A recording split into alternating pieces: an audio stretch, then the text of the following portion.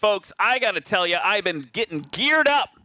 I've been geared up for practice today because you know what that means. Tomorrow, the 2023 Series Championships for National STOL here at the home of Legend Aircraft in Sulphur Springs, Texas. I hope you're joining us online. I hope you're joining us here in the crowd for what is going to prove to be a beautiful day of flying.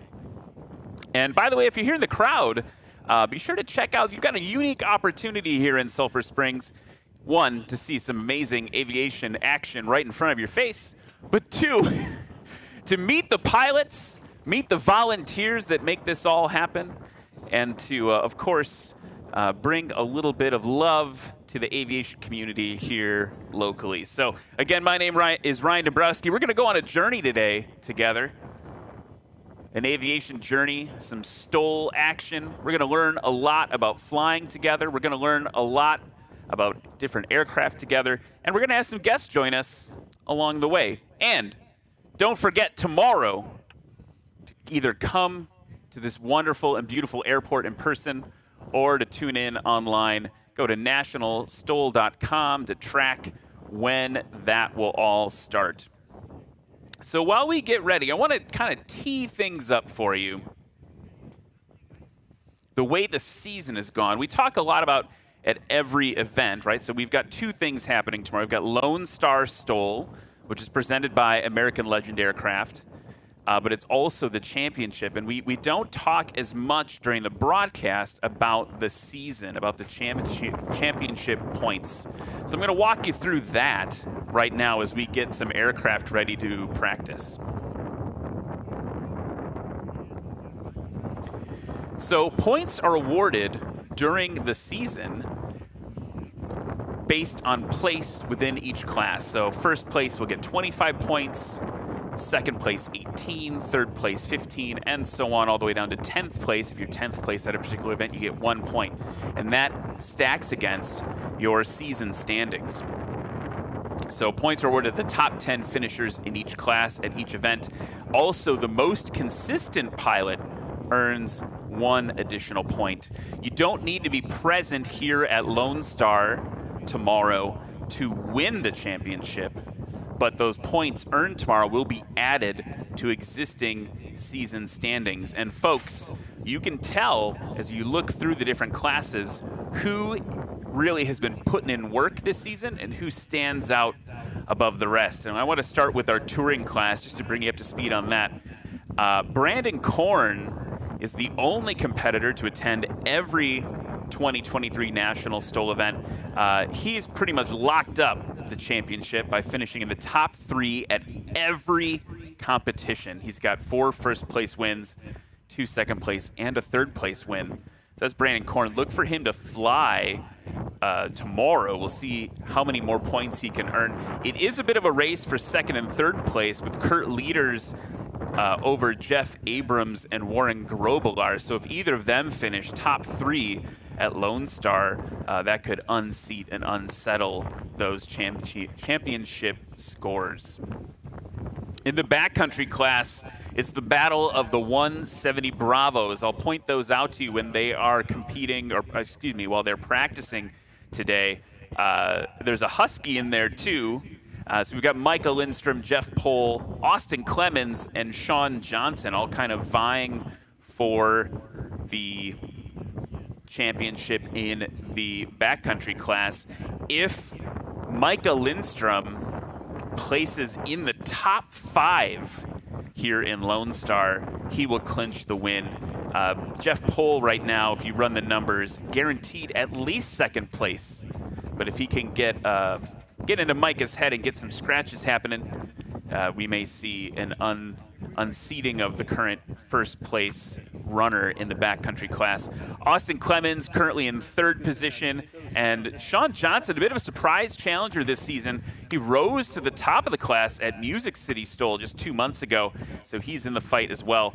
If Johnson gets first place at Lonestar, Clemens would need to place 4th or higher to maintain his current season ranking. So watch the backcountry class. It's going to be a fun one to watch. Adventure class it's one of the most open titles still for the 2023 championships.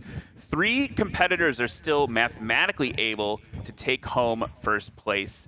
This class is one that's really exciting for us here in Sulphur Springs because we have kind of the battle of the MOACs, the mother of all Cubs.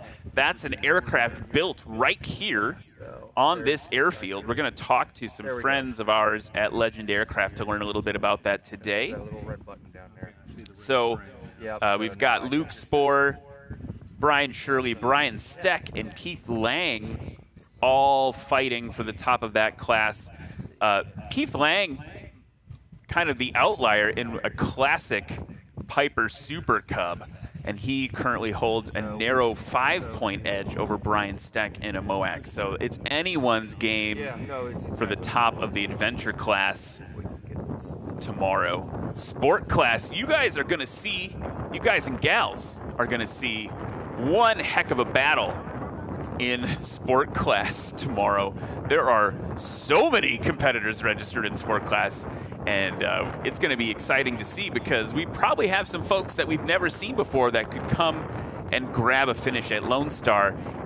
In the actual championship, the 2023 championship, Rick Boardman appears to have clinched first place in the sport class, with Colin Knievel, who you will see fly today and tomorrow, guaranteed second. But the race for third, 3-way battle between Justin Tisdale, who's a rookie this year, putting in a lot of work, Nick Ardillo and Joel Milloway. They're all battling for third. So it'll be exciting to see how that wraps up tomorrow. And then unlimited class, we've got a really exciting unlimited class for you tomorrow. The big thing is Dan Reynolds is here all the way from Canada in his Chinook. It's just such a fun airplane to watch fly. It basically is a helicopter without a rotor. Look for that more today. We've got a pretty tightly firmed up mathematically unlimited class for the championship. Steve Henry, Hal Stockman, and of course Dan Reynolds in that class. We do have some other competitors that have been starting to enter the unlimited class, though. Patrick McIntyre kind of famously taking advantage of some of the heavies not appearing at Nashville and getting first place there just 2 months ago. So that's where the race to the championship stands as we head into tomorrow. But we're also just competing normally here at Lonestar STOL 2023 in Sulphur Springs, and it's going to be a really exciting one. If you're watching at home, want to make sure that you can chat to us on social. We'd love to hear where you're viewing from. Practice looking like it's going to kick off in just a few minutes. Take a look around as the cameras here are getting into position. We've got such a beautiful day. I'm looking at my screen here. Really like cool but not cold. We've got some nice healthy wind coming down the runway, which is always helpful for STOL operations. And such a cool airport here in Sulphur Springs. There's actually a lake right off the approach end of the runway we'll be using today. We're a little bit offset. We're a little bit further in, but such a cool airport to come and fly at. And again, so much history here with American Legend aircraft on the field.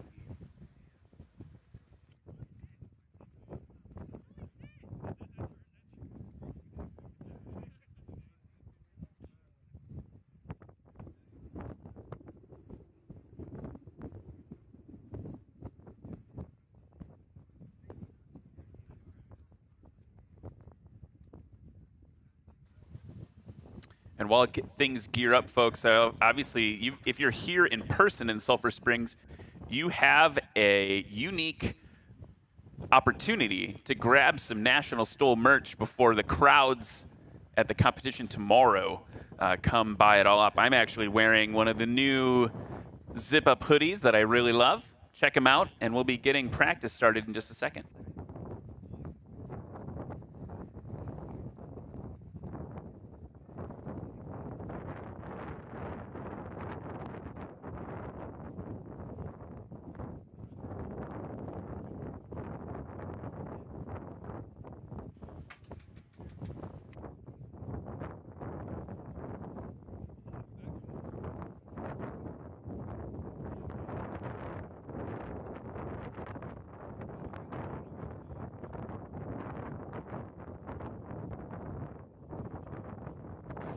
as we gear up for practice to start today. I think pilots are just getting things a little bit sorted out.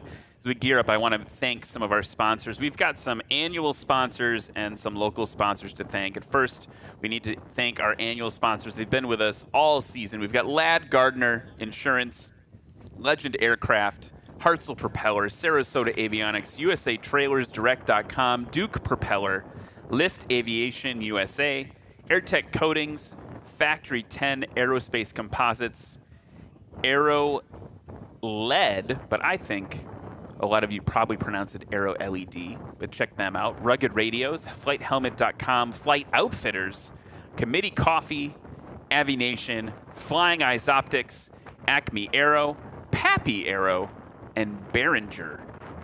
Locally, we've been supported by Etos Incorporated, Clemens Insurance, Nottingham Sulphur Springs Dodge, Lima Bravo Aviation, Fix and Feed, Garmin Aviation, Thrust Flight, CNB Bank, Texas Heritage National Bank, and the Grocery Supply Company. And I just want to again also thank Legend Aircraft, American Legend Aircraft, the presenting sponsor of Lonestar STOL.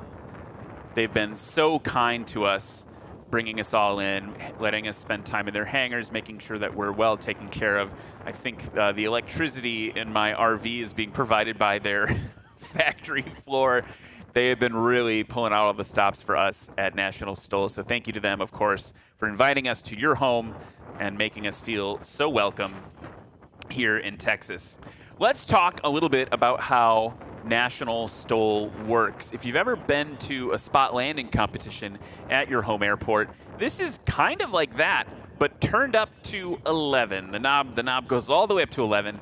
So if you look out on the field right now, there's a line painted on the runway. We've got kind of a temporary runway here that we've set up just for competition. There's actually a grass runway further to the west on the field that is normally used, but we've set up one just special for competition in between the taxiway and the hard surface runway.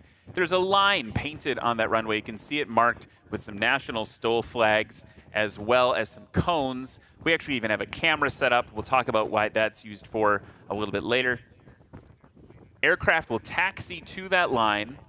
Our line judge, Lexi, will give them thumbs up when they're on the line exactly. Our air bosses in the red Hartzell tent just down the ways from me in the broadcast trailer will give them a go-ahead over the radio, and they will give it the beans, as it were, apply full throttle, and fly off into the wild blue yonder. And the other pilots, you see them standing waiting there by the 50-foot mark, they will actually judge the distance. There's a tape measure, and we have these big markers to help you at home and in the audience here figure out where people take off. They will confer, decide when the main wheels of that aircraft leave the ground, and that is the first of 2 points of your composite score. That same aircraft will travel around the pattern, come in for a landing, and this is where it gets exciting. They need to land at or beyond that white line. If you land before it, it's a scratch, and the whole run does not count. You land after that line, get heavy on the brakes. You're going to hear me say the words heavy on the brakes about 1,000 times over the course of today and tomorrow. They'll get heavy on the brakes, get the aircraft stopped, and we measure from the furthest main wheel from the line. Add those two together, and that's your composite score. So then after that, it's basically airplane golf. You want the lowest score possible. And what you'll see is that National STOL has structured the classes in which airplanes are more competitive together. You are going to see some incredibly large aircraft doing incredibly short takeoffs and landings. You're also going to see some tiny aircraft take off and land in kind of insane distances. I actually have seen Dan Reynolds in the Chinook in the Unlimited class land shorter than the airplane is long. Just wrap your head around that. So that's how it works. If you have questions, we'd love to hear them in the, getting a fist bump here. We'd love to hear them in social, or if you're in person here, You can log on to nationalstol.com and add some questions into the social feed as well.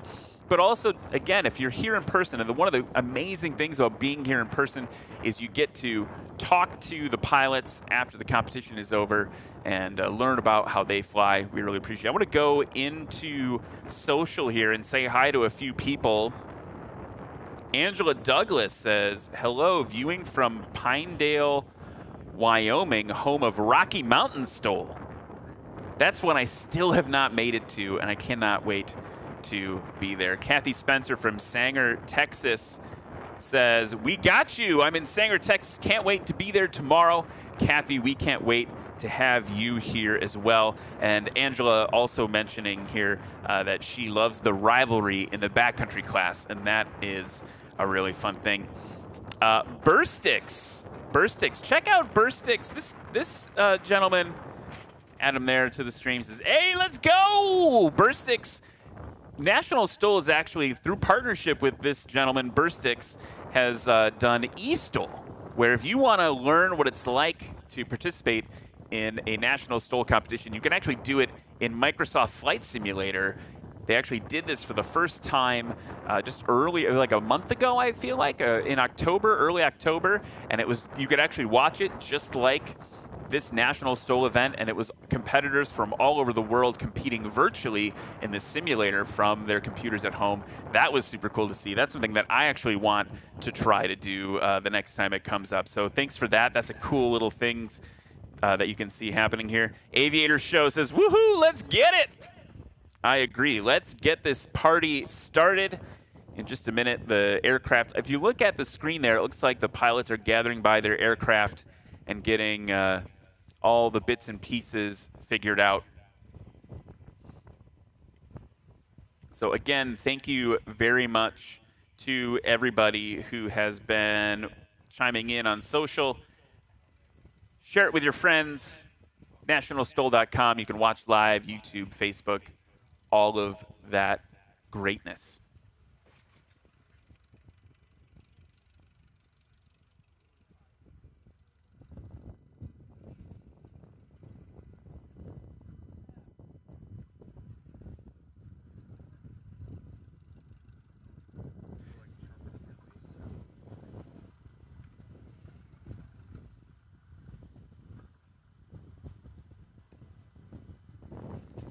Just checked in with race control to see what the status of the pilots is, and the feedback I got was that they were hungry and they wanted to eat lunch, and now they're all climbing into their aircraft in the race paddock. So we'll see that kick off in just a minute.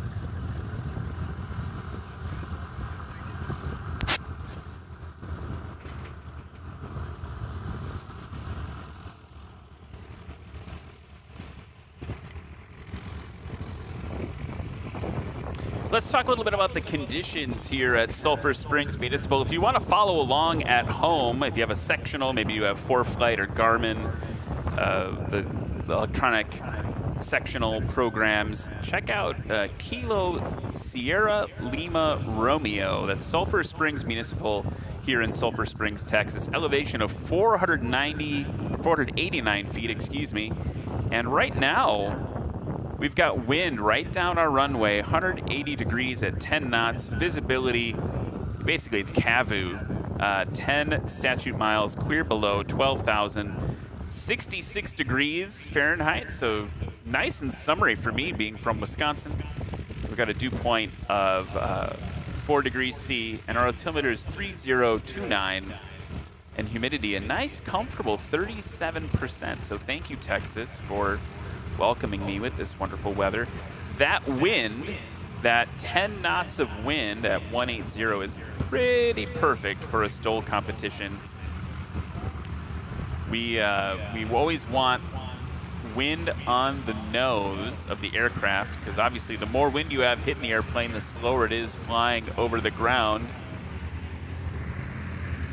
And just like that, we've got some aircraft taxiing past the broadcast booth. It's one of the MOACs built right here at this airport. That's Luke Spohr and the one with the gun racks. The gun racks make those go faster.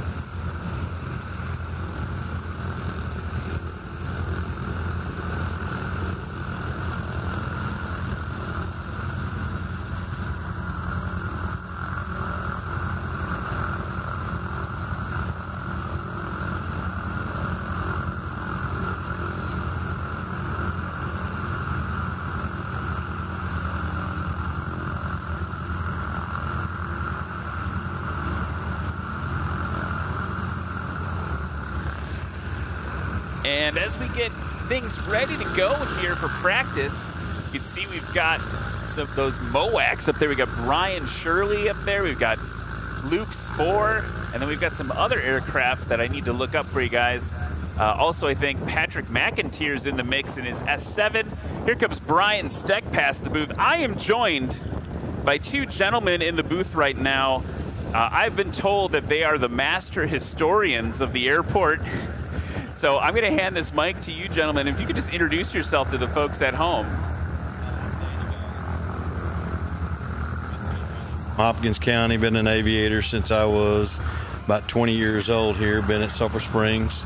Known Darren Hart for over 35 years and was actively involved with Pat here, his master builder, with them, and helped when they got Legend started and all the way up, and did their test pilot work and stuff for them in the beginning, wrote some manuals for them and that stuff. So been around. And then Pat here is the master. Pat, I don't know about the master or anything. master builder. Danny's cutting himself a little short there, and he test flew the first airplanes we ever made. And anyway, we used to have a lot of fun together, flying the old AL3s, and so now things have really changed. We got into this STOL manufacturing, and it seemed like everything we make now is for STOL takeoff and landing. So anyway, it's a lot of fun. Great airplane. That's Luke Spohr right there if it can take off. Yeah, that's Darren's. And I want to say just clearly, we're not being very fair to you because we ran out of stools and you're sitting much lower than we are. It looks a little weird at home if people can see us right now. Here goes Luke Spohr off short. That's a sub 75-foot takeoff already. And I'll get you actually scoring practice so people can see at home. But talk to me more about that. When did the shift happen from, you kind of talked about like we're manufacturing for STOL now. I remember Legend Aircraft as like a like a light sport, like a J3 yeah, kind of clone. We actually started it in the light sport of when we was trying to get into the light sport market when it first came out. So we're building aircraft for the 1320 and the 1430 market for the floats, and so that's what we were going after, and that was a good market. Sold a lot of airplanes there, but I really think the industry's starting to change some, because now with the Mosaic coming out and some of the other stuff, we're able to fly the bigger airplanes, you know, and with the different medicals they have now. So it's starting to see the change. So everybody's going to little bigger airplanes and all that. Yeah, that was one of the biggest changes. Now, when that started, Pat knows a little bit more about that. What was it, about 3 or 4 years ago? Yeah, it's been about 4.5, 5 years ago when we started building the XP, the bigger, you know, the more engines, flapped airplanes, and anyway, we should probably talk more about the early days when we were starting, and we used to fly the AL3s, which, you know, they only cruise around 80 miles an hour. So we're flying those things back and forth to all the shows and Sun and Fun and Oshkosh. So it's about a 12-hour flight from here to Lakeland, Florida, and in a AL3, which is going 75, 80 miles an hour, and we got to stop about every 200 miles to get fuel. So you get to make a lot of friends on the way and do a lot of conversation. Sure. We've got Brian Steck now on the line there. Tail up super high. That's off for sure. Can you talk to us about how you mentioned the change over to the STOL stuff? What, for people who are not familiar with Legend aircraft, or even with like the Cub type aircraft, can you talk a little bit what makes what we just saw, what Brian did and what Luke did earlier, what makes that possible? As much as you can share. I know there's some secret squirrel stuff happening too. There's no secret to it, really. That's a lot of talent out there is what you see, and these guys can really fly these airplanes well. But the you know, the AL3, which is a great flying airplane, they're light, you know, 800-pound airplane. They're going to take off easy, probably in 300 feet, just normal takeoff. Yeah, one of the things we were doing back when we were building the AL3s and all, we were always interested over on the grass runway, how fast we could take off, how quick. I have a grass runway at my house. It's 1,800 foot long, and we were bouncing around in grass fields all around this area here. And so that was always an interest for us. And, you know, it finally came about that there was competitions going on and all, that we were kind of competing in some of the short field takeoffs at some of the airfields around at Canton and different places like that. And so it just kind of grew, and then Darren kind of grew more and more, and he got hooked up with Alaska bunch up there, and so he started building an airplane for that.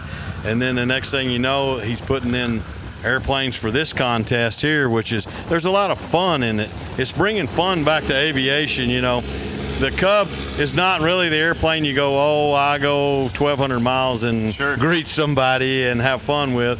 It's the one where you go locally and you go out and try to compete and have fun with it and look for skills. Some of these guys, like Darren's son there, I was happy to be his instructor that signed him off for his private pilot's license. So I see students out here of mine, you know, and stuff like that. So I really enjoy that a lot.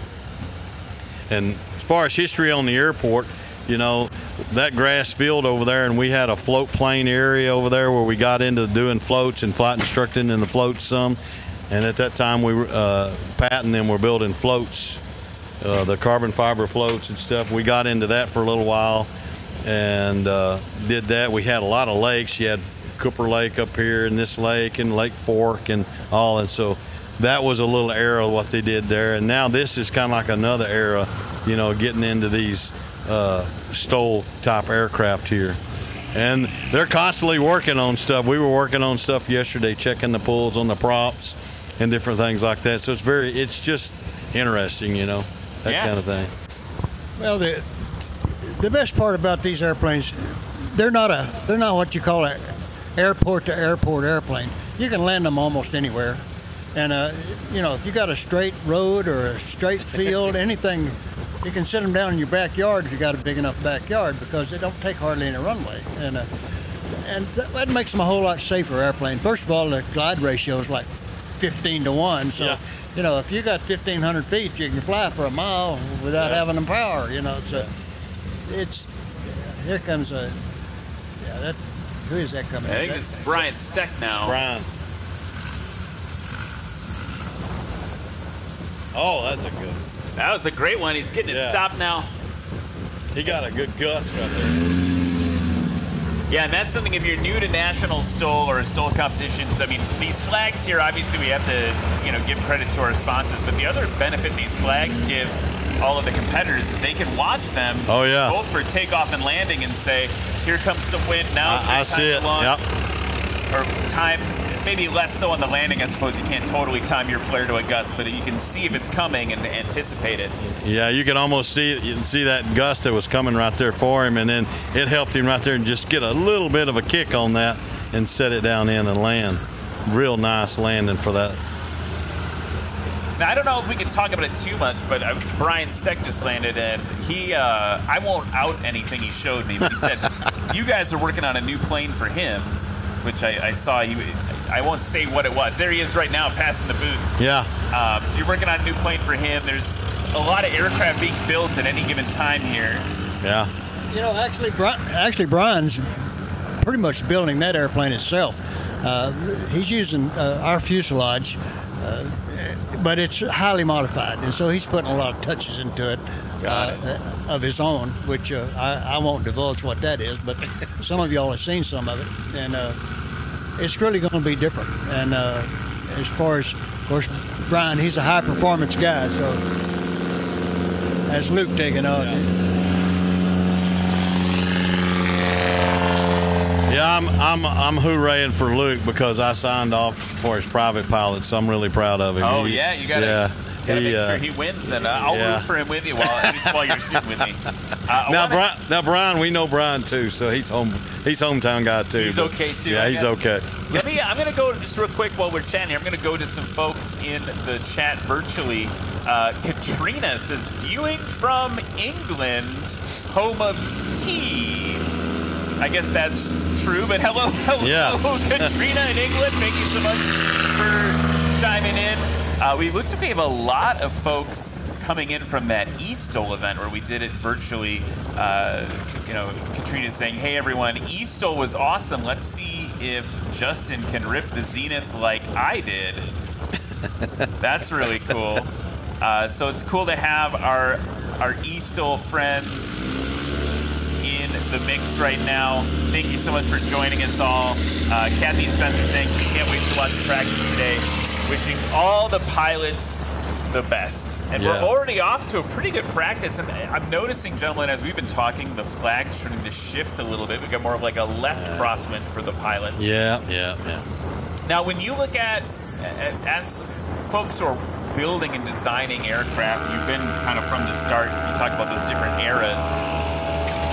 I'm curious what you think of when you see something like that, Patrick and the Rands. Yeah. You know, are you guys, when you're developing these aircraft, are you looking at the competition and saying, all right, Rands aircraft is doing this, Cub Crafters is doing that, or is it mostly just like, what do we think? Well, mostly you're working with what you have. So we got to figure out what we can do to get the best out of what we can do with it. I mean, I know in the early days. That was a nice one. Yeah. VGs was the big thing. So we were putting VGs on them. We were like, oh, man, this really gets us a lot more. You know, it slows the plane down. But also I'll say this, is when you've got VGs and you got all these extra capability of lift on these airplanes, when you start talking about crosswinds, now if you consider that the plane is stalling at 25 miles an hour and you got a 15 gust to 20 mile an hour wind, you got a handful to land that. Especially if you've got a crosswind. So those are some of the things these guys are looking at. They're always wanting to see that wind running straight down that runway because it's going to make it way more difficult to hold that thing because a gust and, you know, they're up in the air and it makes it very difficult, especially if you don't have enough rudder control to over control it on that. Yeah, that was a short one. Let's look at that. And I think the score will be coming. So the first one that Luke practiced here was a scratch. Scratch, for the scores to pop in on his. Looks like 83 feet 83 for the takeoff, and the landing will be in just a second. So Luke putting down dropping the gauntlet just in practice already. Just hanging out here with us, and I'm watching him. He's checking his phone, probably getting some texts from someone on the sidelines, helping him figure out how it was going. We won't say who. Feeding a little bit of information. Talk to me about one of the things that I feel is kind of exciting in terms of having you guys with us. I'm watching this plane sitting here right now, and I can see the slats moving a little bit as the air flows over it. Yep. That's the wind hitting it from behind. It's kind of pushing the slats forward a little bit, yeah. So for folks who don't know slats, I mean, how would you explain that to like my 5-year-old? Like, here's what slats do. 5-year-old might be a little difficult, but the way they actually work is once the angle of attack comes up on the wing, it allows the relative airflow to hit lower on the portion of the wing and go on over rather than braking. So it decreases that angle of attack there by doing it in the relative wind. So as it comes up, it gives it that airflow to move through that wing and go on and produce some more lift. Of course, VGs are big because VGs, they turn angles on there. So anytime you increase the speed of the wind flow over the wing, it lowers the pressure, which it has a higher pressure on bottom, lower pressure on top. It allows it to lift. So sometimes you'll see VGs on the vertical going back there because they want more airflow across their rudder so they can have more rudder control on them, which some of these guys may need in a crosswind here. Then the big tires. I remember the first time we did the test on these big tires, Pat, I wasn't really a fan of them because it made it more difficult for me in flight instructing my students, because when the big tire hits the concrete out here, it almost pulls the airplane left or right if both the tires don't hit at the same time, and then wants to give you a shove nose forward. So when I was teaching with them, I didn't like seeing the big tires on the guys I had to teach with the big tires, unless they already had experience, in this. Oh, scratched on that. Okay. Scratching that. But if you notice, when he came in just then, Ryan, his rudder was just doing like left and right. He's trying to, that wind, like you said, is starting to get a little cross on us. You can see the other windsock out there. So he's starting to catch some of those gusts, and he's holding that plane where he needs it. So that's one of the things they got to really do. They got to stay on top of their game here, coming in that slow, because a gust can do a lot to you when you're down at 25 and 30 miles an hour. A 15-mile-an-hour gust is it's a big half your speed, and it does a lot more to the airplane. See, he's got VGs on his vertical going up there on that one. Oh, sure. That'll help him give a little more rudder control on that. But I love the slats. Also, they've done some things to some of the airplanes and extended the wings. And these wing tips out here, I like the wing tips that Brian has on his. I have those same wing tips on my airplane also. And he's got VGs on his vertical too.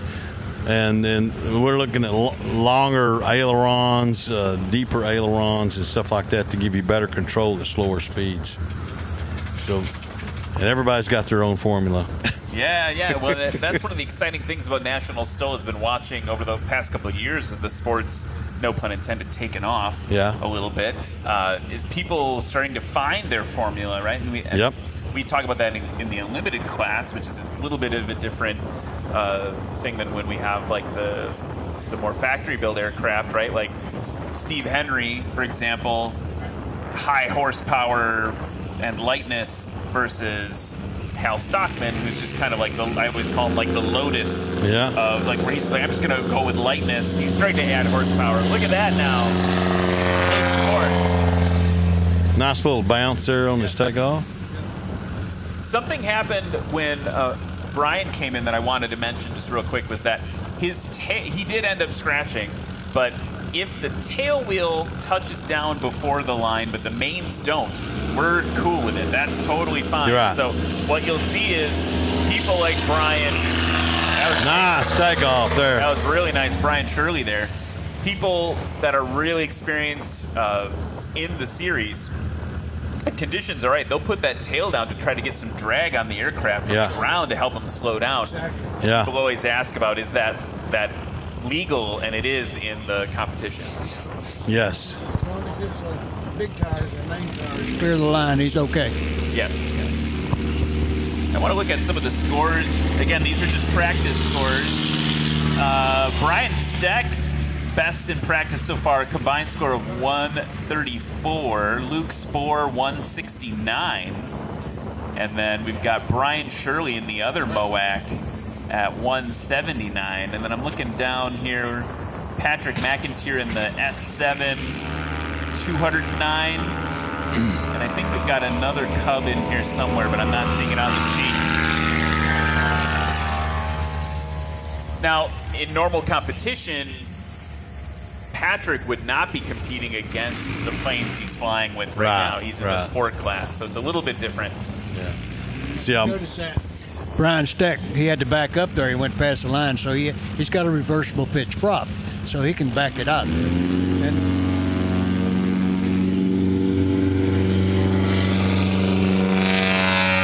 yeah, he got a little kick for that gust then, too. Did you see him turn a little crooked there? So that gust hit him. He uses that prop to stop, so when on his landings, he can reverse that prop once he touches the ground, and it stops him immediately without having to worry about nosing over. So he can get hard on the brakes and hit the prop at the same time. So that's a big advantage. And I've heard that.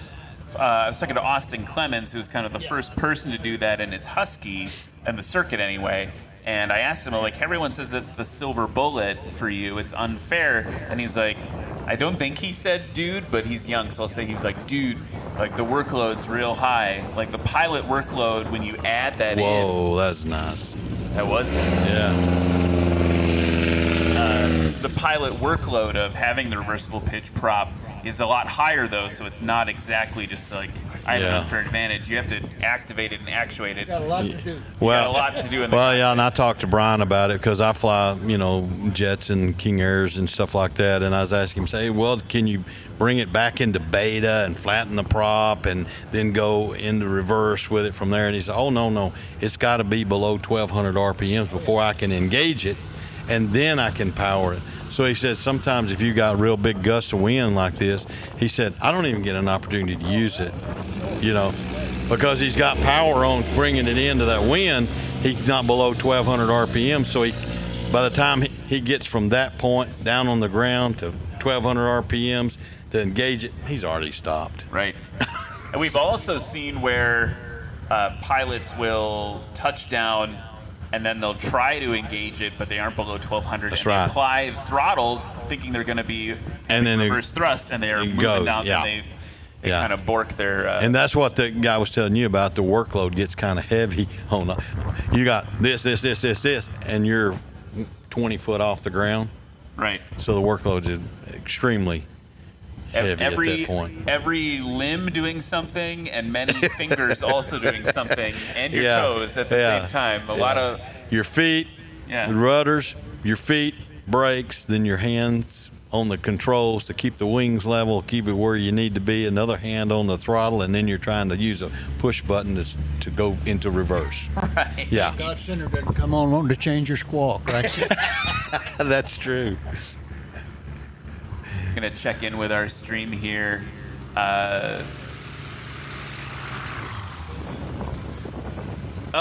Diffusal says, missing Corey on your feed sees next level fun and informative. I agree. Corey Robin, normally on the mic with me. Corey, if you're watching this, we miss having you here at Lonestar STOL. He's a good buddy, and great to see him flying when he's flying. Let's see, who else we got here? You guys in Texas? The local is on with Ryan Sound Texan. Accurate. That is an accurate observation. We are in Texas right now. So, yeah, my Midwestern accent, my Wisconsin accent is probably sticking out a little bit here. Well, I'm sure my Texas accent's making up for it. There we go. And then also here we Diffusal adding Brian Steck, beast mode. Yeah, the nice color. Yeah, he's really kicking it around. So how is Brian? How did he come out here now? got Brian's still 134. Here's landing right now. Get it over the line. We got he got it. Drop. He got it. Sub 100-foot. Did you see that gust that hit him right there? Yeah. I believe Brian's got hit by a gust almost every time he's came in. Yeah. Raised the wing. He raised the wing. Yeah, it raised the wing on it. Yeah, and you can see our wind shifting now. We probably got, what, at least 10, 15 degree crosswind? Something like that. If the weather has updated here.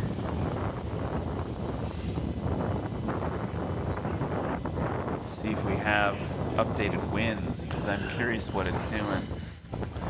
It may be variable because I see the windsock out there kind of shifting around a little bit. Yeah. So it may be a variable wind.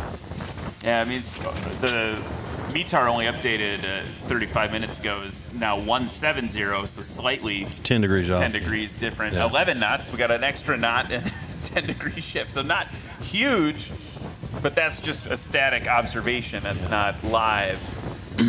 Yeah, the live observation I watch is the tail of that windsock. The actual when it starts flipping up like this, you know it's gusting. And it's not steady. It'll flip up every now and then. So those are pretty good gusts. And of course, you can see it in the little flags down the side too. See the windsock's moving left and right. That's what they're feeling when they're coming in, and it's hitting the airplanes pretty good there, especially at those low speeds.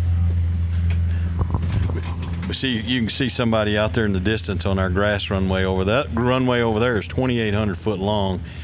We built that several years ago. It's now a certified grass runway, or was certified. I think they're still kept it up.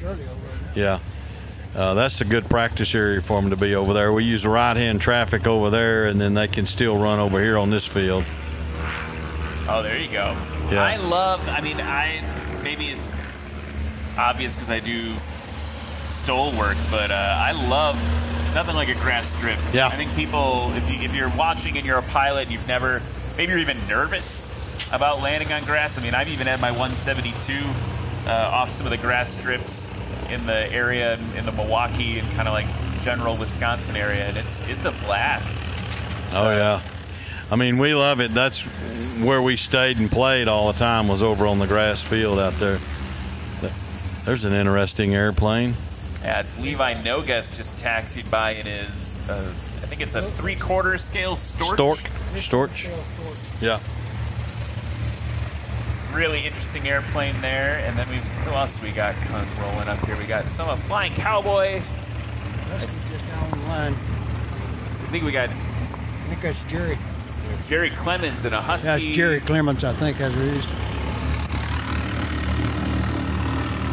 So normally when we have this tomorrow, everyone's organized by classes, so it's real easy to tell who's who. But we've got, look how many people we've got just on practice. 40 competitors, so we're looking at airplanes and a list of 40 names and trying to figure out who is that. Some of them, like Levi, he flies in that Storch. It's very, it's like, I think the only one I know that's flying. Real easy to identify. And we could cheat a little bit with Dwayne because it's Clemens Aviation Insurance on the door when he taxied by. So that one was easy to tell, too. Yeah, this will be my first time to actually compete in the STOL today. I'm going to be in the original Legend Cub. No flaps, 100 horse, just a cinch-neck ground adjustable prop. And she's a little bit on the fat side, so. Okay. Let me ask you this. So when I think about that, right, so I trained in vintage J3s out of Hartford, Wisconsin. Yeah. 1940s versions of the plane that you're flying. Yeah. What did you change? Obviously, it's a brand new construction. It's not, almost 100 years old. But what was changed? What was different about the Legend version of that aircraft? Oh, we did quite a few things that made the Legend better than the J3. Number one, we widened the fuselage 3 inches. Yeah. That was the first thing we did. Well, we put electronics on it, so it's electric start. Yeah, we got electric start, so you don't have to do that. We put the doors and windows on both sides because that made it I owned a Stearman at the time, and I love flying the open cockpits. If I want to open cockpit on a Legend, I just open both doors and windows on both sides, and it's almost as good as a Stearman. Oh, you know, man. and of course, electric start did. We had radios in there, and the engine improvement. We got the bigger engine on it. Has real brakes. It had real brakes. Does it have toe brakes? No, Still the heel brakes? no, heel brakes. But they work. Heel brakes, but they work. Okay, fair. Yeah, they're good brakes we had on the airplane. We didn't. What's some of the other things we changed on it? We put didn't really put bigger tires on in the beginning. We put 800 by 6s on, or you could get 600 by 6s, either one, whichever you wanted. And we put a standard wood. We had a standard wood prop, or you had the Cinchnik metal prop. We put several different prop selections, but I think I tested over 15 different props back in the day. yeah, it. I don't know. We had a lot of changes. Oh, that was a nice takeoff Levi did. Yeah, we even experimented with the Jabiru engine in the day. One time we offered different engine options. We had a Jabiru for a while, which was a 6-cylinder, 125 horse. Wow. Okay. And they didn't work out too well for us. We built a few. They had a heating problem because it was a 6-cylinder, and our airplane really didn't go fast enough to keep all 6 cylinders cool, to be honest with you. Oh, because, sure. Yeah, we were still running 80 miles an hour, right? So there's not a whole lot of airflow at 80 miles an hour. Anyway. Yeah, I mean, I was saying to one of the competitors, Nick Ardillo, gave me a ride after Nashville, after Music City STOL a couple months ago, and he's got one of the kind of Cub type aircraft, and it was sunset, grass strip, like kind of all those little pieces, those pieces of magic that show up, and I was like, oh, thanks for reminding me about that. Like, that brought me back to my training. When you talked about having both doors being able to open, that feels like it would exactly be what I need. Yeah, it's really nice. And then if you close both doors and both windows, you also gain an extra 10 miles an hour. That's not inconsequential in a Cub type.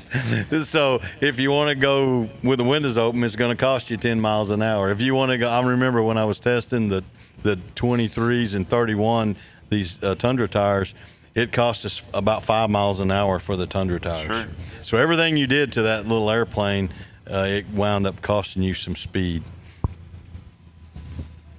Oh, and by the way, we saw the first Cubs with autopilots in them. Oh wow! Okay, there you go. Well, if you're going that slow, it helps to. There's a little bit of reverse. There's your reverse. They're coming in. Yeah. Talk to me. I mean, you mentioned earlier that the company's been seeing a lot of success with the STOL market. Are people still buying the classic like AL3 Cub? We get an order occasionally. Not many anymore. We actually kind of saturated the market. You know, for a long time there, we built a lot of AL3s, and a lot. it was a good choice for people that wanted a nice old Cub, but they wanted it more modern. So consequently, we sold a lot of safer. We sold a lot of AL3s. Yeah, one of the. I remember we first started building them. We decided, or Darren did and Tim did. They just said, you know, we don't want to sell this airplane until we know we can build it. So that was the premise that we went on. So we finally decided that we could build the airplane, and we went to Sun and Fun for the first time in 2005, I guess it was. Yeah. We took 2 airplanes to Sun and Fun, and all of a sudden we sold 16 airplanes that day, and we said, oh my gosh. Yeah, but Pat, you remember we had a special price on them. You remember what the price was? No, go ahead and say. No, there's a lot of people that sold them and made money out there. Yeah, well, I know, but back in the day, they were a lot cheaper than they are today. I They mean, were well below, well south of $100,000. So, and you couldn't restore a cub for that at the time. So, why buy an old cub when you could have a new cub? So, basically, we sold a lot of airplanes at Sun and Fun. The first year we actually put them on the market, and yeah, and I did the demo rides down there for them. So we all flew to Sun and Fun, and then when we got down there, I took the airplane and then flew it in the Sun and Fun in the demo flight deal, and then went down south a little ways, and I gave rides all day long. we went to South Lakeland. We got to where, Sure. And we got to where we were having to do so many demo rides that 2 or 3 of us had to go over and fly different airplanes. yeah, At the same time, we were giving demo rides in 3 or 4 different airplanes. So, and that was fun, you know. oh yeah, there's no telling how many hours I flew that day. My tongue was hanging out by the end of the day, you know. And you let these guys fly the airplane, and you never really knew who you were getting in the airplane with at the time, you know, and you let them fly. And there was other companies down there, and we were all in the traffic pattern, you know, and then we'd go fly out and let them fly and then come back into the pattern and pick up the next one. And we were dressed in our little uniforms back in that day. I don't know if you remember that or not. Oh, well. I don't know. Yeah, we had uniforms. Well, now, you didn't wear one of them, did you? I didn't have to wear the boots. I didn't have to wear the boots. That's a story in itself. Yeah, we had the old World War I aviation uniform, that like a pilot's uniform. We had special pants made with the little pockets on them. We had boots that was up to your knees, like riding boots. Okay. And uncomfortable. And I had the little skinny tie and the shirt on, and I was flying the airplane in these boots, knee-high boots. Ouch. Still got them? I still got them. I should have wore them today just for the. But that's why you sold 16 of them in one day or whatever you said, because it was the boots, clearly. I don't know if it was the boots or not, but we had nostalgic, and our display was set up, looked like an old tin barn hanger. Yeah. Okay. And we really did a lot of work, and there was a lot of people around Sulphur Springs who just donated work and helped work. We were all aviation friends at the airport. We were really into the airport out here and the EA chapter and all, and everybody pitched in and helped. And I mean, That display we had set up, it really was. It was impressive. We won the best display that year. They gave us a plaque because it was like a Quonset hut hangar, and it had like the door open and a J3 painted back in the background, and it was an impressive display. Plus, we had 2 airplanes set up there for anybody could crawl in them, and you know, it was a fun time. we had a lot of fun. We even had a lot of fun flying down. On the way down, we would stop and go in places like Tallahassee. We went into the Indian reservation down in Louisiana and spent the night with them and gave those guys rides down there. So it was a lot of fun back in the day. Got a pretty impressive lineup of aircraft here on our screen. You can see looks like we've got Jerry up front, and then I got to identify all these aircraft. I noticed Levi in the storage. I don't know if you guys were noticed this as well. Very early on when I first talked to him, I asked him about the gear. Like, they've got so much travel. He said that sometimes it feels like it's actually a disadvantage because when the airplane's flying, the gear's still touching the ground because it just extends and extends forever. And the last approach you just did, I noticed that he was kind of like touching the ground that whole time, but the plane was kind of flying anyway, like within that gear travel. So there goes Jerry now in the Husky. That's a just aircraft. That's a just aircraft. I don't know who's flying it. Who's that number 11? That's David Curley. Oh, that's Levi. yeah. That's Curly. We had dinner with last night. Oh, is it? That's who we had dinner with last? Okay.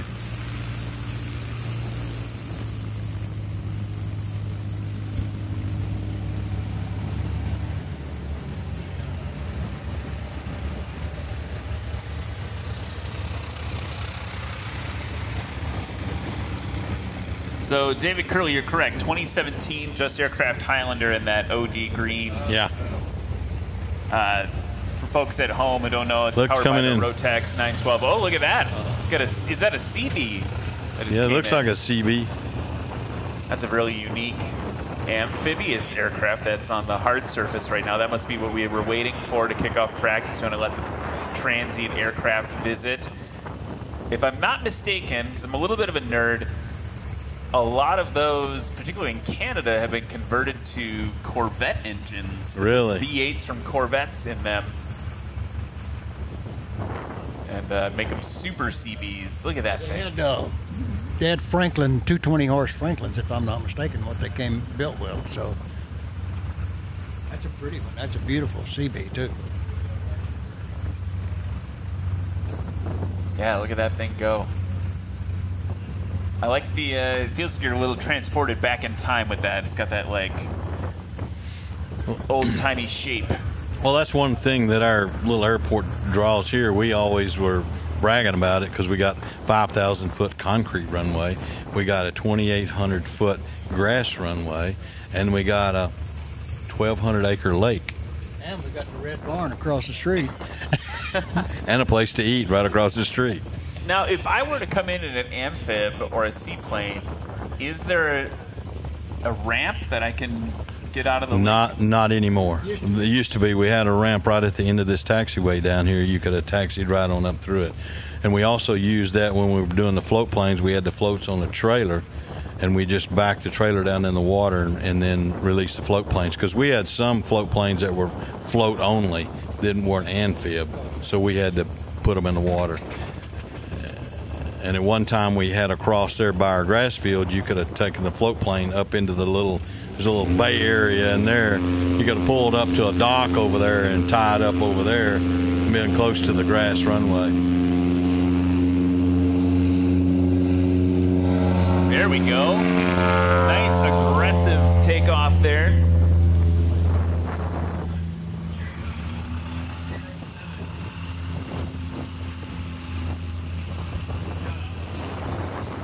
This little Rams will be, yeah. I've flown these. They're good flying little airplanes. I mean, yeah, I meant the Highlander.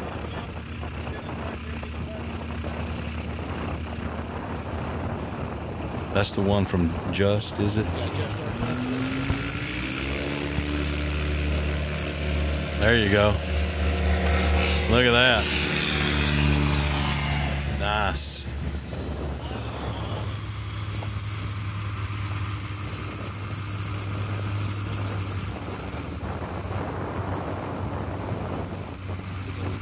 TV stations here, Channel 7, right there.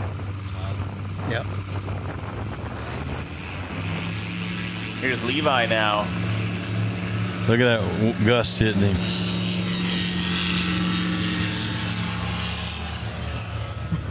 That gear's Yeah, isn't it? yeah. Kind of rocking. The wind's kind of rocking that gear left and right, wasn't it? You know, we might be getting a shift more down the runway now again. And it Looks feels like like it's picked up more. I feel like Yeah. the windsock, the main windsock is sticking up a little bit more. Yeah. It's flatter. And then we've got a little more ripple on our sponsor flags here. Chris Miller now.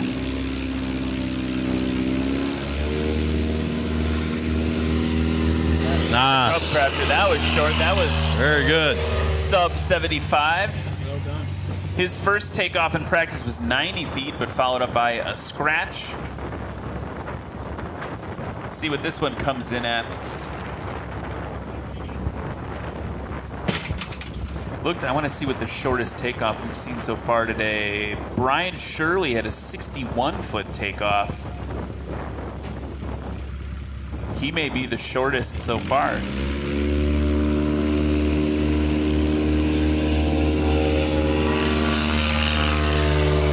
Yeah, Chris Miller there, who took off just before this, 68-foot takeoff. That's Wow. Nice and short.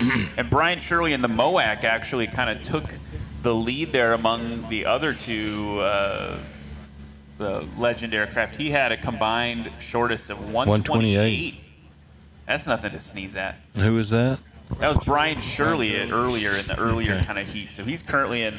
If you could score, put people in places for practice, I guess he's in first place for practice. For practice. Oh, they'll come down. Oh. Well, it's interesting. We talk about this a lot, right? Like, what do you see in practice? And obviously, part of it is for the pilots that aren't from here. Like, we've got, Luke was kind of flexing during the pilot briefing. He's like, this is my home airport. Yeah. I'm used to it. He's very comfortable here. Oh, yeah, it's probably Brian Shirley over there kind of still practicing on the normal turf runway. And look at Mr. Clemens coming in. Got that tail down. Nice. She's going to call it a scratched it.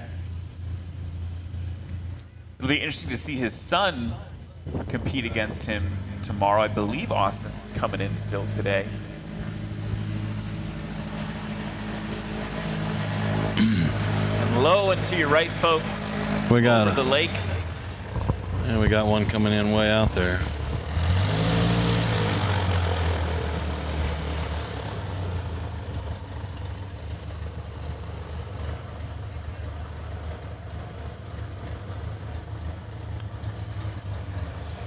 David Curley, safe. Oh, yeah.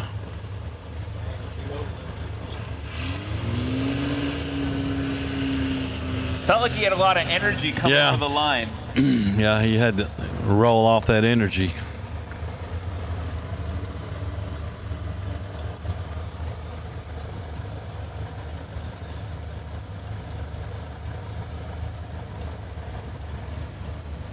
So Luke Spohr, who you signed off, Yeah. As a practice, third place, but he's your favorite to win tomorrow in his class. Yeah, I kind of have to side with him a little bit there. And his father and his mother and him, and getting a chance to instruct him, it was a great privilege for me. Here's Levi now coming in, just hovering it in. He's got it going his way. Come on. Oh, he got it. He got it. Very good. Looks like a 97, 98 foot, something like that. We'll see. The Centurion just landed.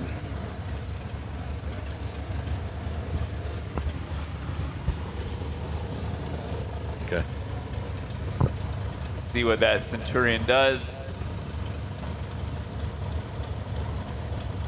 I'm not sure what our air bosses think of that. Maybe just zipping through there is no factor.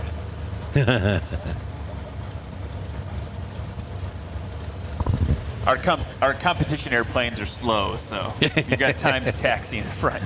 Yes. Now, if I'm not mistaken, I believe this is Chris Miller coming in next in the Cub Crafter. Look, check that one on the runway there. I hope he's not going to cut across. And he is. He's going to stop, though.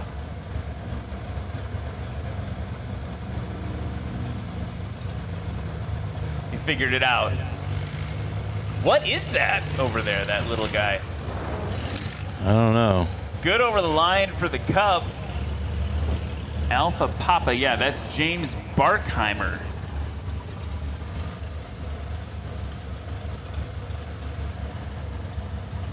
Which then I believe this may be Chris Miller. Well, I'll figure it out. We'll find the end number and we'll figure it out.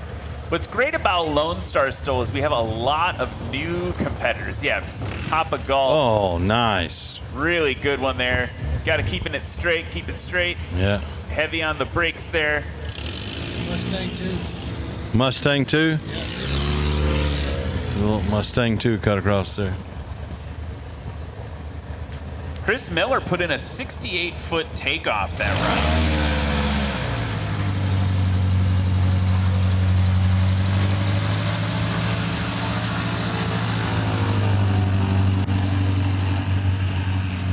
and a 141-foot landing. So that, as you know, we talk about practice, that's a place for Chris to improve for tomorrow. His takeoff, incredibly short. Yeah. Now we got to get the landings down and short as well.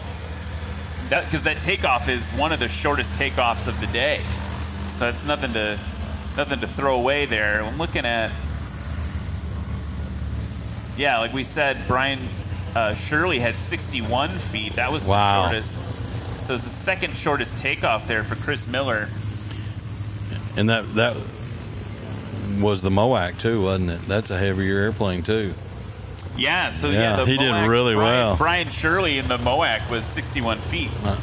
I mean, that says a lot to take an airplane that weighs that much versus a lighter airplane and be able to get it off. He really did some talent there to get that machine off the ground. I want to be mindful about, you said you've got to do some practice. Yep. When are you going to cut loose and go? I'm about ready to cut loose. Oh, okay. I want to make sure you have They're time to getting me excited out here, so I'm about ready to cut loose and go get my airplane and get in line. But thank you for having us today, and I'm really enjoying this. This is my first time to actually be in an event, so I'll be in the rookie class today. Okay, well, we'll be rooting for you. You'll see the time. 2 5-kilo golf. Okay. And we'll see if I can do any good at all. Oh, you'll do great, I'm sure. So I just want to thank you so much for sharing all the history and a little bit of the background of the airplanes that are being built here. We really appreciate it. And, yeah, good luck during practice today. Yeah. And if you want to hear the real stories, we can't put those on air. So some of the crazy stuff we've done over the days, and we can't speak about it publicly, though. Okay. Well, maybe tonight, you and I around the campfire, we can work on some of that stuff. Sure. Thank you very much. Thank you very much. Yeah. Bye-bye. Have fun. Looks like we've got some transient traffic coming in. Got a Cherokee coming in right there.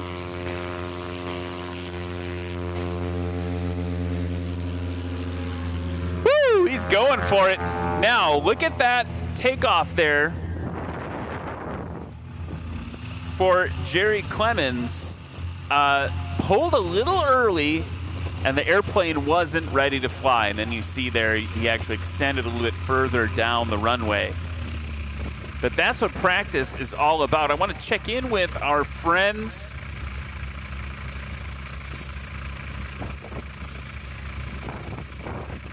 on social.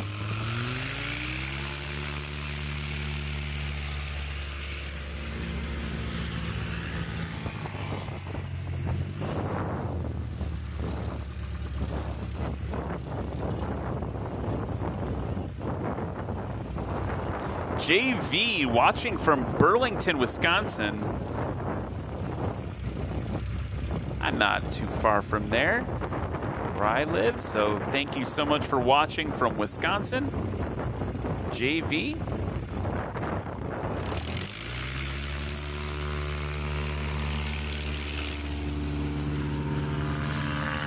Another Carbon Cub EX off the line with the Flying Cowboy on the back.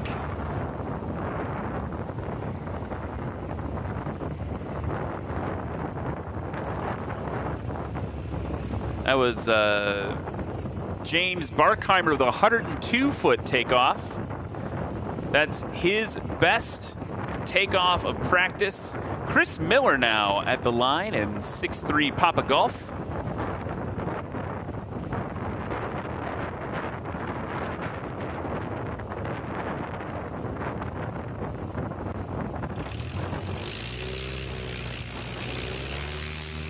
That tail nice and high, dropped the flaps and yanked it at just the right time.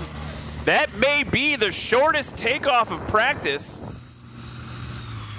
Brian Shirley again in the MOAC with 61 feet. And there we go, Chris Miller, 59-foot takeoff. If you're in the crowd, that one deserves a round of applause. That was short. Now we'll have to see what Chris Miller can do as he comes back around. Levi Nogas in the Storch. Rotax 912 powered. He's got those flaps down. Watch the gear. Watch how he floats up. He's already getting lift, floating, and he's airborne.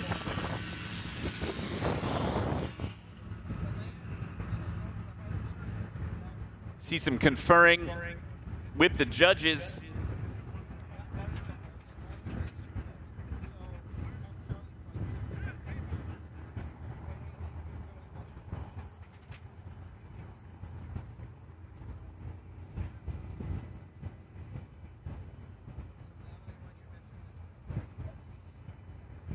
That takeoff for Levi Nogas, they're saying 111.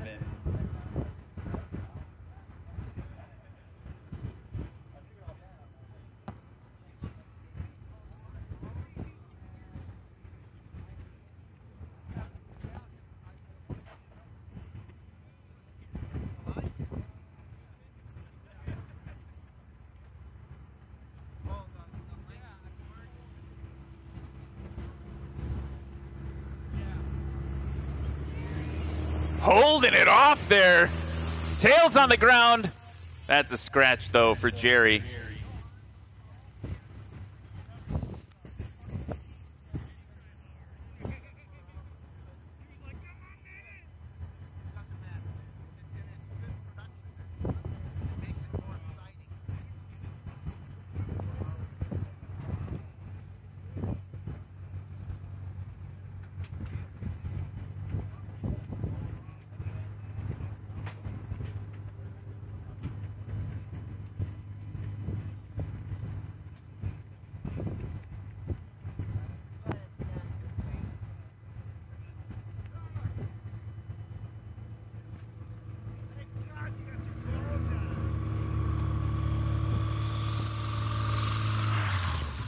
Dave Curley now dropping it in. Nice and short there as well. That'll be in the sport class, if I'm not mistaken.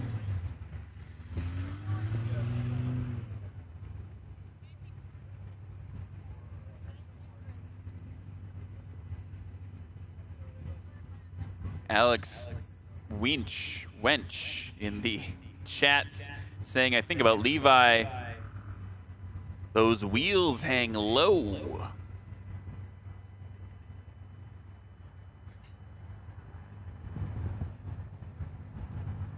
While we continue in practice here, I want to make sure we take take some time again to thank our sponsors, Ladd Gardner Insurance, Legend Aircraft. It's such a pleasure talking to those two gentlemen about kind of the dawn of Legend Aircraft and how they've evolved over the years. Hartzell Propeller, Sarasota Avionics, USATrailersDirect.com, Duke Propeller, Lift Aviation USA, AirTech Coatings, Factory 10 Aerospace, AeroLed, Rugged Radios, FlightHelmet.com, Flight Outfitters, Committee Coffee, Aviation, Flying Eyes Optics, Acme Aero, Pappy Aero, getting it stopped on those big tires right now.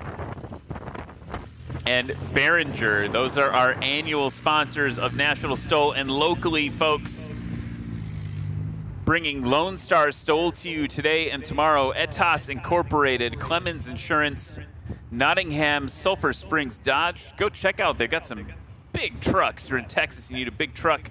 Go check them out. Lima Bravo Aviation, Fix and Feed, Garmin Aviation, Thrust Flight. A little bit of a bounce there.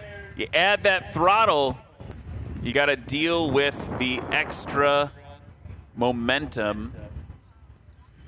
CNB Bank, Texas Heritage National Bank, and Grocery Supply Company. That's everyone who's been bringing this practice session for 2023 Lonestar STOL to you here at home in Texas and in your homes on the interwebs.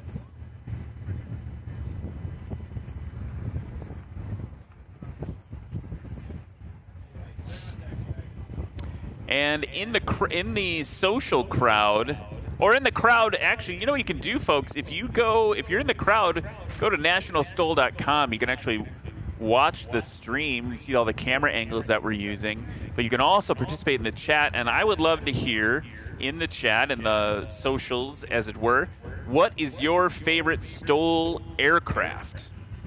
Let us know in the chat what your favorite is.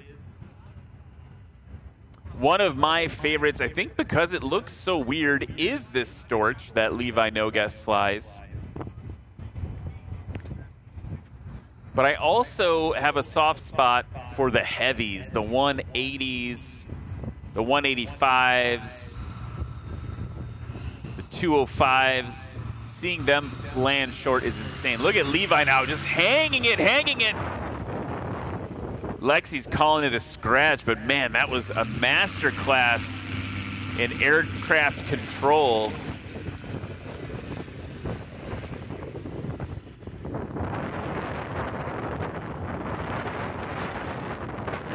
A little bit more wind off the nose now. Last time we pulled the weather observation, we had 11 knots. Let's see if it's changed at all. Still tracking 11 knots, but it hasn't updated. It's from 70 minutes ago. A lot can change in 70 minutes when it comes to airplanes. I feel like we're probably in the 11 to 14 range based on the windsock. We'll have to see when it updates what the difference is. Density altitude is climbing up a little bit. It's up to 918. That's not super critical when we're so low and so cool. It's not like when we're in Pinedale where we have, you know, we're in the mountains. That's a bigger effect on aircraft performance. Looks like we have a new round of competitors coming up for practice right now.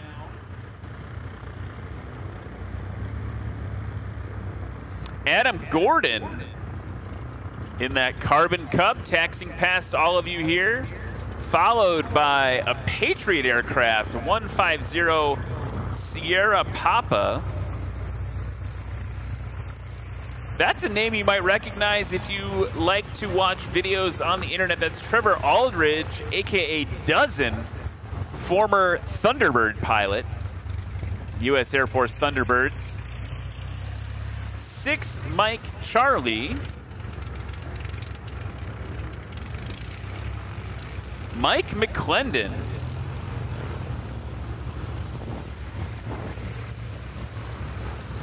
And another legend aircraft here, Kilo Charlie. That's Chuck Olmsted.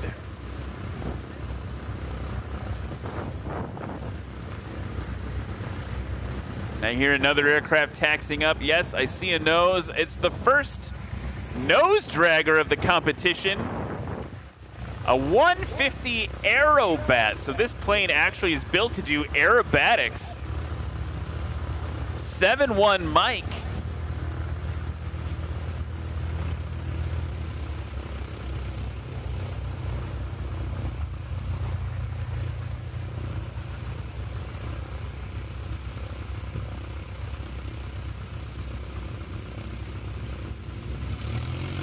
Not seeing that on my sheet right now. I'm sure it's in there somewhere. Sometimes we get late registrants. 7-1 Mike, Trevor Smith. That's a 1970 Cessna Aerobat from Denton, Texas.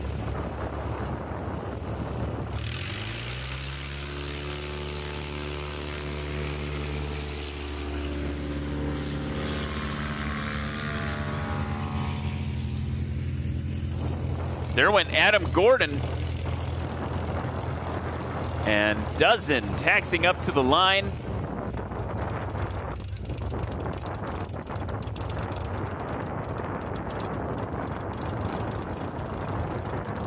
Trevor Aldridge in the Patriot. Patriot aircraft, a relatively newer design. Started seeing them a few years ago. Getting the throttle figured out there for Trevor. Brakes released, tails up. He's off short.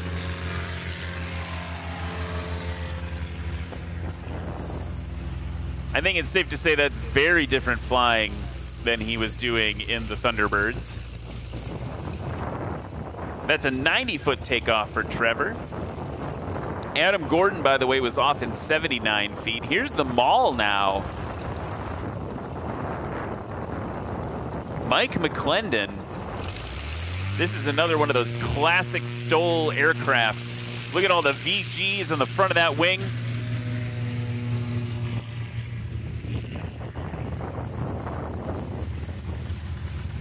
If an aircraft bounces like that aircraft was bouncing, we take the measurement from the last time the tires touch, or I guess technically leave the ground.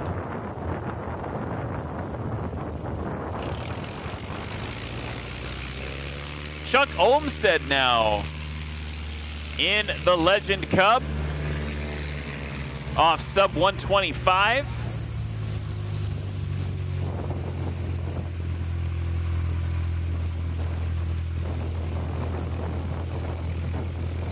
And from Denton, Texas, here's the Aerobat, piloted by Trevor Smith.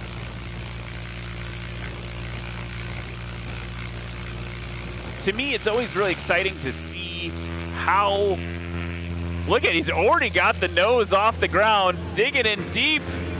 The mains come off. They're saying about 160 or 176 feet, I'm gonna guess. And I just want you to think about that. When's the last time you took off a Cessna in 177 feet is what I just heard. And Brandon Korn on the hard surface. He is your current leader in the touring class for National STOL 2023. Really great to see him arrive. And that one RC guy sharing my enthusiasm for the 150 says, woohoo, 150. I agree.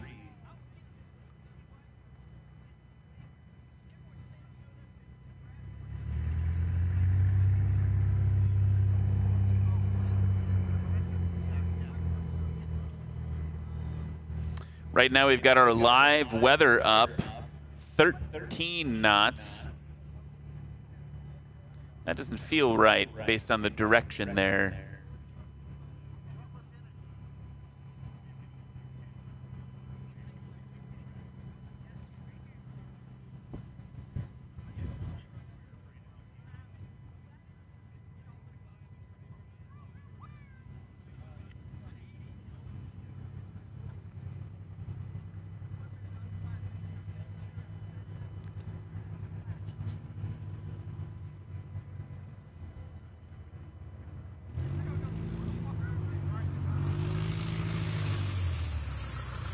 Carbon Cub coming in. It's good over the line, but you give up. The further from the line you are, the more distance you're giving up, but a solid first landing for X-Ray Whiskey there. That's Adam Gordon. So remember, Adam Gordon had a 79-foot takeoff.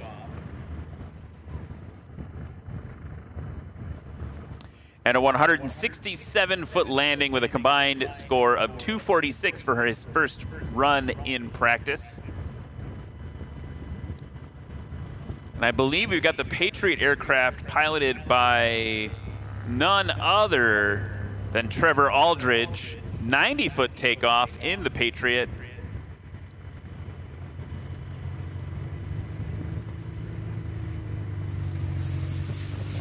Holding it off. He's good over the line. Getting it stopped.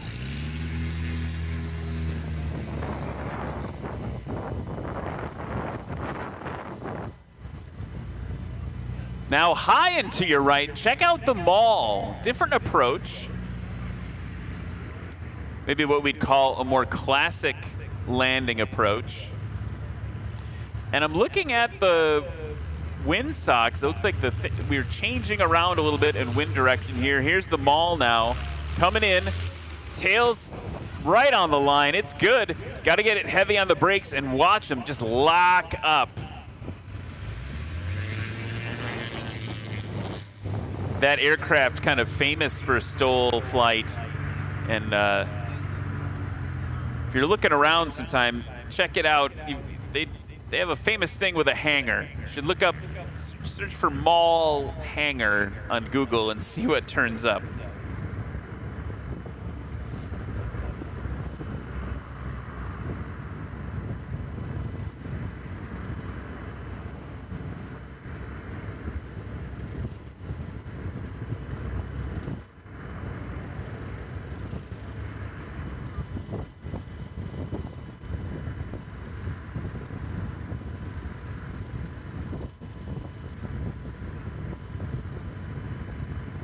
Now a Legend Cup just, I don't think you could have gotten lower with the main wheels there.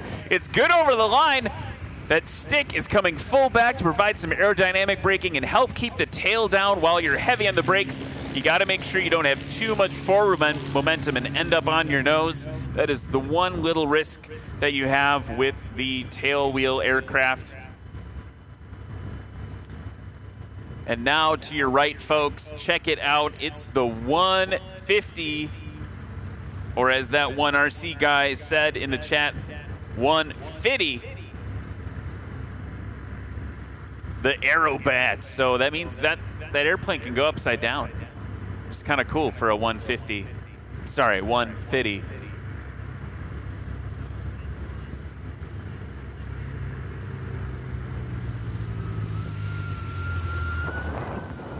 It's good. Wheels are down. Look at all the dirt. He's just kicking up with those wheels locked up. Just kicking up mud.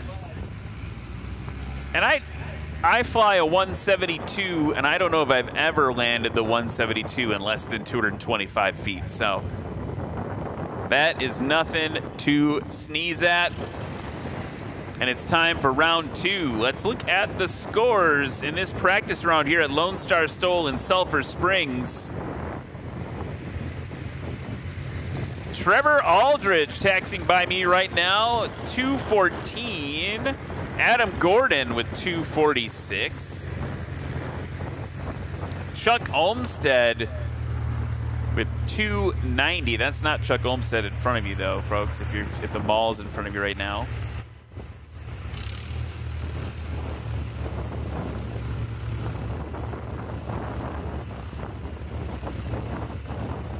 That's Chuck Olmstead there in the Legend Cup. He's got a combined score of 290. Let's check out the 150, 397, which is a pretty incredible score for a 150. So nice job, Trevor Smith, on that. Here's Dozen now coming up to the line.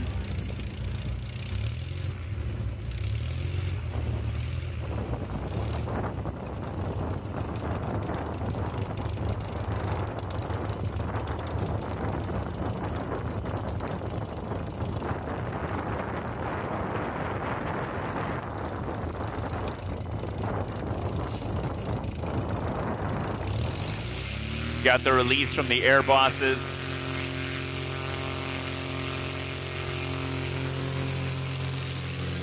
Yanking those flaps. You can see, if you watched Trevor, his left hand grabbed that flap handle. And the flaps are one of the control surfaces of the aircraft. They increase lift and drag. And on takeoff there, if you've got the flying speed, if you time it right, you pull on that flap handle, it gives you a little burst of lift. And into the sky you go. Here's the mall now. Mike McClendon, first takeoff, 252 feet, combined score of 399. Off shorter this time. If I remember correctly, he had some bouncing action.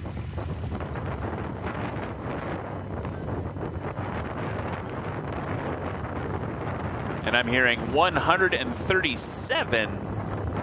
For Mike McClendon, so shaved off over 100 feet on that takeoff. So big improvement here in practice for him.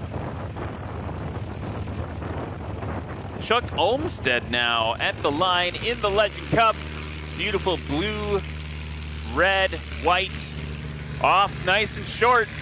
They're talking about around 100 feet. Maybe they'll call it 101. 102 is what I heard over the radio there, so great takeoff for Chuck. That's a 21-foot improvement since his first practice run. And now the 150. Best takeoff so far, 177 feet.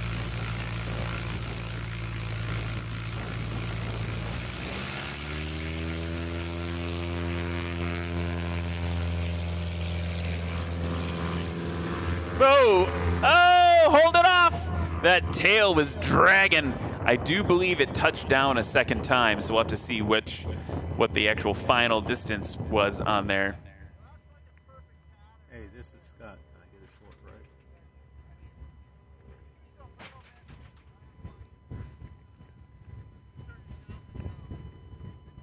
219 for Trevor Smith on that one. So actually not as good as his first takeoff, but he yanked pretty aggressively there on the yoke.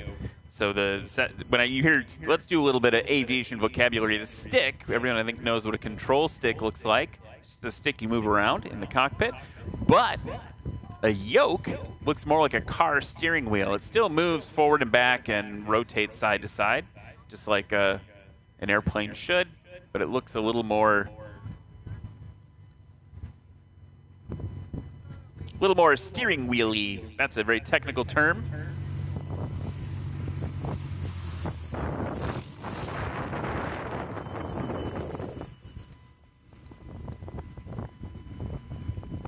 Getting those brakes locked up, getting it stopped. Lexi said, I don't know if that was a scratch or not, so it was close.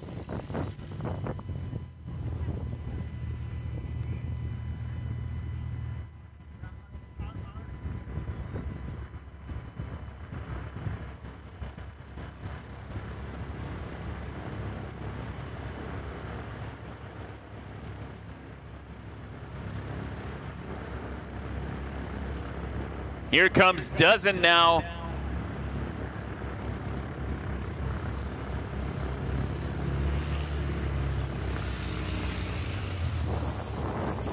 It's good over the line. Now he's got to get it stopped. At least that left main totally locked up.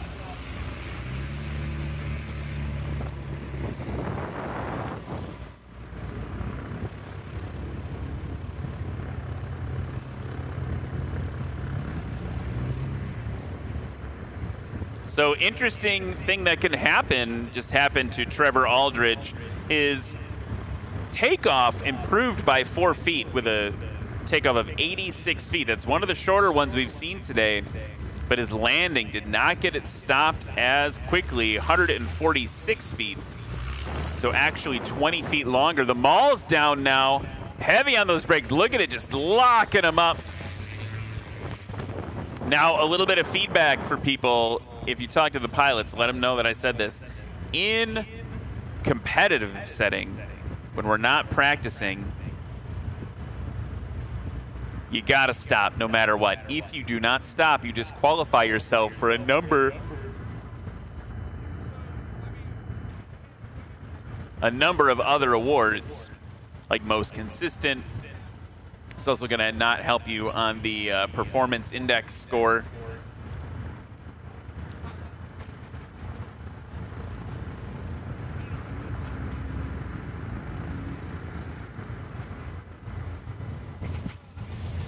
Chuck Olmstead with a scratch.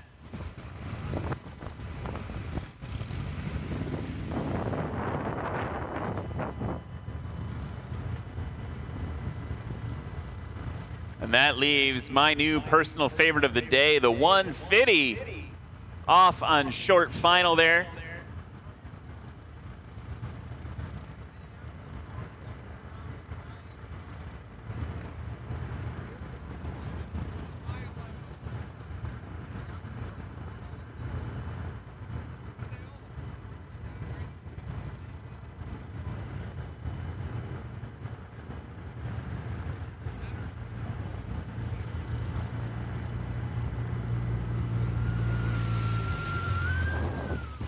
And that one looked good to me. Oh, scratch is what Lexi's calling it. If I'm not mistaken, she held her fingers up and said, by this much.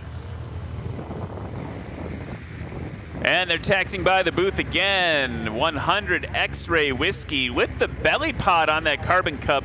That's something we've talked a lot about this season. These carbon cubs with the belly pods, they always seem to do really well. And I don't know if it's because the pilots fly a lot, and that's why they have the belly pod, or Josh Richling, the chief mechanic, the crew chief for Steve Henry, has told me that he believes that those belly pods actually create an aerodynamic benefit to the aircraft, and the little extra weight with the lift they create actually kind of offsets it. It's kind of an interesting theory. If you're an aerodynamic engineering student or professional, chime in with that on the social chat for us.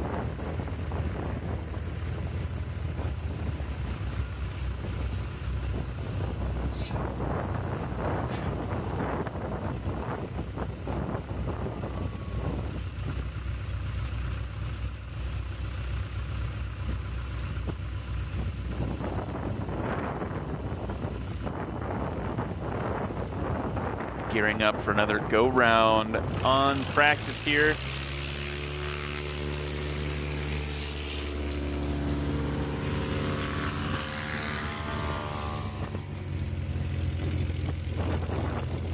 Adam Gordon off. The last takeoff was 108 feet, and he's improved it 62 feet. That's a round of applause, folks, for Adam Gordon there.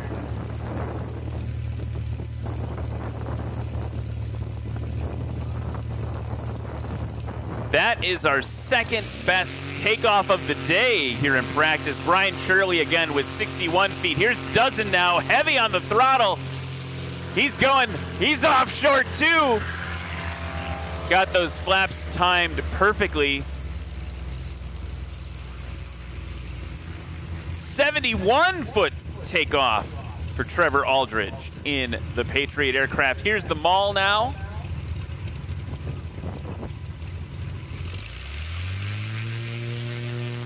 Mike McClendon.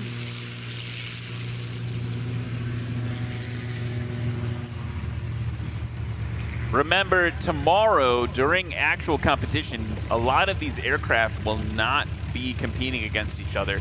This is just for the competitors to practice. They have to go to a pilot briefing in the morning, and then they're told, go as many times as you want, as long as you want during the practice window.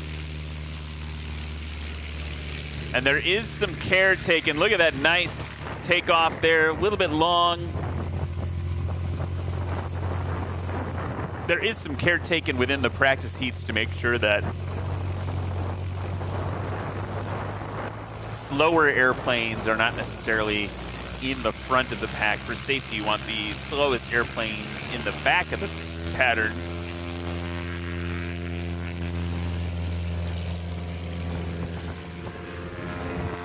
And the 150 is off. And I'm hearing we have a special treat for us. We have an interview with pilot Patrick McIntyre. Let's go to that. So I'm flying a Rans S7. I've got the TK1 shocks up front, and I've got the Acme Stinger on the tail.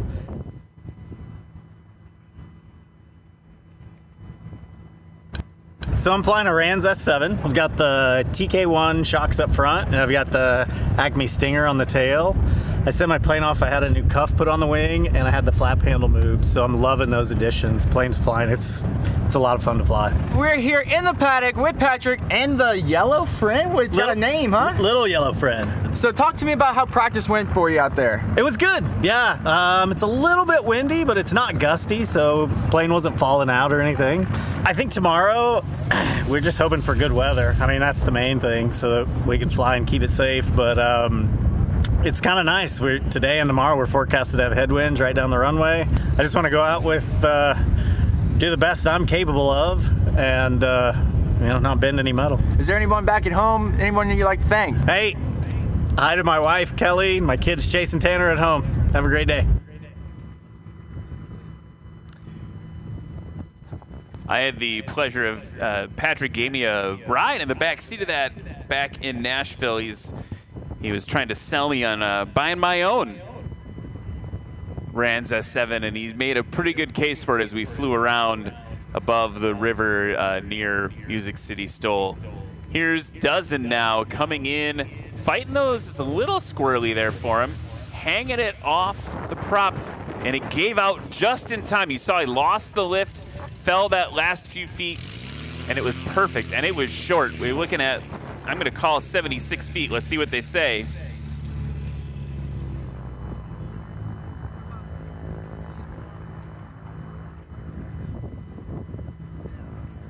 I was not exactly right. That was 80 feet, but that was Dozen's shortest combined score with a combined footage of 151. Look at the Mall now just hanging it off the prop. tail nice and low behind the power curve. He's got to get that nose down a little bit to keep it flying. There we go, over the line safely, really into the gear there. Heavy on the brakes, tearing up the runway. That was a fun one to watch.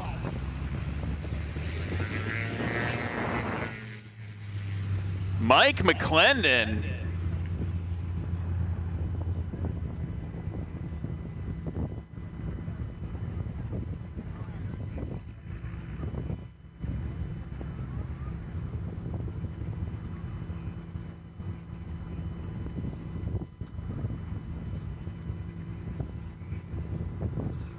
With a combined score of 356 that round.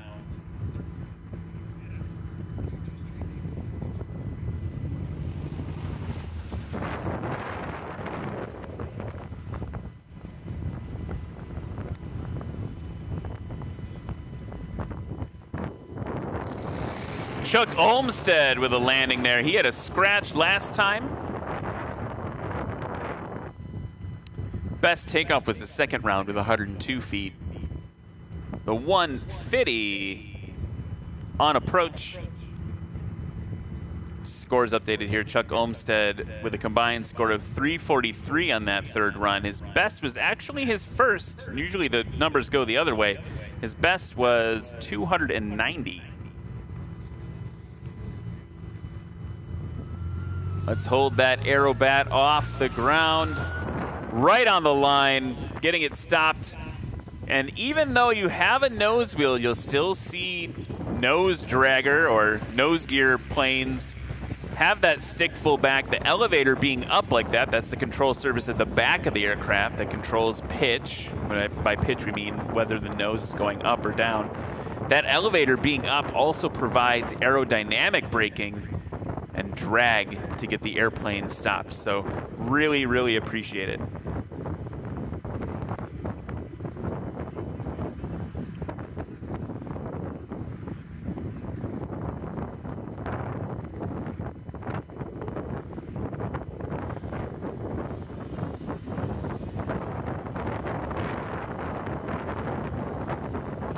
So we're going to take a quick break here at Sulphur Springs, Texas.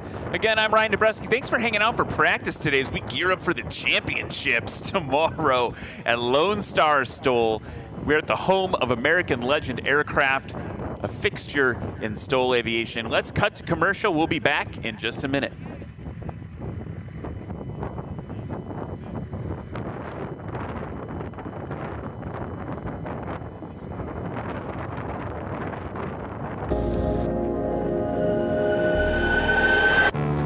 This is Acme Aero. Acme, the pinnacle, the very best. Aero, the ability to fly. Each of our products are made to order and every part manufactured by us here in North Carolina. We design, we prototype, we model, and redesign.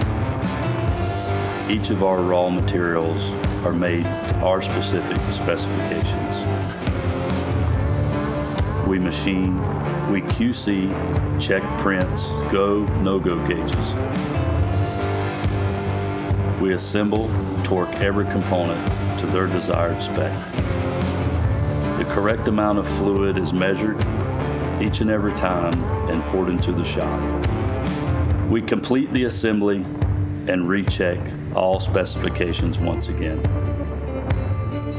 And after a minimum of 50 inspections, the shock is now ready to be lasered. We dyno each completed assembly. We clean and inspect once again. When it is then determined that it is complete, each component is proudly branded with Made in the USA. Black Ops isn't the first shock we made, but it's the shock that made us. Acme Aero is the best suspension money can buy.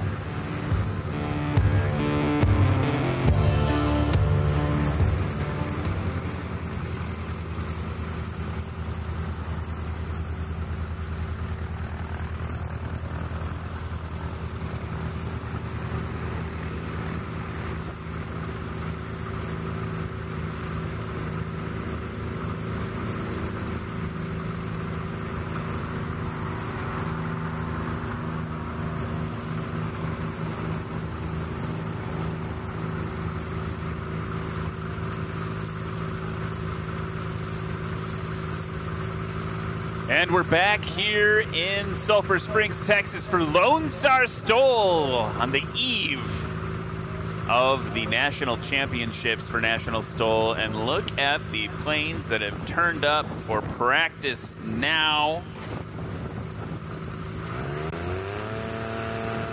We've got race 48, Eddie Sanchez coming to the line right now.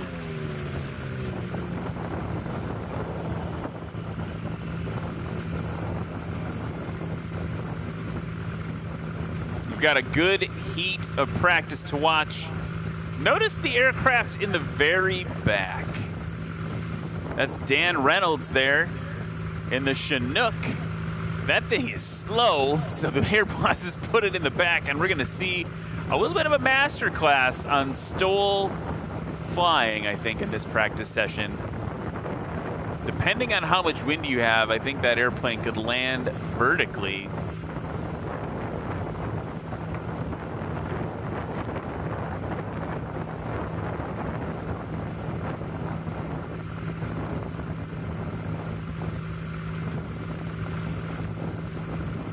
Someone's over the hard surface putting on a little bit of a clinic on slow flight.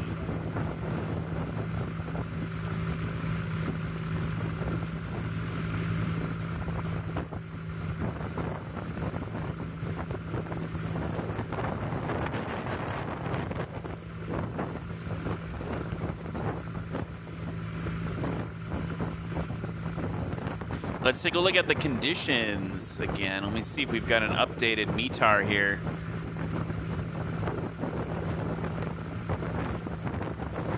Okay, a little bit of an update here. Now, it's maybe what you'd expect. Winds 150 at 11 to 14. That's about what we thought we saw on the windsock there. And a little bit warmer, but not too different in the density altitude. Here's Eddie Sanchez now, off short in the sport class.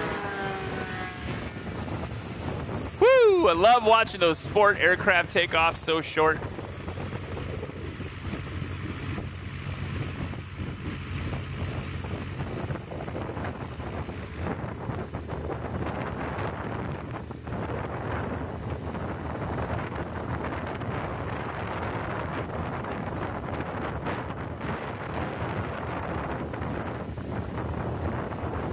.63 feet on that takeoff for Eddie. One of the top ones today. And off a little bit longer was Anthony Sanchez.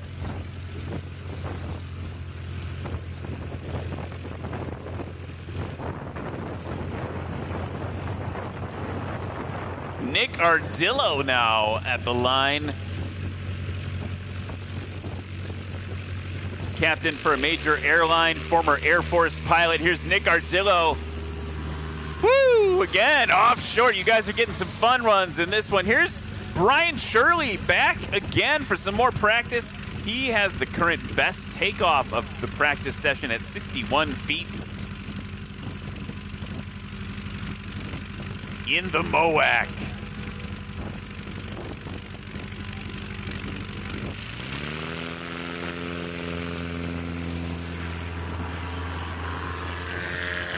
And that looked to be pretty close to his previous best. We'll have to see what the score comes in. Here's Dan Reynolds now, who'll be competing in the unlimited class.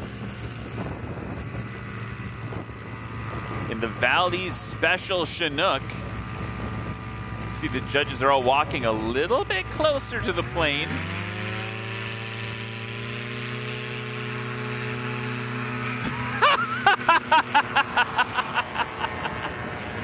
That is crazy.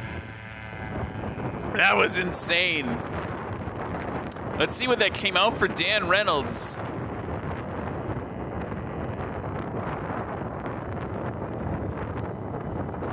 Waiting for the score to update on my sheet here. I want to say hi to a couple people in social. First, that one RC guy. Thanks for this much fun, Ryan. You are welcome. I'm happy to be here, and I'm happy to have this much fun with all of you here in Sulphur Springs. Dozen Does It saying, thank you, National STOL, for streaming this. Thank you, Dozen, for competing with us today and tomorrow. It's going to be awesome. to see what happens in the actual classes. Here's Eddie Sanchez now. By the way, Dan Reynolds off in 40 feet that last time around. Here's Eddie now holding it off. He's got to keep that throttle under control, balancing it behind the power curve, holding it off. And it's a scratch for Eddie, but look how short that landing was.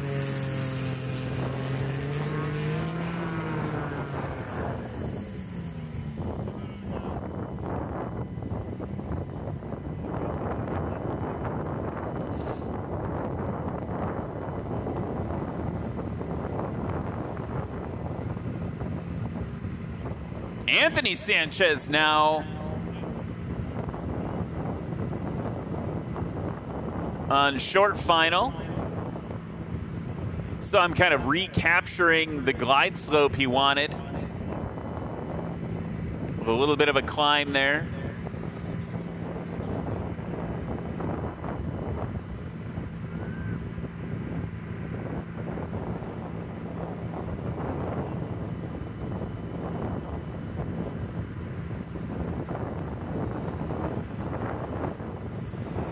See the tail surface is just working hard, dropping it in, making that gear work, landing short.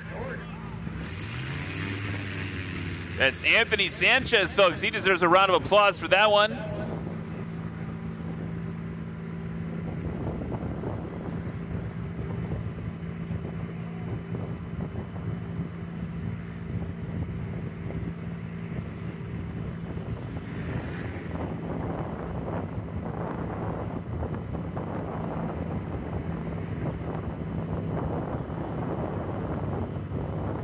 Nick Ardillo now, one to watch tomorrow with a scratch.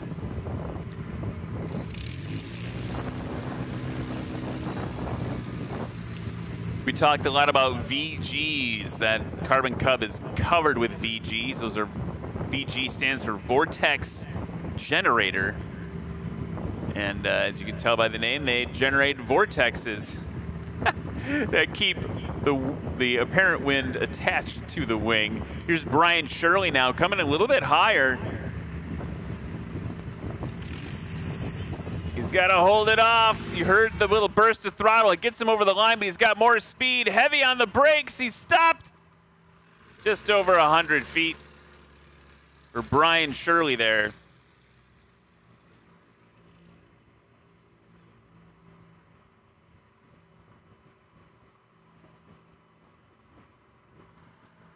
And now the Chinook, piloted by Dan Reynolds. From my perspective, it doesn't even look like it's moving. Checking out the great aerials provided by our drone crew. Look at that. It doesn't even look real. Looks like something out of that STOL competition. Here he comes in now, holding it off. Holding it off. Little burst of power, hold it off, heavy on the brakes, stopped. Oh! There we go, folks. All the way down from Canada to put on a show for you. That was a 31-foot landing for Dan Reynolds, and if I'm not mistaken, that aircraft is about 15 feet long, give or take.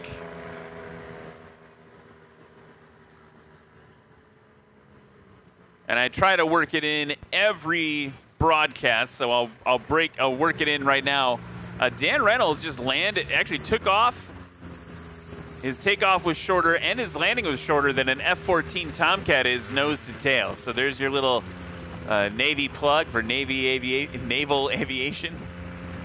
Eddie Sanchez now on the line. Everything droops down.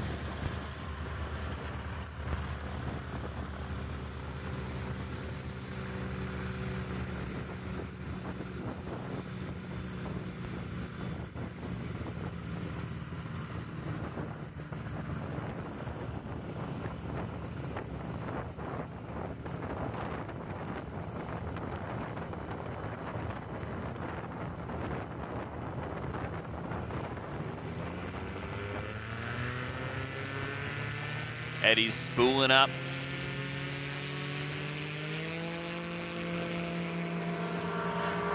And off real short. Different technique that time. Basically just using complete and total throttle there to get it off.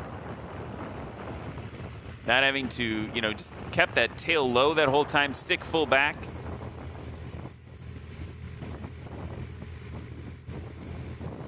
That was Eddie. Here comes Anthony now. His last landing, 65 feet. Last takeoff, 105. Definitely off sub 105 this time, so an improvement there for Anthony. Nick Ardillo at the line.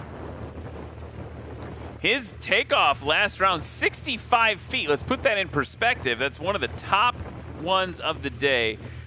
All your best pilots are in that little range right now of, you know, 61 to 70.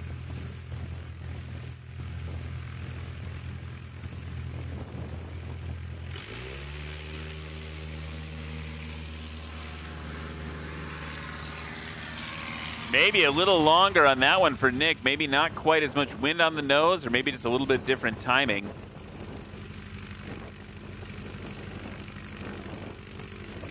Brian Shirley for you in the MOAC.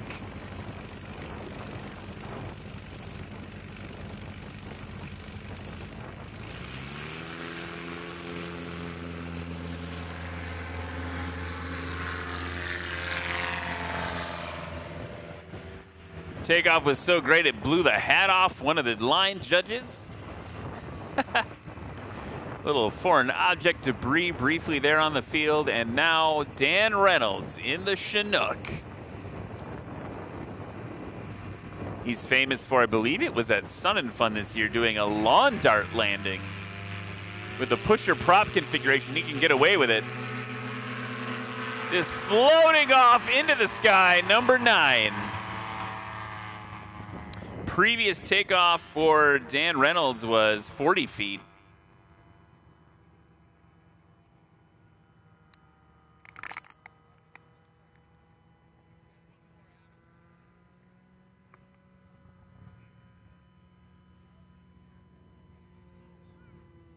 And he bested it by 1 foot with a takeoff of 39 feet, and that is insane. That's frustratingly insane. Eddie Sanchez now coming in low and to your right. Love the sound of his aircraft. That engine just purrs in a way. Getting it stopped up. A little bit of brake fade to the right.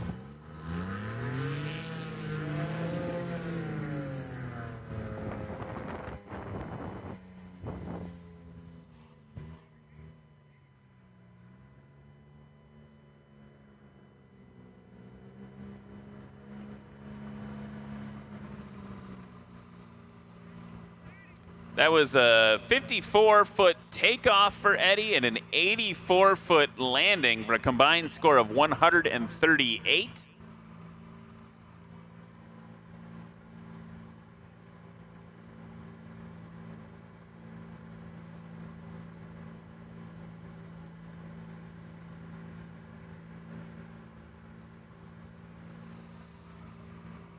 Anthony Sanchez now. His previous takeoff for this round, 92 feet. Working that elevator full back and just plopping it in. That, I mean, look at those big gears. It's what it's designed for. We say it a lot in National STOL. This is not about passenger comfort. It's about getting down safely and short. Nick Ardillo now lower it to your right in the Carbon Cup.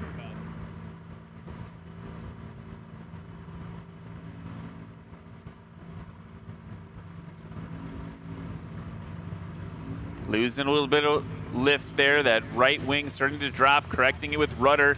And he's touched down, and it is a scratch for Nick Ardillo. That's 2 scratches in a row in practice here for Nick.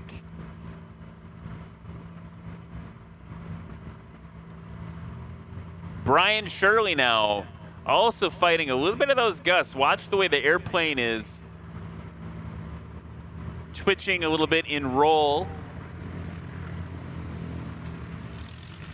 Getting that nose nice and high. He's going to hold it off. He's good over the line.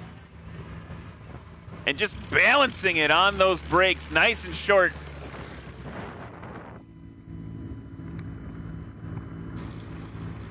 Brian Shirley now, his shortest landing was 67 feet. That one coming in at 90 feet. And now Dan Reynolds, again, just hovering in kind of insanely.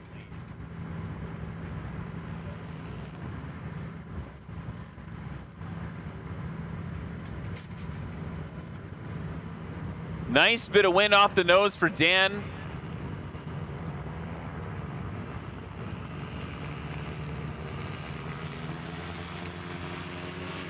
Hold it off, Dan. And that was a scratch. Just goes to show you that even the greats can scratch every once in a while. Happens to anyone and everyone.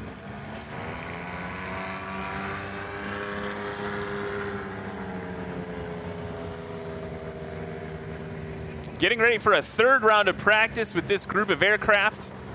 Again, I think I'm waiting for you guys in the chat. Let us know what your favorite STOL aircraft is. We'd love to hear it in the chat. And Brian Shirley just taxied past the announcer's booth in that MOAC, the gray and orange one. We actually chatted with him in the pits. Let's go to that interview right now. I'm Brian Shirley from Dodge City, Kansas, and I'm flying a brand new 23 Legend MOAC. How'd practice go for you today? Went really well. I did one round. The air's awesome down here today. It's cool. We got a decent breeze, so the air's really dense. Everything feels really good. The prop's taking a good bite. The wing's working well, going slow. I had a really good practice. I was pretty happy with it. I changed up my prop just a little bit, and now I'm going to go back out and try it again, see if it made an improvement. What are your goals for tomorrow? Are you trying to win, or are you just out here having fun? There's some tough guys in my field. It's been at it a long time. They have a lot of experience. Yeah, you always want to win, but you be realistic with yourself too. You know, I think I'm shooting at the third place, but that's kind of my goal. But if I could do better than that, that'd be great. Anybody you want to say hello to? Anybody you want to thank? All my wife at home for taking care of everything so I can go. My whole family for letting me take care of everything so I can go and do this stuff that I like to go do. It's awesome. And that's Brian Shirley again. You'll see him take off in just a short minute. And he made some tweaks to his prop, and I wonder what he'll think of them based on how it feels in practice right now. Eddie Sanchez just off with his longest takeoff with 95 feet. Here goes Anthony.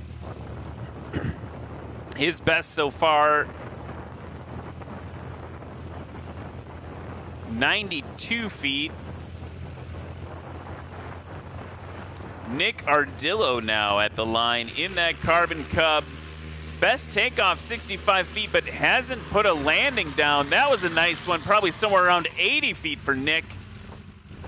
Hasn't put a landing down in practice that would qualify. Here's Brian Shirley. You heard he's made some tweaks. Back out to test him.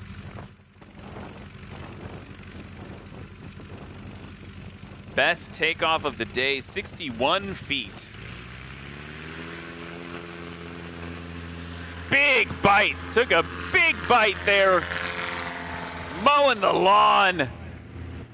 Judge is pointing probably somewhere around 70 feet. His first takeoff of this second bit of practice for him was 63 feet. So within the same striking distance as his first run at practice, again, where he got that 61-foot takeoff. Dan Reynolds at the line in the Chinook. Tail up, slamming it down, and he's off. Let's look at your answers. That one RC guy says his favorite STOL aircraft is the Highlander. Katrina, coming in from the UK, says Yee, the Valdez is my favorite plane. It is definitely one of the most unique ones that we have on the circuit. Eddie Sanchez now, listen to that engine.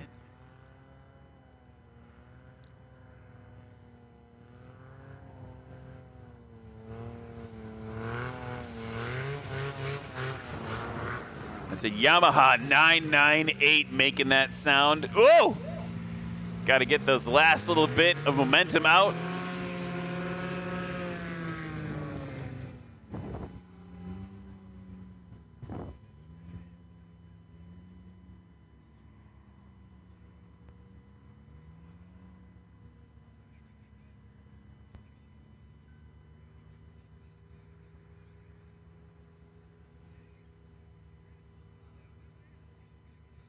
Eddie Sanchez is a Boeing 777 captain, and he lives in a hangar home and has another airplane in process. Woo, heard that one.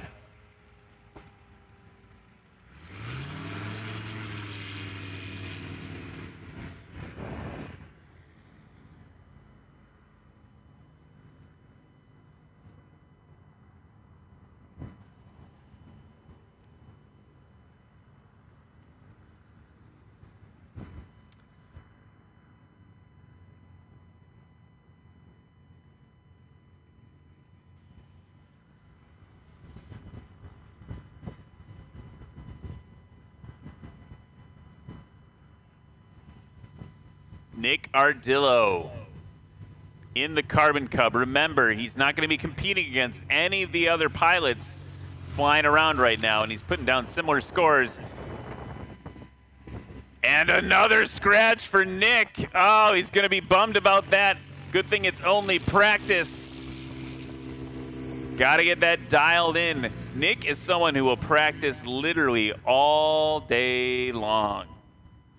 Puts in the time. He told me that he's got a little bit of extra weight in the plane. He wants to burn off some of that fuel. Here's Brian Shirley now.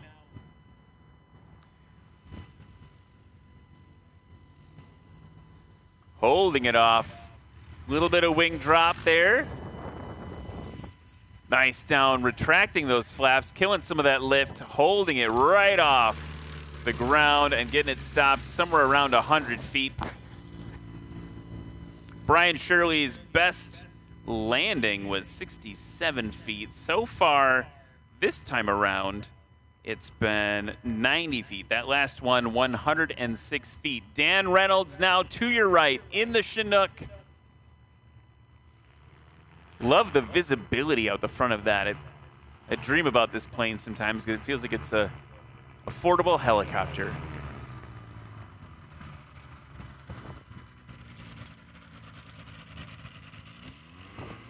That was short.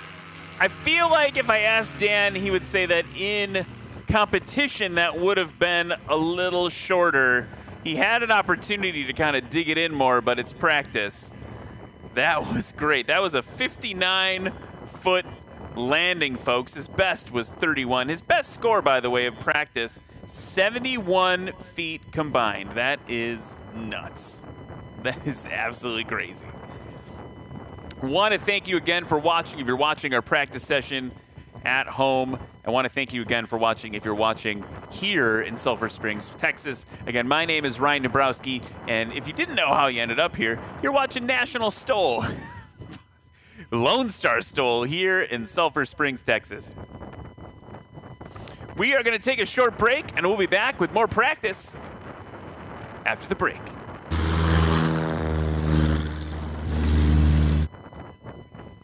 When it's time to recover and paint your fabric-covered aircraft, look no further than AirTech Coatings. Since 1982, our FAA-approved system provides you with a shiny, durable, easy-to-apply product. The AirTech system has fewer steps than any other product on the market today, saving you both time and money. While using cutting-edge technology, we offer a wide range of products. Whether it's for work, play, antique, or aerobatic, we have you covered. Remember, we make paint fly.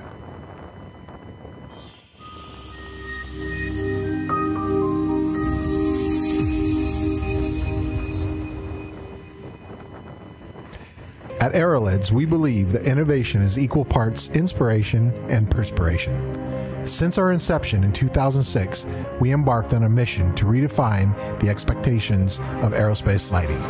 Entering the aerospace lighting market, which had remained largely unchanged for 50 years and in drastic need of a new product with fresh look and unequaled performance, Aerolids was inspired to redefine the expectations, which resulted in a series of innovative designs. Hungry for new ideas, backed by a company that valued the patronage, customers quickly adopted the new standard of quality, design, and performance never seen before in the industry. Over the past 12 years, Aerolid's installation, ranging from the experimental and 23 markets up to the space and military applications, with over 15 tactical military platforms featuring products in both overt and covert operations. Aerolids continues to lead the industry in design, reliability, and unsurpassed performance. Unique in its presence and unmatched in its perseverance, Aerolids serves the aviation market from one spectrum to the next. From you to you too, Aerolids is redefining the expectations. Hi, my name is Michael Lindstrom.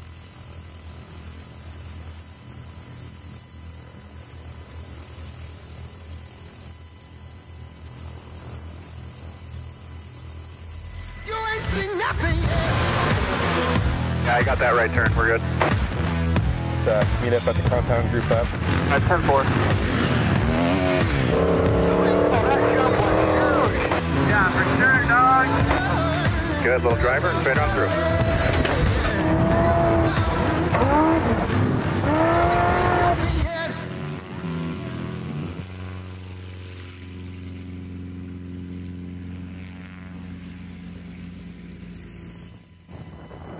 And we are back in practice here at Sulphur Springs, Texas. Lonestar STOL here at the home of this aircraft right now. Look at that.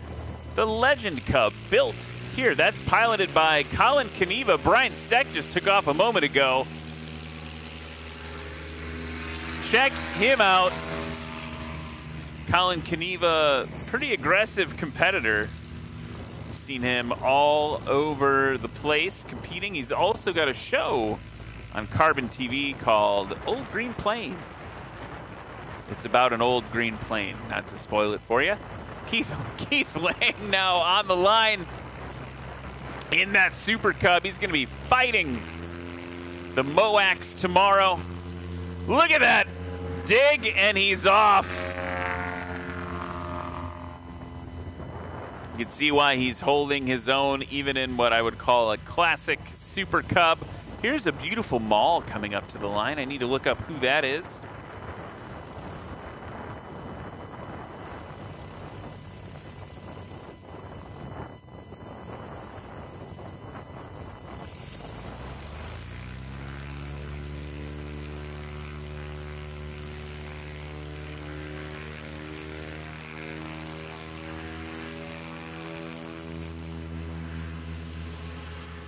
Woohoo! Giving it the bean, 630 Victor. That's piloted by John McCardle in a 1978 Maul.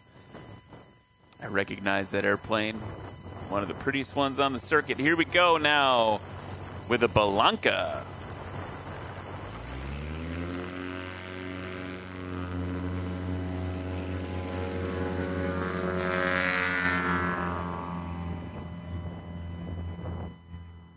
That's Scott Sweet in the Belanca.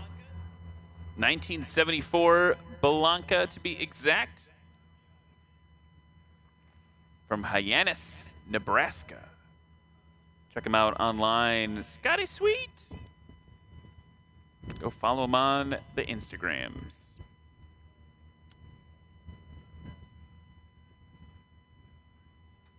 Brian Steck will be on your right now after coming around the pattern. Got those wig-wag lights. Gotta love that. Didn't see those on the old Cubs of yore.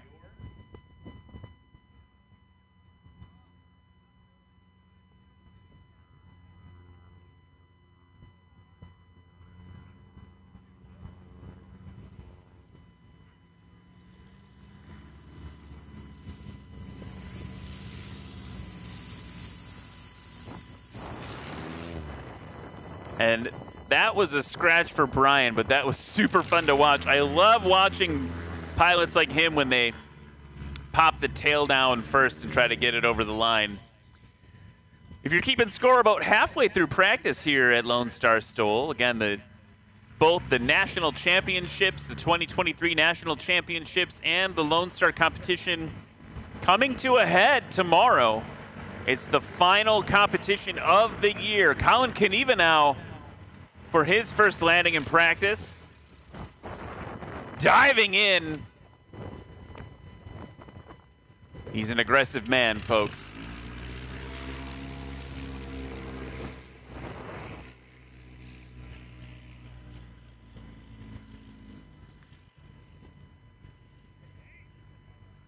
We've got a little bit of time while we wait for our next competitor to come in. Check him out all the way out there.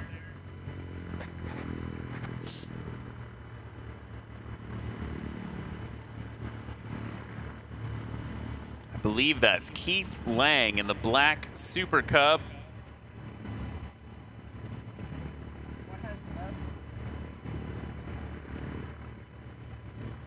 Lone Wolf STOL is his team name.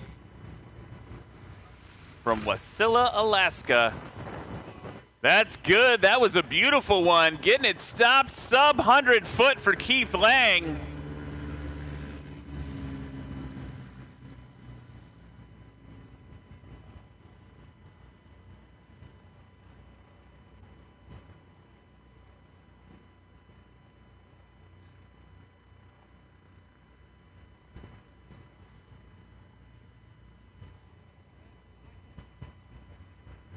John McCardle now in the mall over the lake.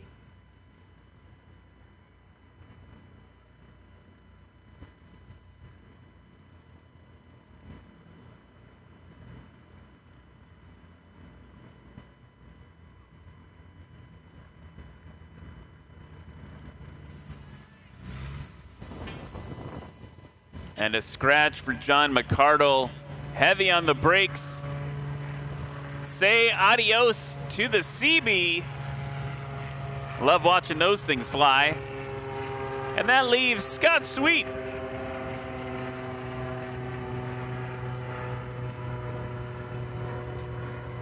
In the Belanca in the pattern, he is low-ish and to your right.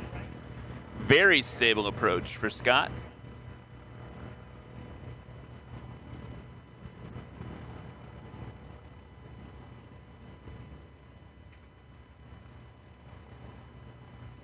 Scott's a fifth-generation ranch pilot from the Sandhills of Nebraska.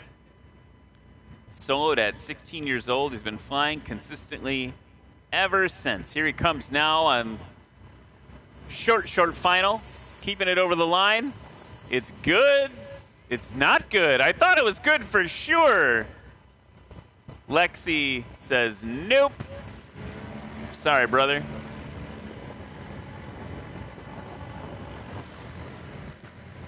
Here comes Brian Steck in the MOAC.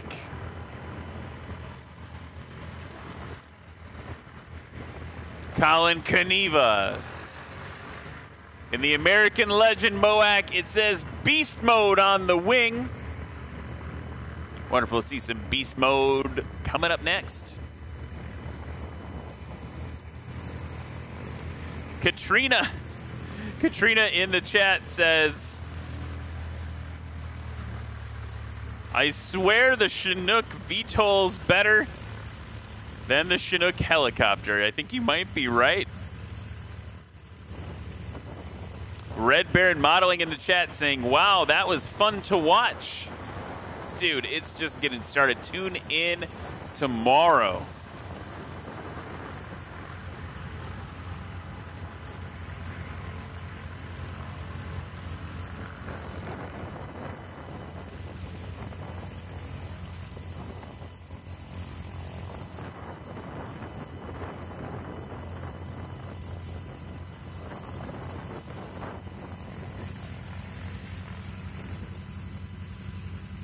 That one RC guy saying, nah, the Chinook thinks it's an F-35. That is also very funny. You are both very funny people. Thank you for watching. Brian Steck on the line now. Getting that tail nice and high. He's going to take a bite, and he's off. Timed that one perfectly.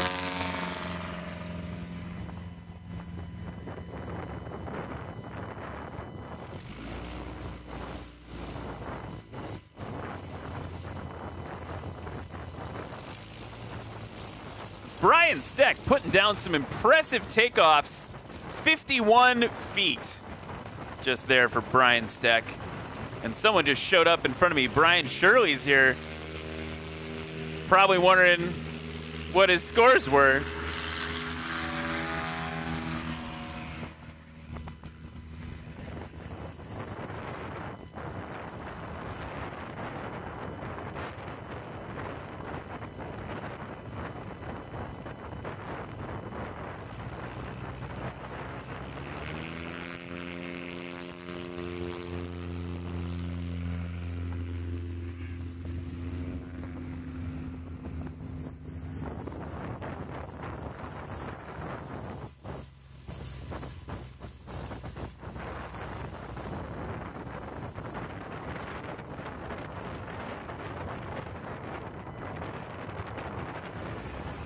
That was Brian Shirley. He wanted to know how he did in the practice rounds, and I was able to give him some scores. It's all part of being the announcer.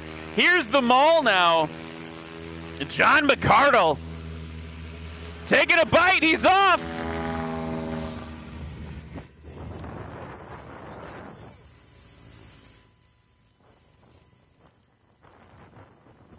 John McCardle's first takeoff, 134 feet. Second takeoff, 118, so an improvement there. Here's Scott Sweet now in the Belanca, easing it off. They're calling it a little bit more than 125, maybe 130 something. He had a scratch that first time around.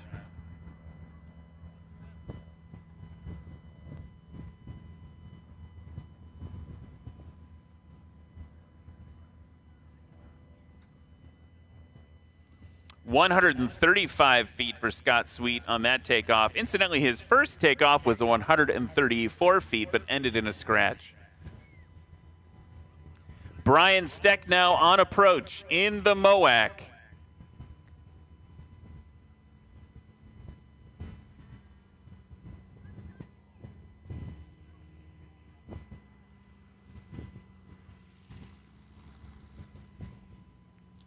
A little bit of slip action.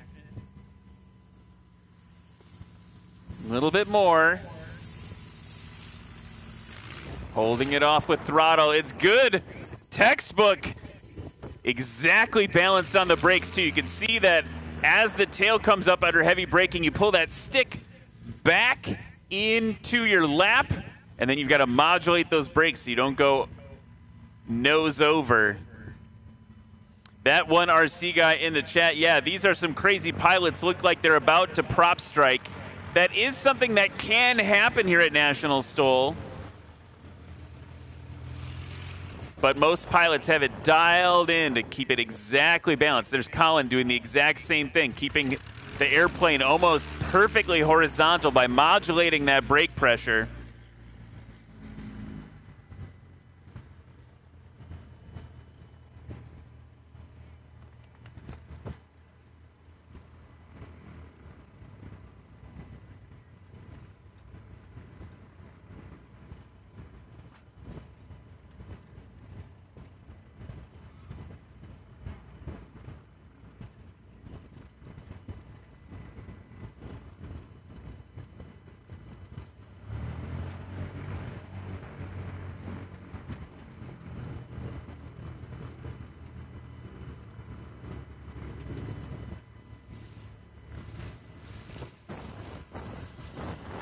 Keith Lang right on the line and short.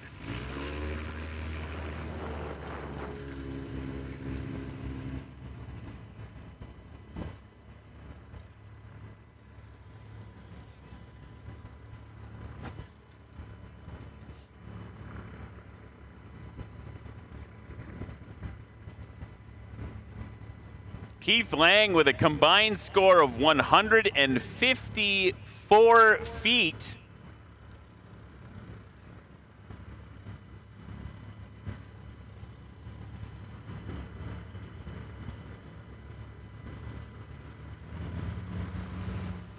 John McCardle in the mall now. Right on the line. A little bit of nose forward there. He had to let go of the brakes. Stopping exactly abeam the broadcast booth here. So I'm going to put that at like, what, 285, maybe 290? I'm very good at estimating distances perpendicular to me, as I'm sure you can tell. Let's see what they actually say. Well, it was a scratch, so it doesn't matter. And Scott Sweet now in the Belanca. Taking that low approach.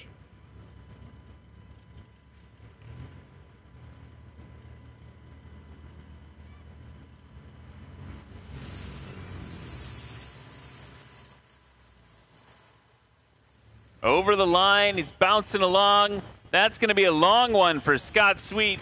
A lot of energy carried in on that approach by Scott. Brian Steck now taxiing by the booth.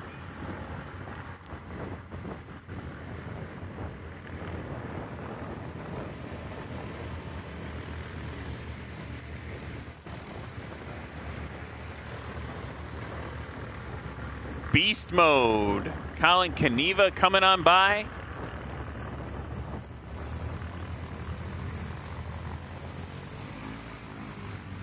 Keith Lang in the Super Cub. When you think about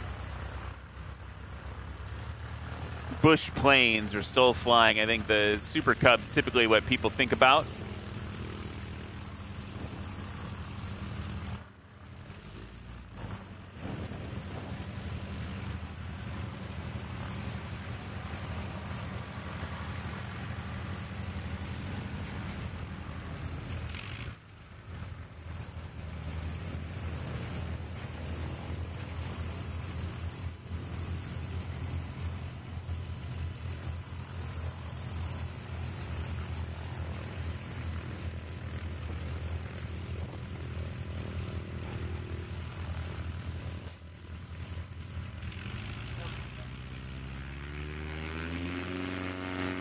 There's Brian Steck now off. Tail up, tail down, flaps dropped. That tail wheel dragging, but that's fine. We're measuring from the main wheels, and that looked like a short one for him. Best takeoff for Brian Steck of the day was his last takeoff with 51 feet and a 60-foot landing for a combined score of 111. Here's Colin Kaniva now.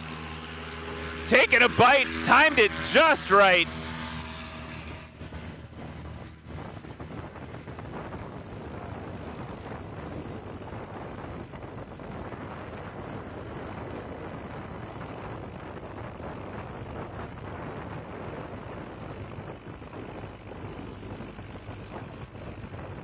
Keith Lang on the line now. Same thing, mowing the lawn. And he's off. He didn't even need to slam the tail wheel down that time.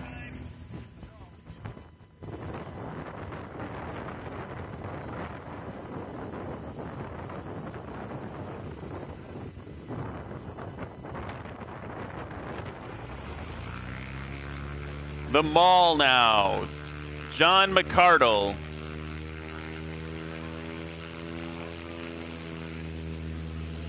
Taking a bite, and he's off too. We've got some good wind for them now during practice. Scott Sweet taxing up to the line.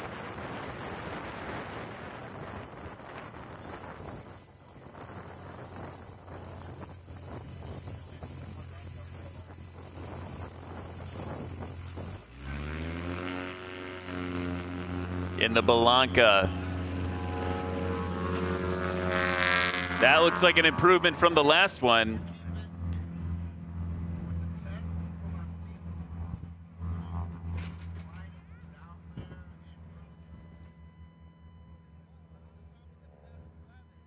Okay, folks, let's go now to an interview with Brian Steck. You see him here on short approach. Brian Steck in the MOAC. Let's hear how his first round of practice went. My name is Brian Stack.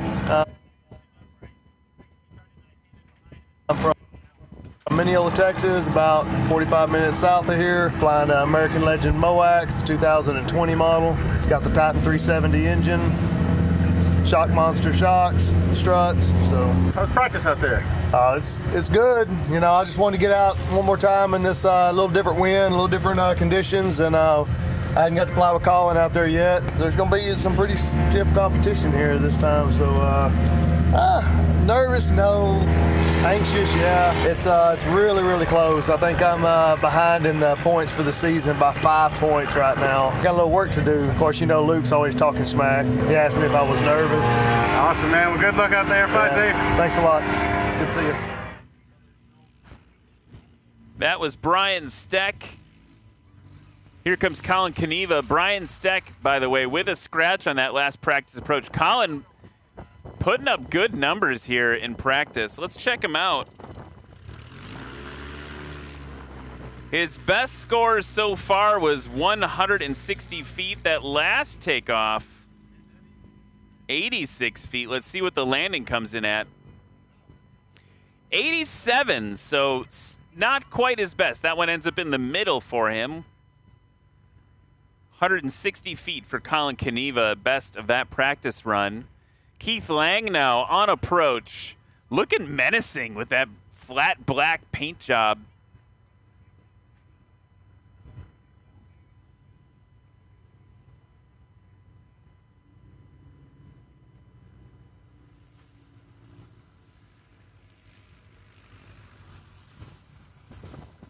Dropping it in, heavy on those brakes.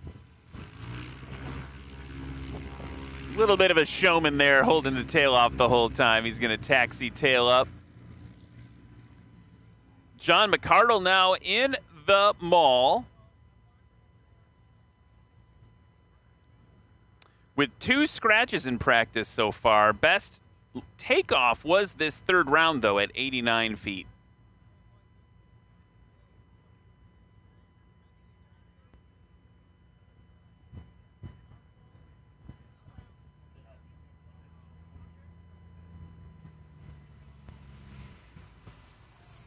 Diving in over the line. A lot of speed to dissipate for John McCardle there.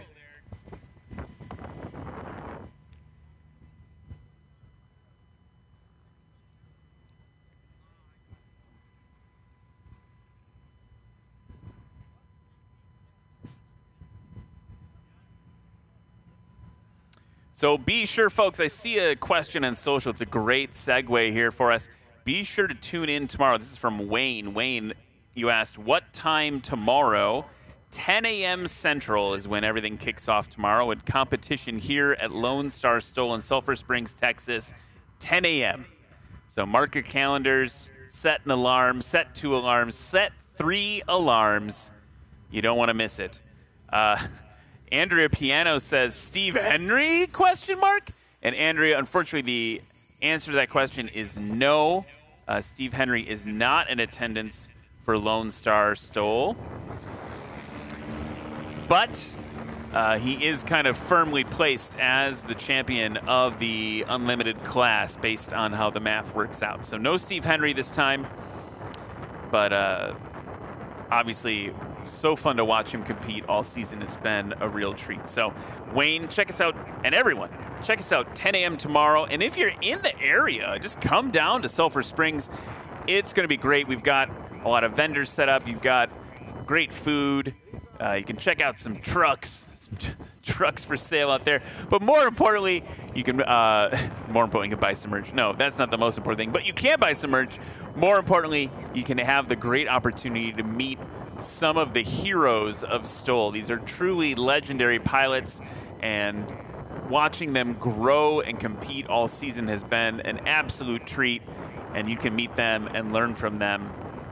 While we get ready for the next chunk of practice, I want to make a little personal appeal to you, and that is if you're watching today and you aren't a pilot, aviation isn't a part of your life that you participate in, I hope you can take this moment right now to do one thing, and that's start following your dreams on it. If you want to be involved in aviation, there are a lot of ways that you can do so. You can be a drone pilot. We've got a drone flying around today. RC is another way to get involved. But also just full-scale aircraft aren't as expensive as you'd expect. And there's a lot of ways to make it affordable. I personally fly in a club of 14 different pilots. We all share the costs of a Cessna 172. And it actually costs less than my cell bill every month to make sure that I have access to an aircraft and fly when I can. So take this moment. If this is something you want to do, know that you can do it. And there's a huge community of pilots all trying to welcome you into our ranks, and you can be one of us. No matter who you are, we want you to be a part of this. We are going to take a little break and head to a commercial, and then we're back with more practice here in Sulphur Springs, Texas.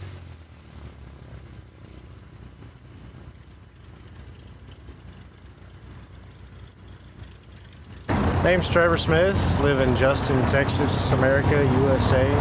Flying a little 150 Aerobat. I learned to fly in this thing starting about 20 years ago, and just thought I'd come out and see what it can do. It's a little gusty today. It's nice we got the wind down the runway. That helps, makes us look good. Do you have any modifications on this that will kind of help with the short takeoff and landings? Well, you got these goofy looking wingtips. They kind of stand out. They're called super Madras. The biggest thing, it got a 172 motor in there, so 0320. Aside from that, it's stock. What are your goals for tomorrow? I don't know anybody that shows up at competition not trying to win. Tomorrow, looking to come out and have fun.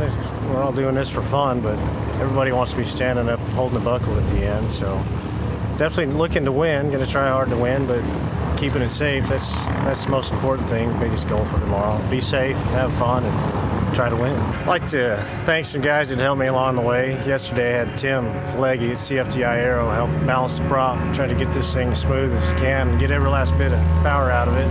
Also Wesley Pierce, Precision Aircraft Maintenance, had a nose truck collapse last week and they were real quick to help get it fixed, get it back in the air. So appreciate their help. Wouldn't be here today without them. Hi, my name is Michael Lindstrom. This is my Cessna 170B. All 360 in it, and then 83-inch MT propeller, that's amazing. It tops the cake on this airplane.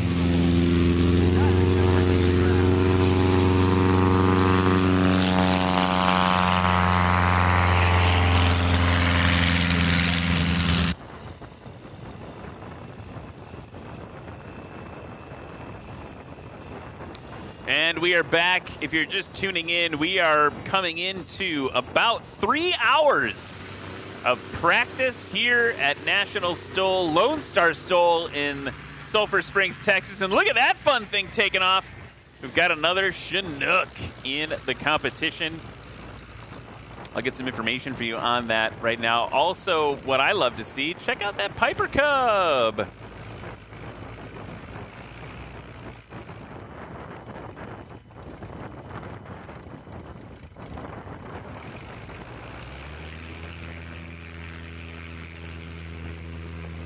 Love watching a Cub. I also love that non-standard paint scheme. There he goes, off into the sky. And right behind it, check out the Carbon Cub. I think we've seen this one before today.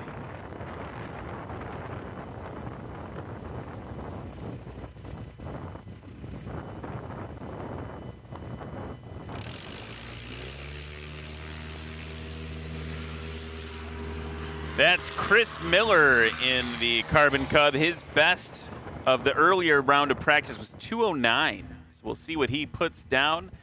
And check out who's coming in for landing. It's not what you'd normally think when you think of STOL competition. It's Jeff Abrams in Piperzilla, Piper Cherokee. And this guy makes this thing fly in a way that you would not expect. Proof that you can take kind of any plane and turn it into a STOL plane as long as you operate it within its limitations. Here he comes for the first landing of practice. Digging up the dirt, literally made a berm he had to roll over there. That was a scratch, according to Lexi, our line judge. He's been one to watch all season long. Jeff Abrams there. Looks like we get a V-tail bonanza on the roll on the hard surface.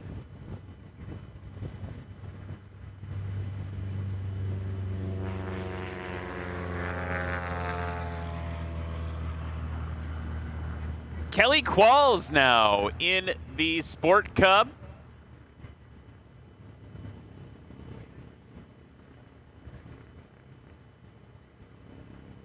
If you are a fan of National STOL, you see Kelly's work every day. He's got charge of the National STOL social channels. He's always making content for all of us AV geeks. Here he is now. Look at that control. Flaps all the way down. Those are those inboard control surfaces we talked about before. He's getting it worked out. Nicely done over the line. Maybe one of the most graceful landings we've seen today. Somewhere around 130, 140 feet for Kelly Qualls on that landing.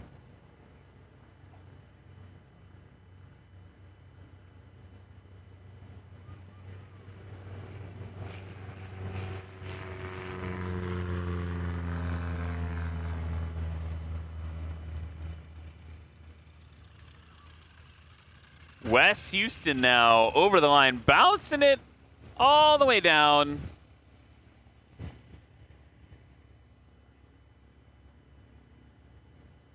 That's a 2007 Chinook with a Rotax 912 in it from Sanger, Texas. Wes Houston.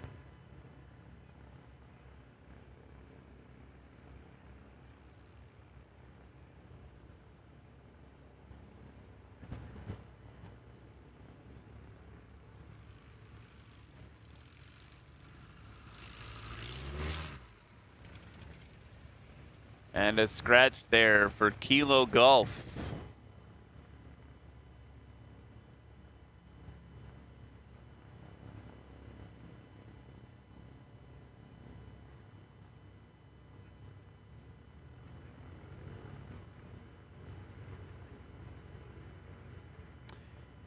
By the way, in 2.5 Kilo Golf was Danny Goggins, who we had on the mic earlier today, teaching us all about Legend aircraft. This is a 2011 Texas Sport by Legend Cub that he's flying. So not a Piper Cub, an actual Legend Cub made right here in Sulphur Springs. As Danny Goggins, who you heard kind of regaling me with the original tales of Legend aircraft. That aircraft, Scrappy, was the first fuselage built by Legend. It's got square-tipped wings, which is unique for Legend aircraft, and it was the second LSA aircraft certified in the United States. Danny's a retired test pilot for Legend aircraft, retired from American Airlines, and he's a Citation XLS captain.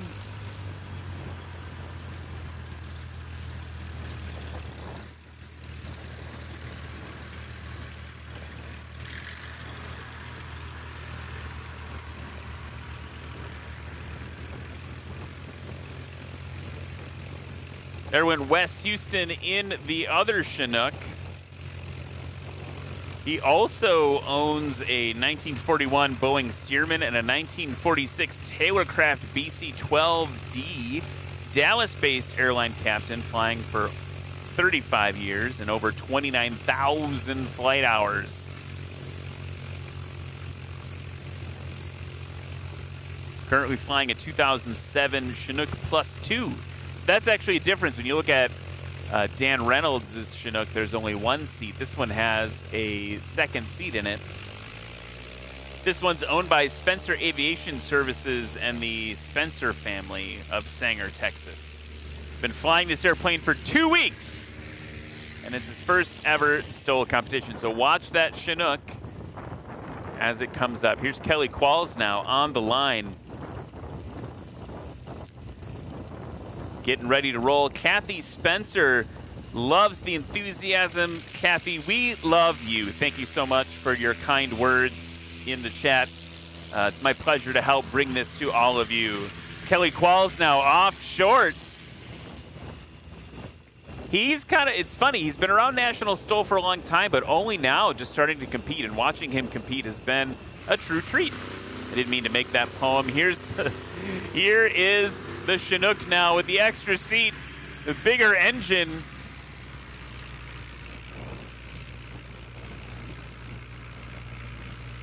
And the legend, the Texas Sport, on the line now, Danny Goggins.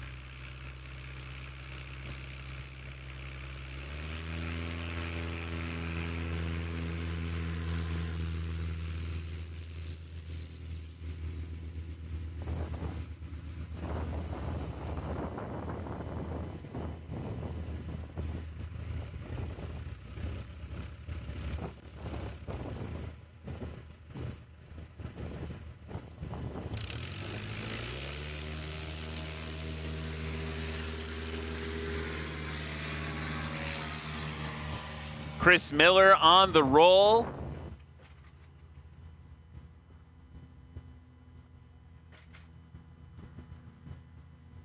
And while they go around, it's been a while, I should probably mention all the people that make this possible. First of all, if you get a chance, if you see any of the volunteers here, be sure to thank them. They come in from all over the country to help pull Lonestar STOL together for you, and we really appreciate their help. So thank you to our volunteers. Thank you for the local community for welcoming us with open arms. Let's talk about our sponsors: Ladd Gardner Insurance, Legend Aircraft, Hartzell Propeller, Sarasota Avionics, USA Trailers Direct.com, Duke Propeller, Lift Aviation USA, Air Tech Coatings, Factory 10 Aerospace Composites, Aero Lead, Rugged Radios, FlightHelmet.com. Here's Piperzilla dropping it in, making some ruts.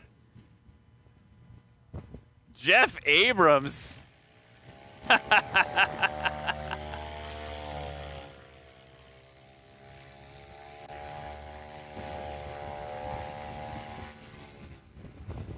Where were we? FlightHelmet.com. Thank you so much to them. Flight Outfitters, Committee Coffee, Avination, Flying Eyes Optics, Acme Aero, Pappy Aero, and Behringer. Also locally, Etos Inc., Clemens Insurance, Nottingham Sulphur Springs Dodge, Lima Bravo Aviation, Fix and Feed, Garmin Aviation, Thrust Flight, CNB Bank, Texas Heritage National Bank, and Grocery Supply Company. That's everyone bringing this to you locally. Thank you to them for their support. Here's Kelly Qualls now in the Sport Cub. Popping the flaps out, and it's a scratch. He popped them out just a little bit too soon. Some other folks in the chat. Katrina says, 3 alarm snack. Sorry, distracted by the go-around. So there you go. It's the first time we've seen that for practice. Kelly wasn't able to clear the runway in time. Things got maybe bunched up a little bit, so they called a go-around for Wes in the Chinook. And he's going around, no big deal. You can always go around, especially when the air boss tells you to. A couple people in the chat I want to say hi to. Bex Poodles. We are looking forward to seeing the competition tomorrow to watch our son, Brandon Korn, number 30. Brandon is one of my favorites to watch because he flies a very big airplane, and what he does with it is pretty impressive.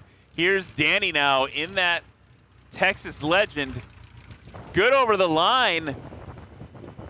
He taught Luke Spohr how to do it. What a performance there. And you know, he was talking this morning about having the window and the door open on that aircraft, and I can see why he likes it.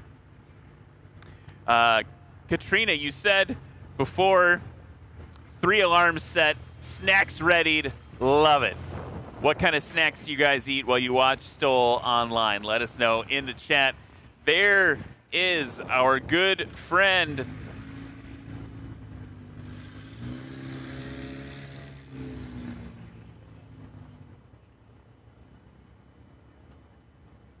Chris Miller landing there. Let's look at some of the scores from this practice round. Chris Miller, best takeoff of this round, 60 feet.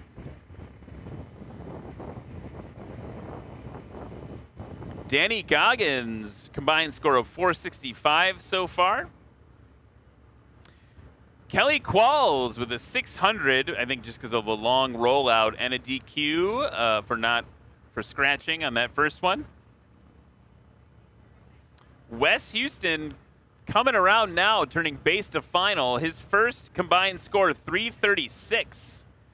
So see what he does as he gets it dialed in again. He said he's only been flying this aircraft for 2 weeks. Jeff Abrams' best so far was his first run, 435 in Piperzilla, which I think I hear idling just outside my door.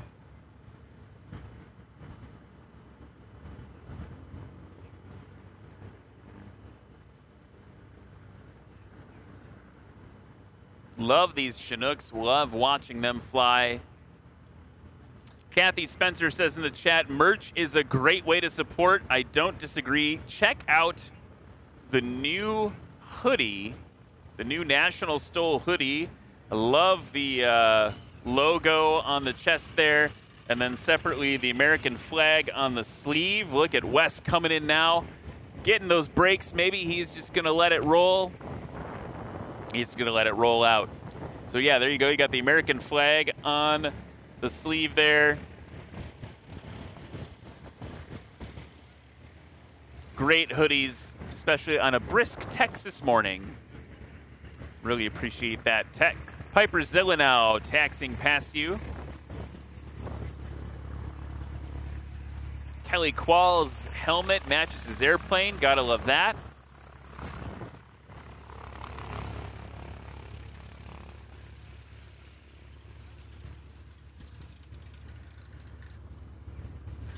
And as they roll up to the line, our camera crew had a minute with Luke Spohr, his flight instructor who signed him off, taxiing past you right now in that white Texas Legend. Let's hear from Luke Spohr and how his day went so far.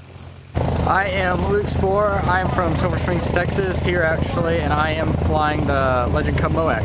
How does it feel to have National STOL here at your home airport? Feels good. It's nice to have it at home, familiar with the area, the runways, the airport. Who's your biggest competition out here this weekend? Brian Steck. It's always me and Brian Steck. Brian Shirley, he's getting really good, so he'll probably be a little bit of competition, but it's usually me and Steck are fighting for first and second place. So that was Luke Spohr talking about the battle for first or second place. On the line now, you see the sticker on the wingtip, Piperzilla.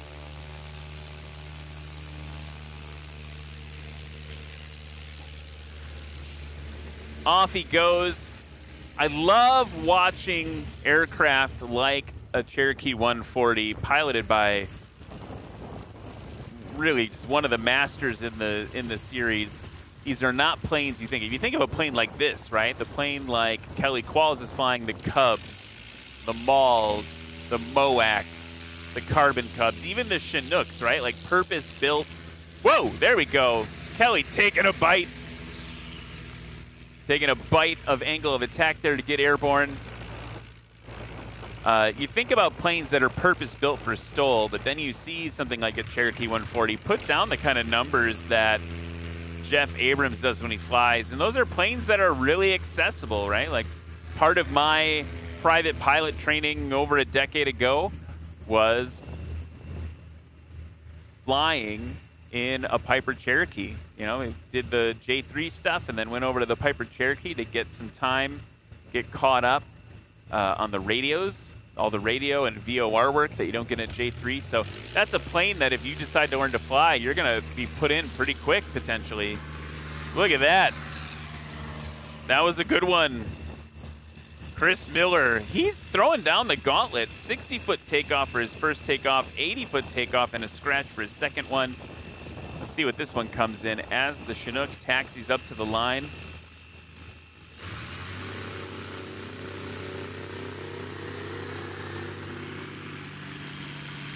There we go, getting it dialed in.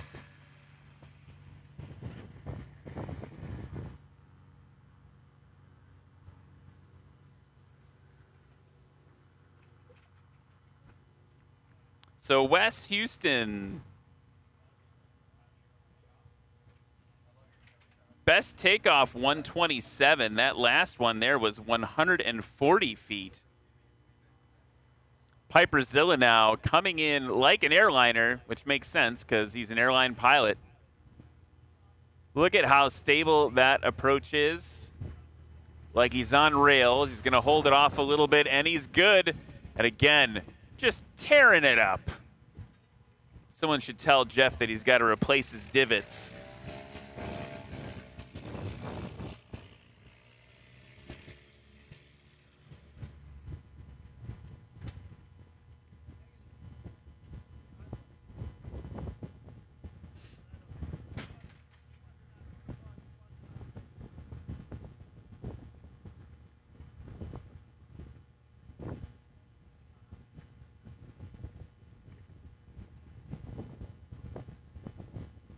Here comes Kelly Qualls.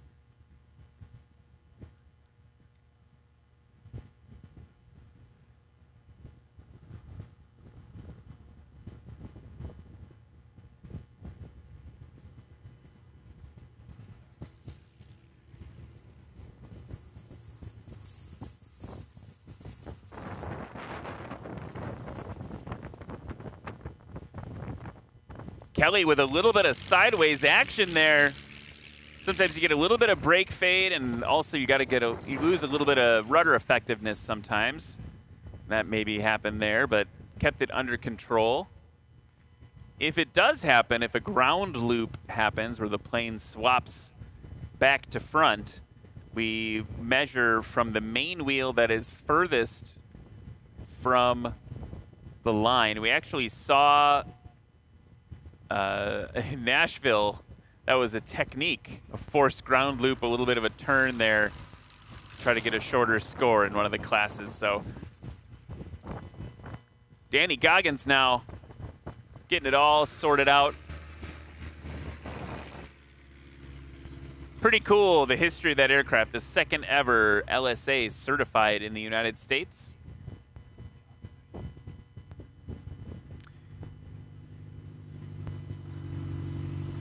Chris Miller now holding it off. He's one to watch. Putting in the practice, getting it all sorted out there. His takeoffs have been routinely short. It'll be interesting to see what he does tomorrow. Well, we got like a jet coming in on final. And the Chinook hanging off.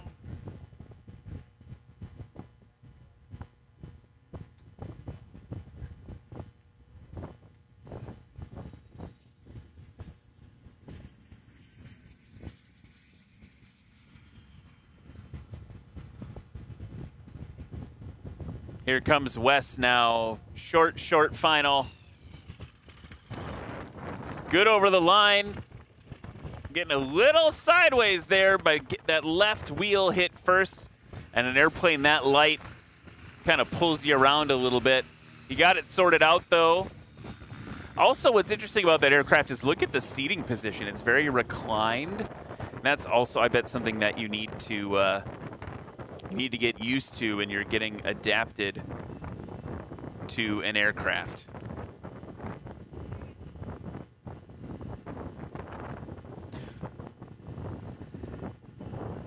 Reagan Kuhn says, "That's my granddad. Go Pappy." Thanks for watching, Reagan.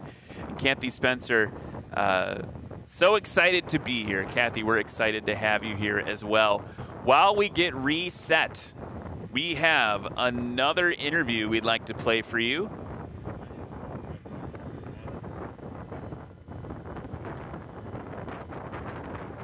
Mike McClendon. I'm actually right here from Sulphur Springs. I've got my own airport about 5 miles northeast.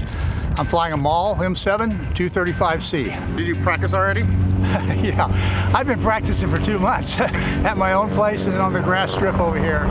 That's because 5 years ago I was at Hondo. I just bought the airplane. I thought, that's STOL airplane, I'll go do STOL stuff. And I didn't know what I was doing, man. And it was embarrassing. So since then, I've kind of gone to school and learned how to do it correctly. And so this time, I hope I do a better showing. How was your practice today? It was good. Lowest score was 295. So that's combined 137 takeoff and 150-foot landing roll, something like that. To be at 295 is far better than I ever expected. Yeah, do you have any modifications on the airplane? No, it's pretty much stock. I put this bomb on it out here on the left-hand wing. It's from Level Technologies. It's a barometric observation module, but it doesn't improve the flying handling qualities. It's an amazing little thing. I heard that you have a little bit of history in aviation. What is Well, I started flying when I was a teenager. I got my license on my 17th birthday. And I got a Master Aviation FAA award for 50 years of flying here a couple of years ago, so that tells you how long I've been at it. But I flew in the Air Force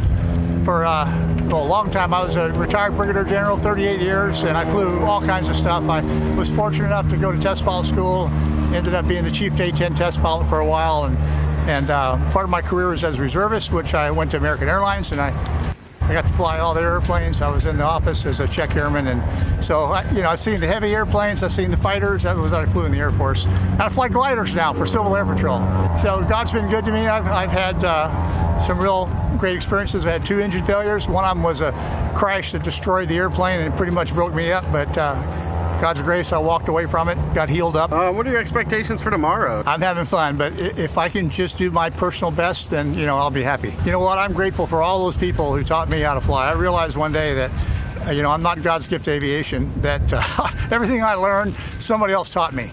And so now I get to teach in the gliders and give back to some of the young cadets and fly young eagles, and so that's a good feeling. So just thanks to all the predecessors who taught me everything that I've learned. Love that quote there. Everything I've learned, somebody else taught me. It's a good thing to keep in mind as you are on your own journey. Check it out. Who is at the line now? None other than Micah Lindstrom. Right behind him, Jeff Pohl. Right behind him, another 170 Bravo, Joel Dobson. Rick Boardman's here in the Checkerboard Carbon Cup. And we've got a return to practice, another Carbon Cup, that silver and orange one.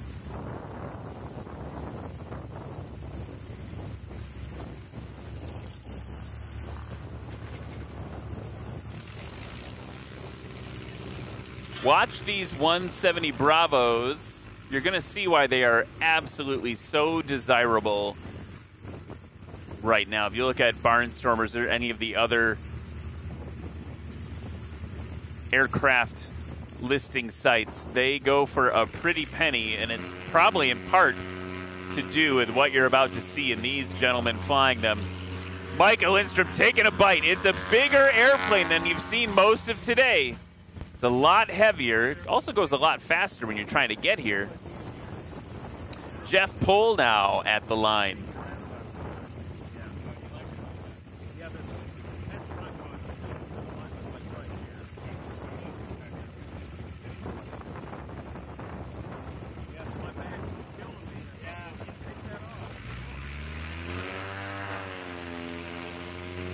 Getting that tail way up.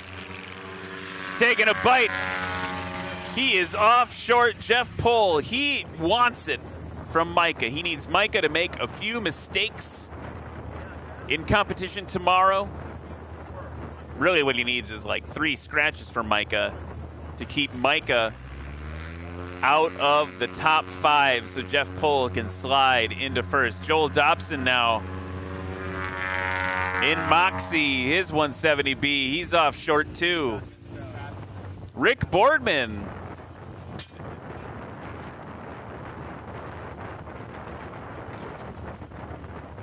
Rick Boardman has currently clinched first place in the sport class in terms of the championships. Always putting on a clinic. He's off. 76 feet or so.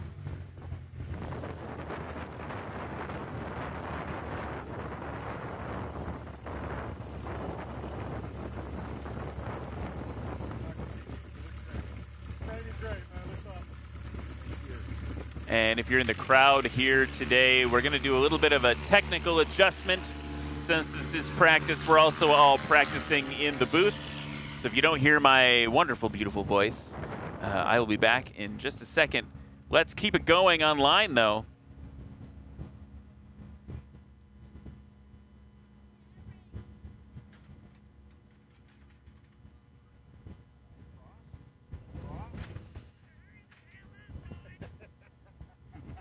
Hey, don't make her mad. Oh, I love to make her mad. Micah Lindstrom now over the lake. To your right, folks. Big Busch tires hanging in the breeze. Flew in from Minnesota this morning, landed around 9 o'clock. Put in some practice.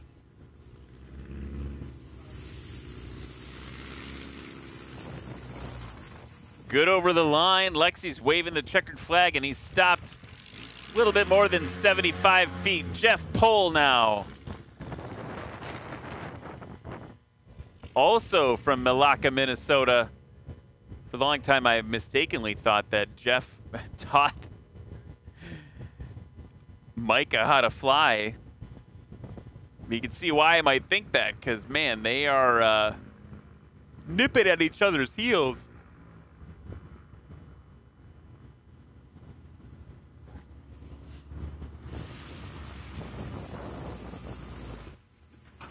And that's a scratch for Jeff Pohl. Jeff's been making a lot of modifications to his aircraft this season. He's got some wing tips that are a little bit longer that he experimented with. He had some power differentials he was working with in his engine, getting it a little more thrust.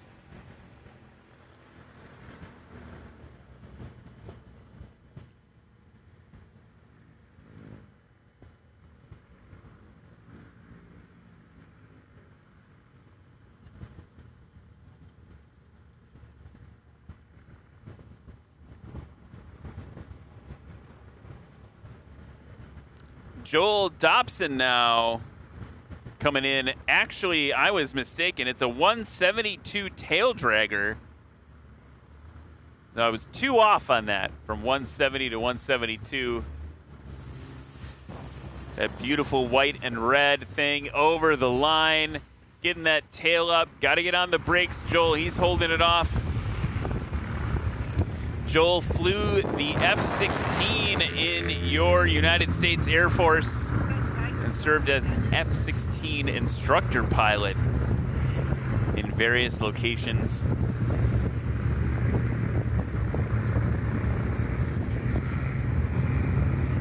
Rick Boardman now.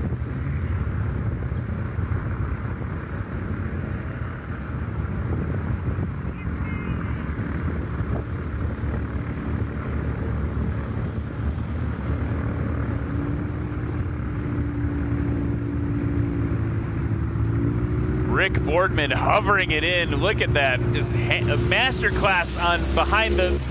I mean, it's very short, but it was a masterclass on how to hover it off behind the power curve. Love watching Rick Boardman fly.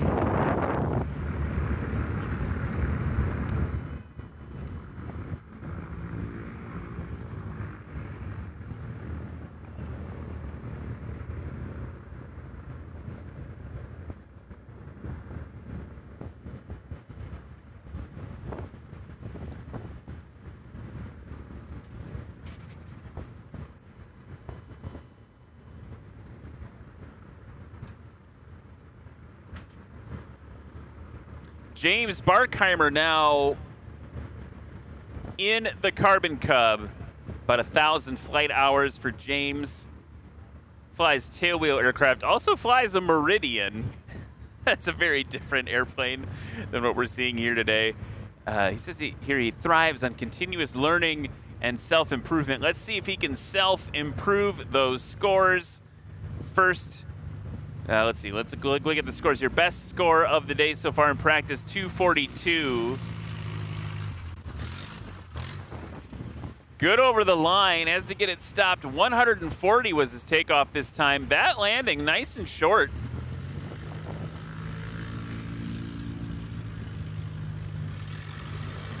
Best landing so far for James was 139.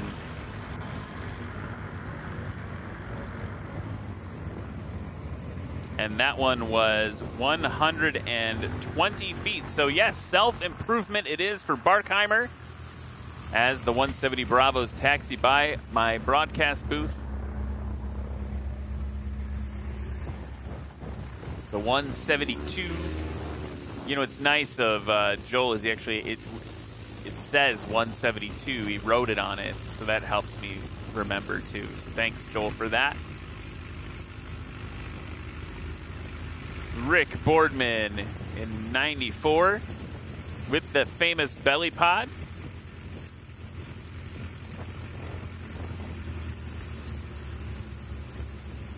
James Barkheimer behind him in the Carbon Cub.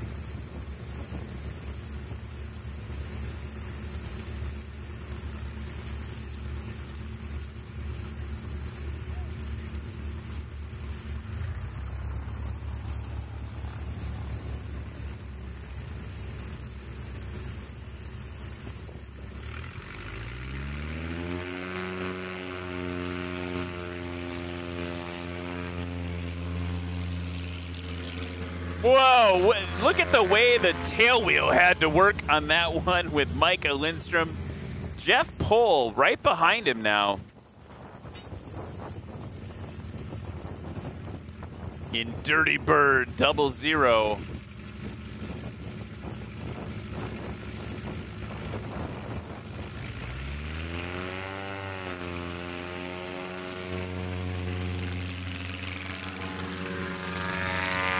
Off around 101 feet. They're saying no. I agree with the 101. I don't know what that guy's looking at. Yeah, fight it out, judges. They're going to get that sorted out. Here's Joel Dobson now. In the 172 tail dragger version. He's off short too.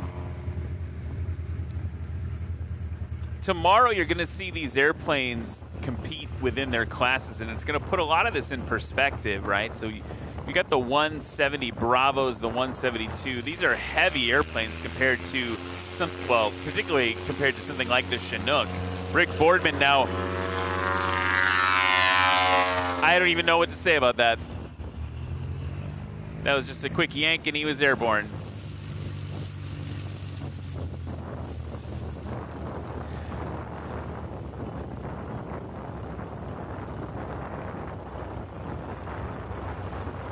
James Barkheimer now at the line.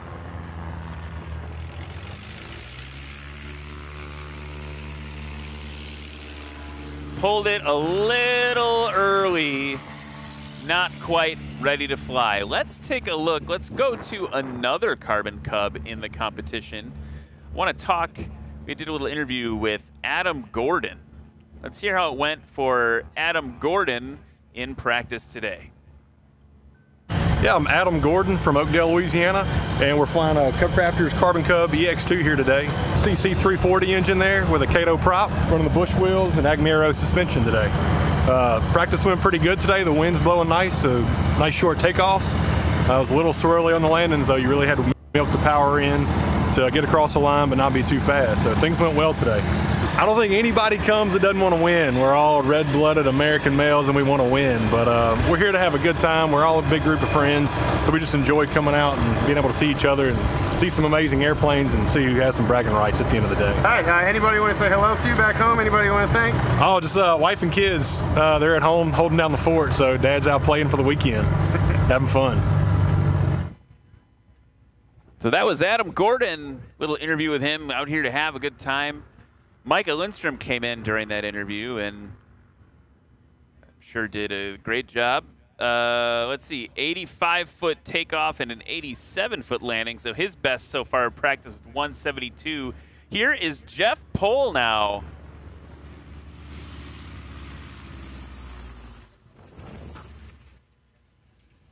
with another scratch for Jeff Pohl. He's got to get out of his head. He knows it. A little bit of a goose on the throttle there. That is a scratch. Joel Dobson now in the 172.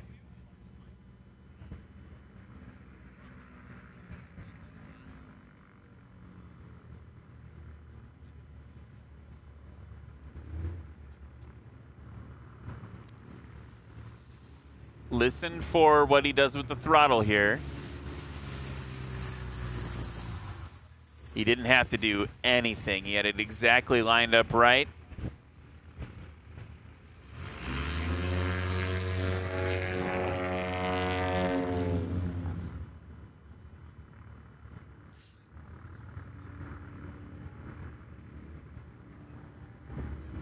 Want to say hello to another person in the social chat watching from New Zealand.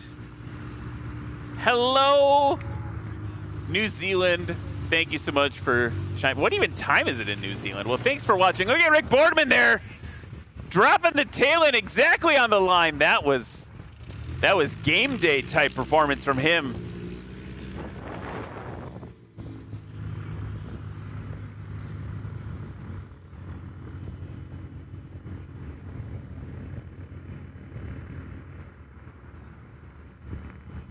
And it's good to see that I'm not the only one excited about the 170s. Red Baron Modeling says, yes, 170 time. I'm sure that's exactly how you said it, Red Baron Modeling. And yes, I agree. Really great. Look at that beautiful drone shot out over the lake.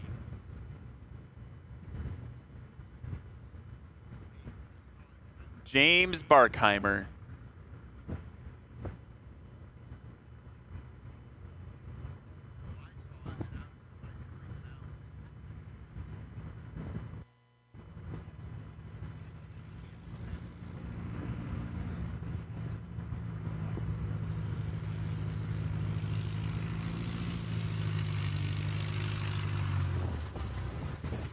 Really well over the line there for James Barkheimer. Sub 100 feet.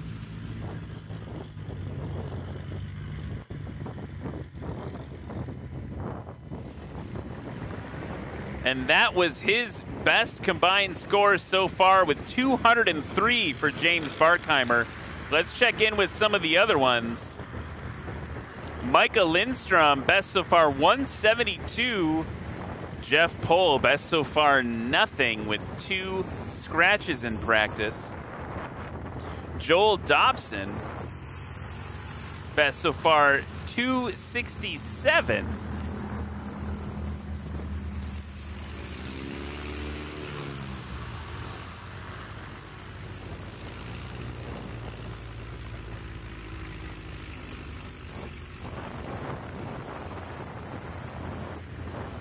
Rick Boardman's best combined score so far in practice with a takeoff of 75 feet and landing of 87, 162.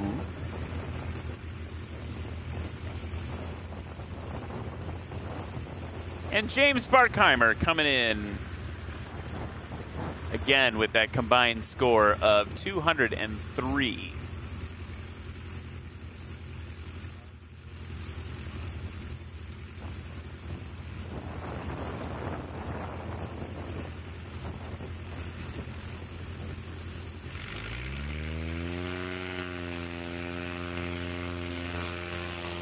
Micah Lindstrom now.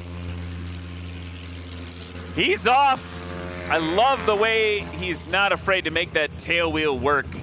That spring in the tail wheel putting in work every time Micah takes off. Here's Jeff Pohl now.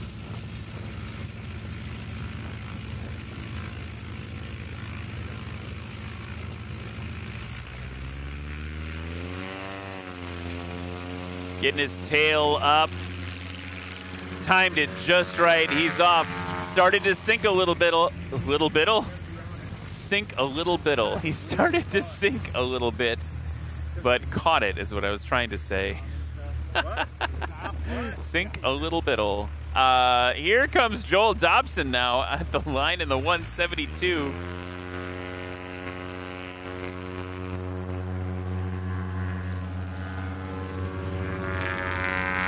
He's putting that tail wheel to work too. I wish this had occurred to me about 2 hours ago. Jeff Pohl with his best takeoff of practice so far with 94 feet. So he's had a steady improvement there every time. Here's Rick Boardman now at the line. His best takeoff was the last one at 75 feet.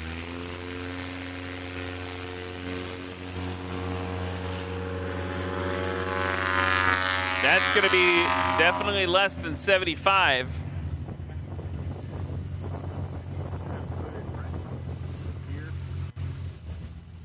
James Barkheimer now. Because that way I can kind of see them in my periphery. Pulling up to the line, waiting for Rick Boardman's score to come in. I know it was less than 75.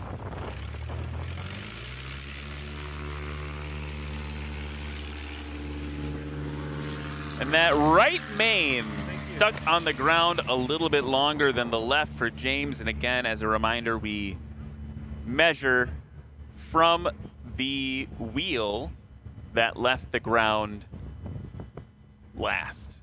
Let's go over. We've got Micah coming in on short final. I wonder if we can play. We have an interview with Colin Kneva debriefing his practice sessions. Let's see if we can sneak that in real quick while Micah hovers it in on final. Hey, so my name's Colin Kneva. I'm from Lincoln, Nebraska. This weekend I'm lucky enough to be flying a Legend Cub called the Beast Mode right behind me.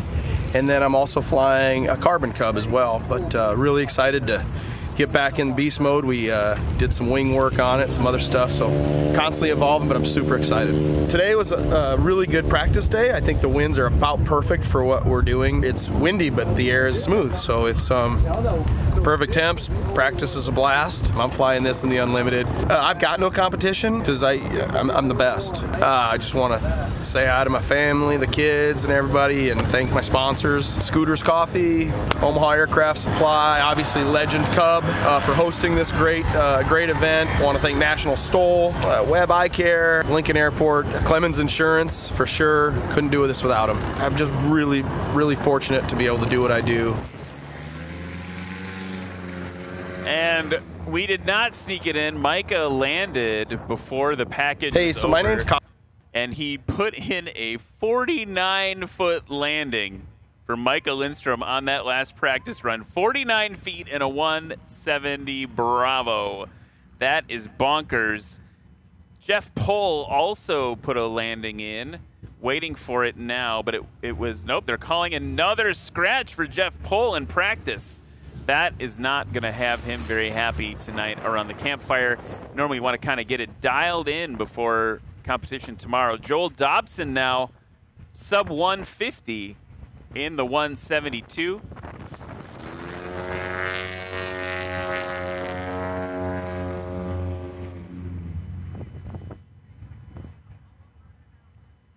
Let's show a replay of Micah's landing, that sub 50-foot landing in a 170.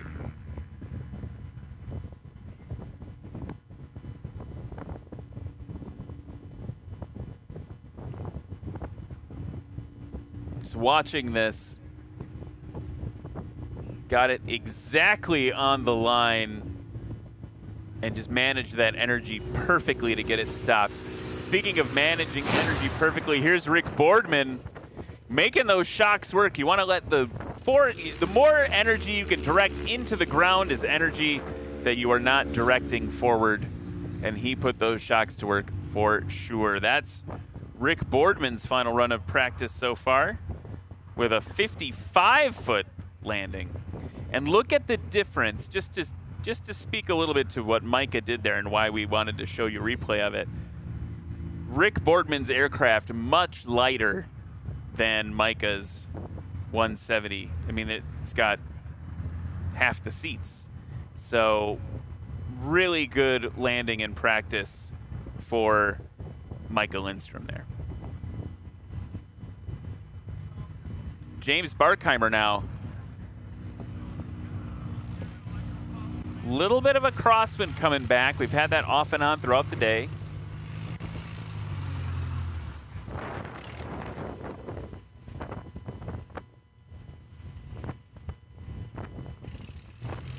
somewhere between 75 and 100 feet for Barkheimer.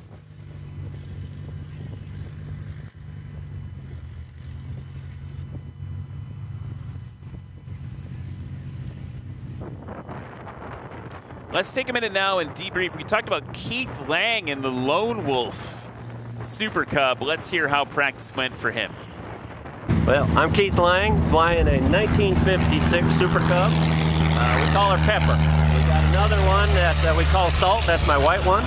But so we got a good day in. The wind's beautiful. Absolutely loving it. So we got a couple landings in, and I think tomorrow, if we can do about the same thing, we should be in some good numbers.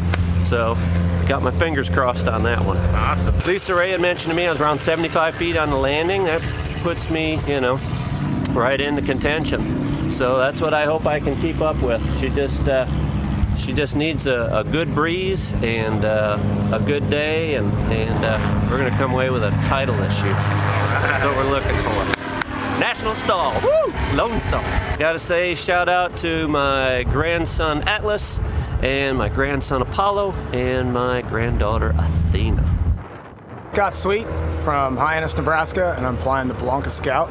Practice was good. I'm a little heavy on fuel, so I need to burn some of that off.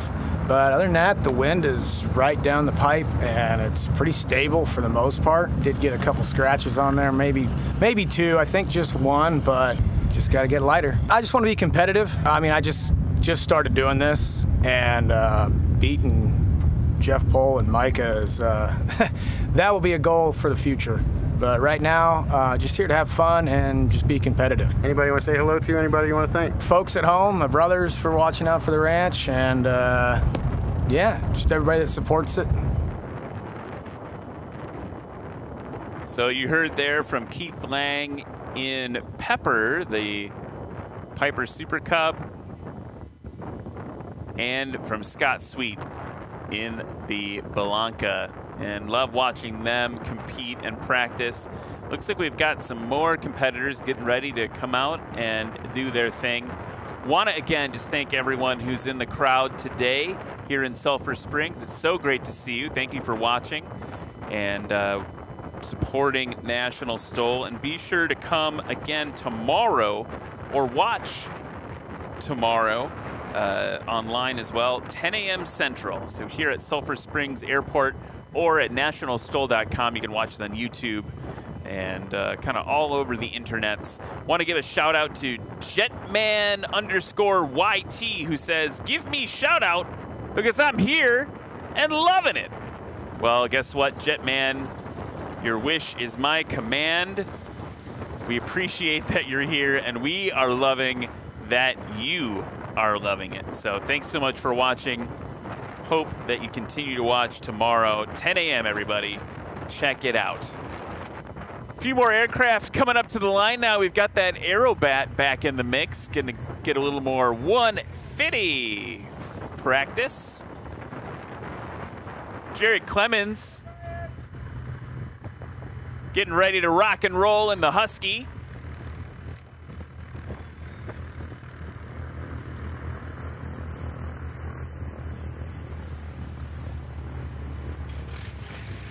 Luke Spohr revving the engine of the MOAC.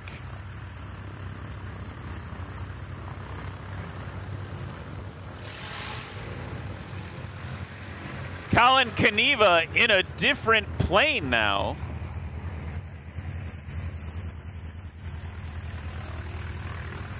He likes to play both sides of the various classes.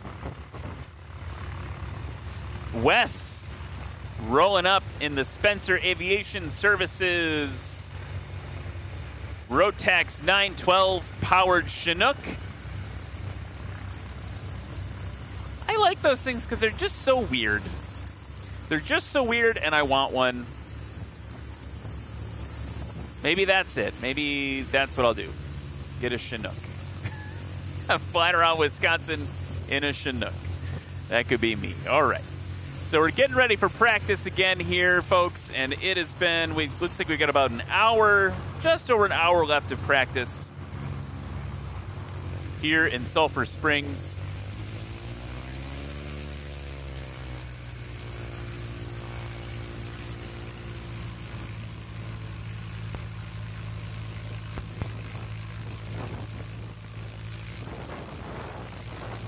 Wind is back to 180 at 10 to 14 knots. You heard Colin say it in his interview. He's like, you know, the wind is good. It's smooth today. Digging the tail end on that Aerobat, but he's off.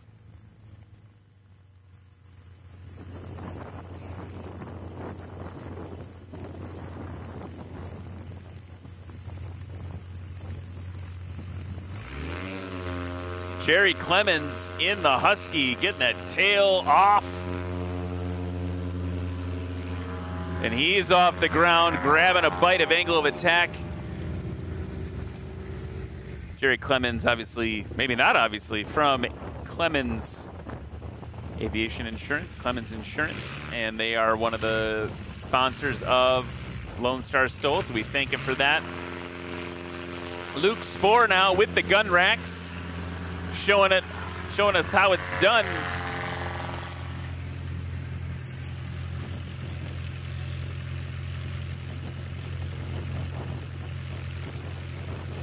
Colin Kneva now in the Carbon Cub.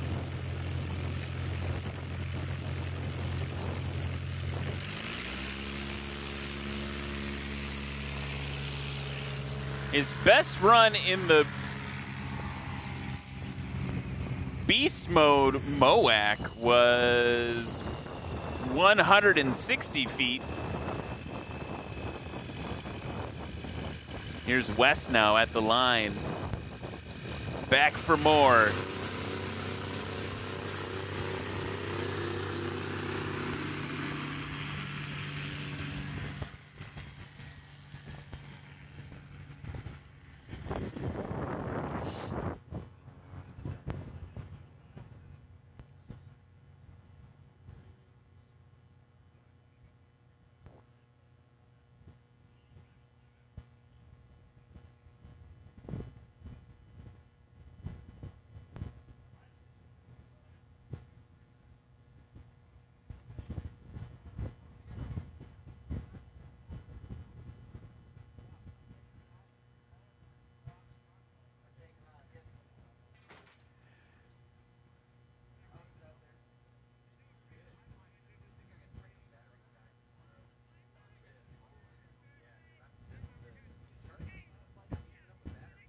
To your right now, the Cessna 150.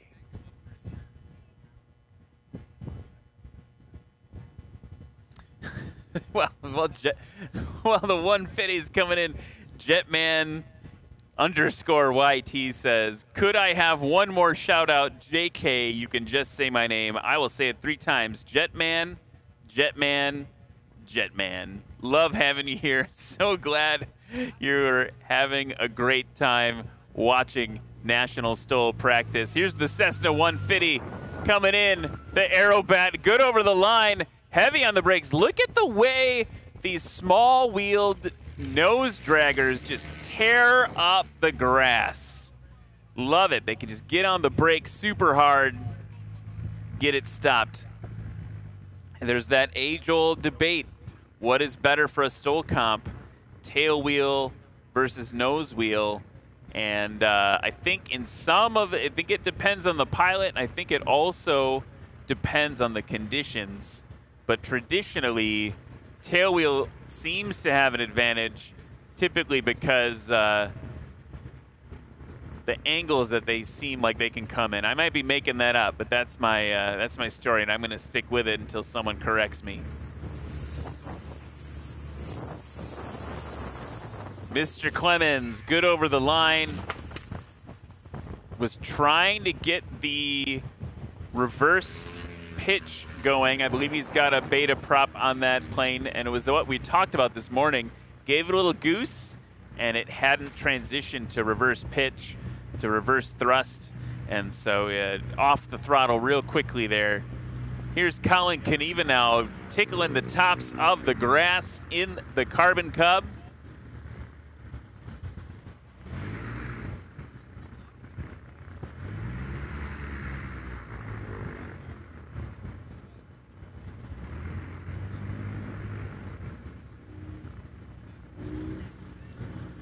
No, I was wrong. It's Luke Spohr.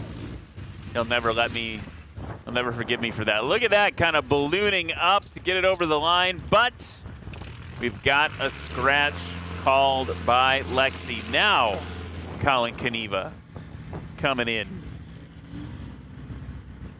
in the Carbon Cub this time.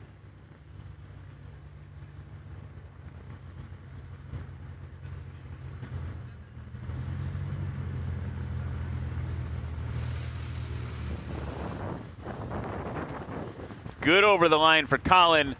Get it a little break, a little too much break. He had to back off of it. Still stopped sub 100. Jerry Clemens, by the way, best landing, that last landing for him, 83 feet.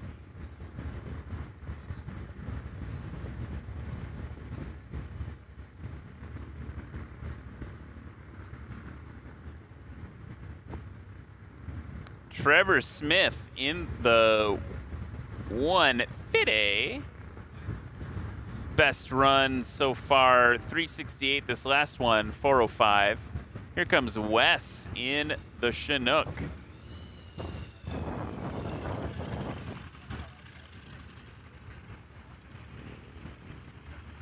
Getting it stopped. Wes, by the way, check it out, a 47-foot takeoff. That last run, 47 feet.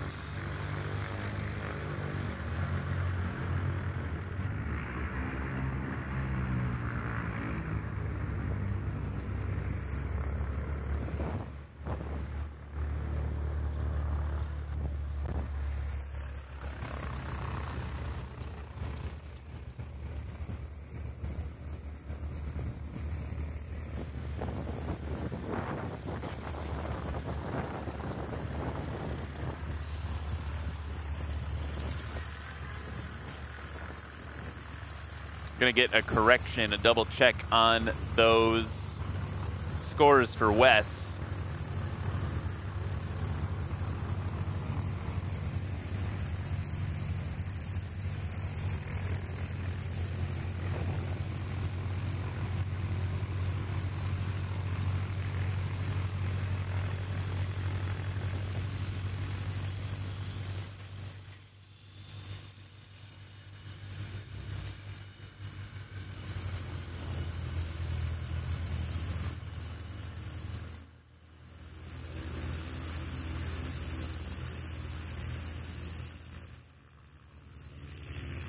Luke Spohr likes to do pirouettes. He's doing some pirouettes out there.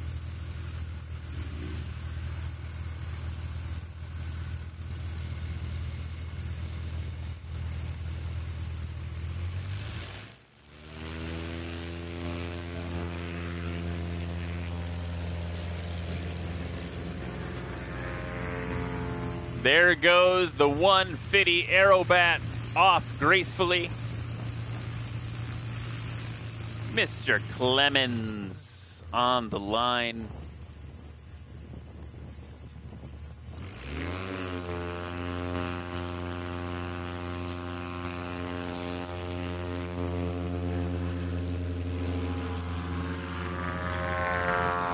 Seeing some improvement there from him. Luke Spohr now coming up to the line as well.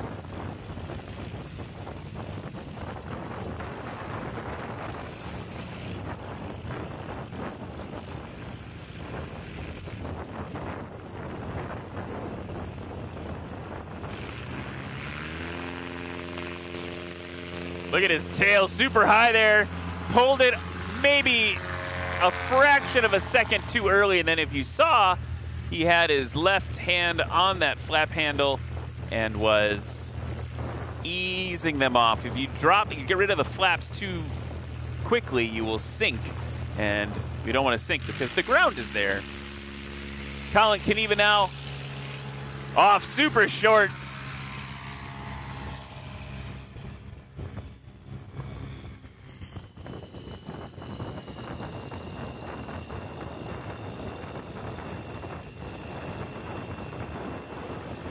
Wes rolling up to the line in the Chinook.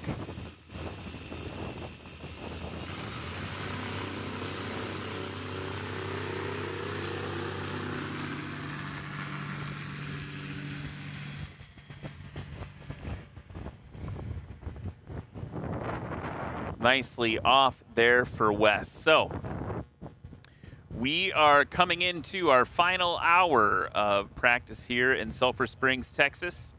If you're just joining us, my name is Ryan Dombrowski, and I'm one of the announcers here at National STOL, and I just hope you're enjoying the stream today as we practice for the national championships tomorrow here at Lonestar STOL in Sulphur Springs, Texas. It's kind of a special place to be because we are at the home of American Legend Aircraft, who make a lot of the aircraft you're actually seeing fly right now, particularly the MOAC flown by Luke Spohr as an example. And we've just been having a great day of flying. It's not too hot, not too cold, just the right amount of wind for good takeoffs and landings. And we've just really been enjoying ourselves. So one more hour of practice remains, and then we will call it a night, give the pilots a chance to rest, and 10 a.m. tomorrow is when we want to see you, nationalstol.com or National STOL on YouTube, Facebook, all those places. Come check us out and hang with us all day as we go through the classes of competition. If you are new here as well, I know Jetman in the chat who is loving it. Here's this 150 coming in, getting heavy on the brakes. He's got to replace his divots too. Hi sir, I messed up the chat. No, you're good. Have fun, Jetman. That's what this is all about. If you're new here though and you're wondering how the competition works, we have a line painted on the grass on this runway we've set up here at Sulphur Springs, and pilots line up on that line and take off as short as possible. We measure from where their wheels leave the ground. They come around the pattern and they land. They have to land at or beyond the line. So let's watch Jerry Clemens now in the Husky. He's holding it off. He's going to try to get as close to that line as possible. He's good over the line, and we will measure, try to get that reverse propeller working. Not quite. We measure from the line to where the main wheels stop. We add those two numbers together, and that gives us a composite score.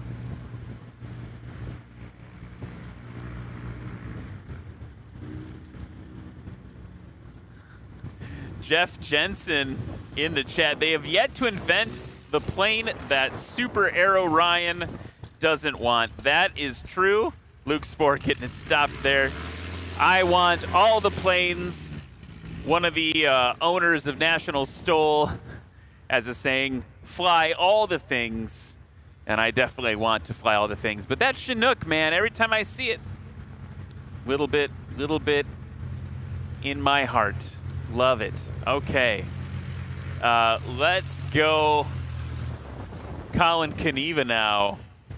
Over the line with a scratch, though.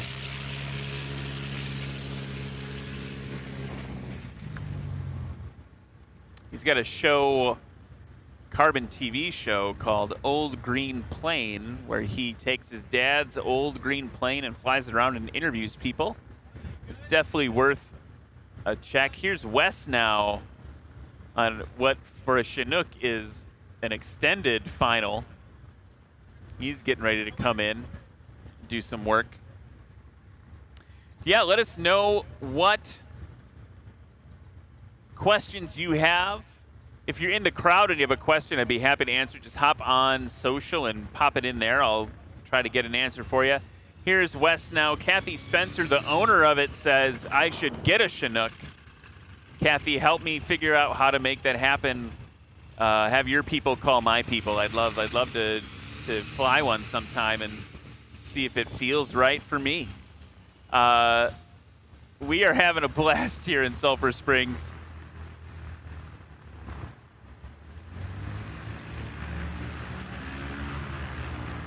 Trevor Smith taxiing by in the Aerobat, the Cessna 150 Aerobat.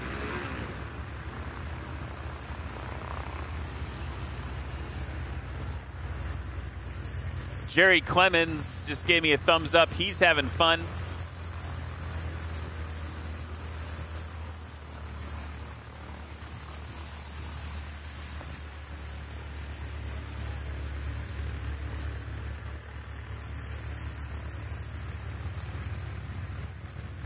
There goes Luke Spohr in the MOAC.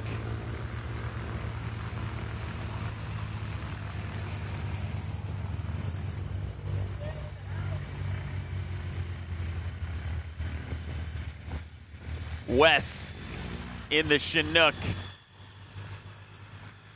And on the hard surface, we have Justin Tisdale has arrived. He is in the sport class. You want to talk about someone that has overcome adversity after adversity after adversity on the circuit this year. Lots of mechanical problems he's fought and conquered, and also just getting dialed in as a new STOL pilot. It's going to be fun to watch him. I don't know if he'll be practicing today, but he'll definitely be competing tomorrow. There goes the 150, Trevor Smith.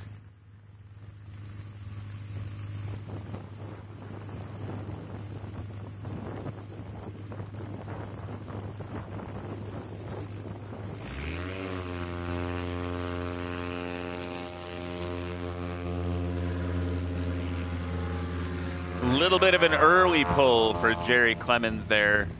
Not exactly dialed in timing-wise that time around. Luke Spohr now.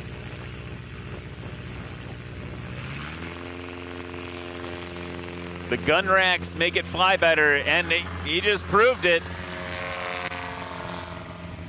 Maybe even sub 70-foot takeoff there for Luke Spohr.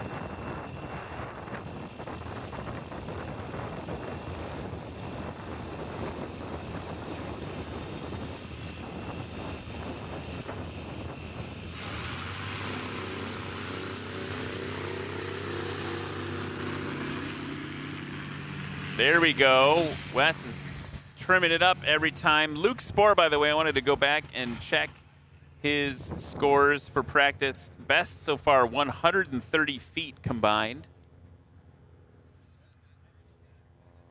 That's pretty short.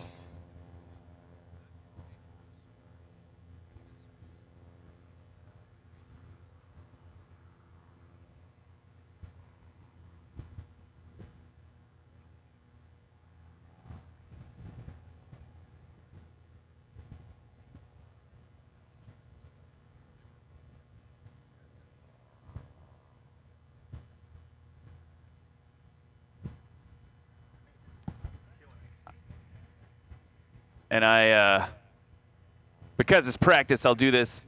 I got my Clemens confused. Jerry is flying. His dad is not.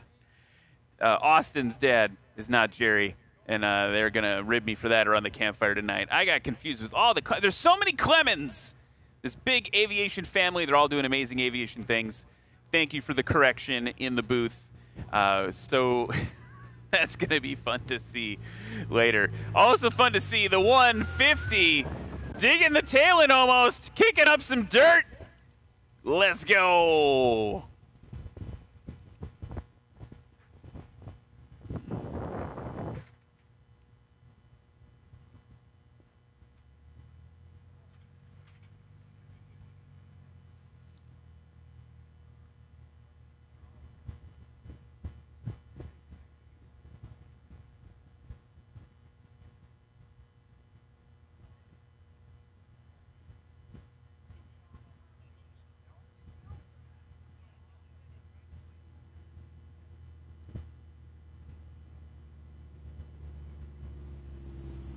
Here comes Jerry Clemens now over the line.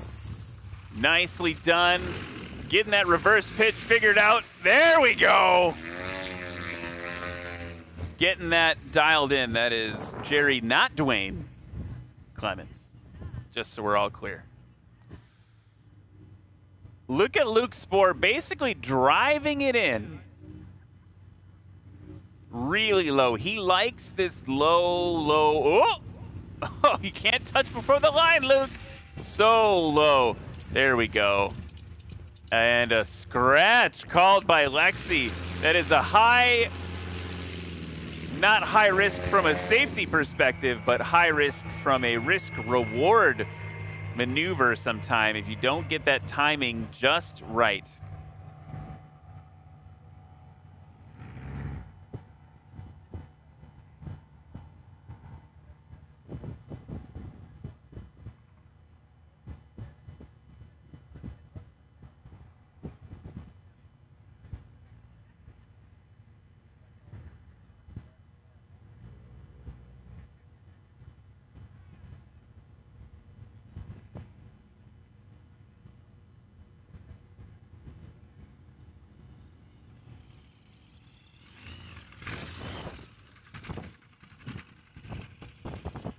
That's a nice short one for Wes.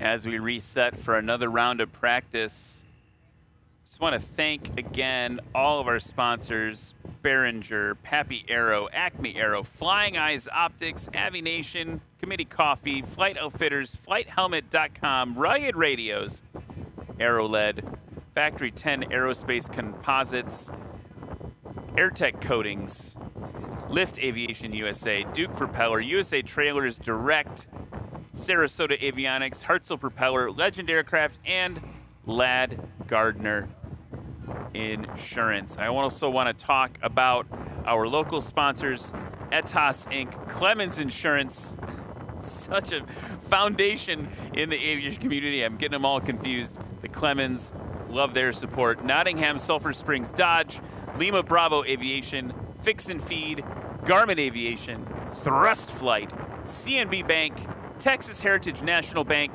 and Grocery Supply Company. With that, we are going to take a short break, and we will be back with more STOL practice here in Sulphur Springs.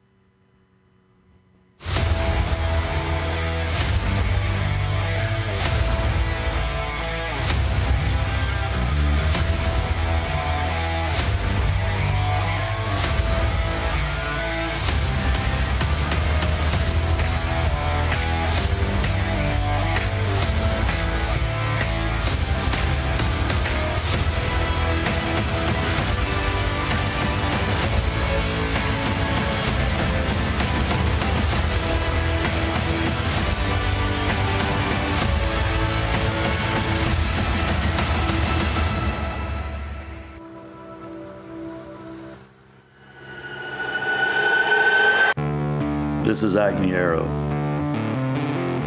Acme, the pinnacle, the very best.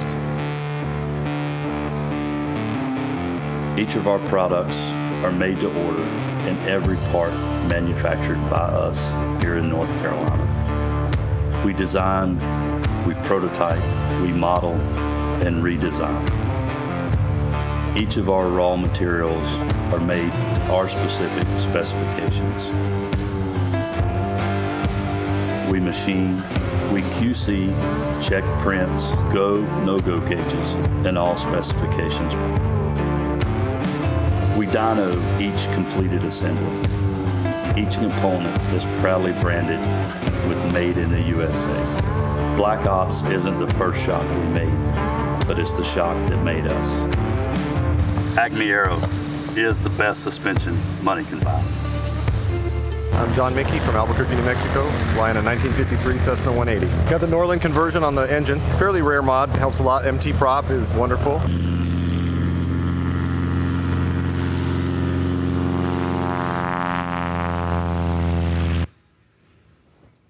And we are back here in Sulphur Springs, and I cannot believe how lucky we have been with the weather today. It has been relatively consistent for the pilots, knock on wood, and it has been just relatively comfortable for me in the booth, and that's all that really matters. So we are kicking off another round of practice. Again, if you are watching STOL for the first time during this practice, know that tomorrow at 10 a.m. when things kick off, the aircraft will actually be sorted into classes based on mostly gross weight, but also performance. National STOL has actually run the numbers over the last few years of competition and reorganized this year a few of the classes that aircraft appear in to help make it more competitive, make it a little more fun for you at home, and make sure everything seems fair. There's Eddie Sanchez, not messing around. Love the sound of that Yamaha.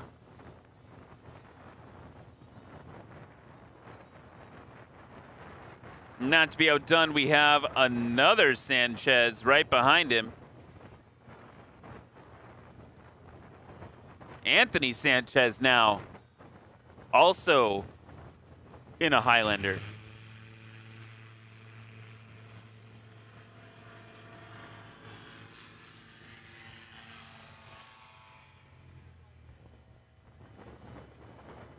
Adam Gordon in the Carbon Cub now, at the line, ready to go.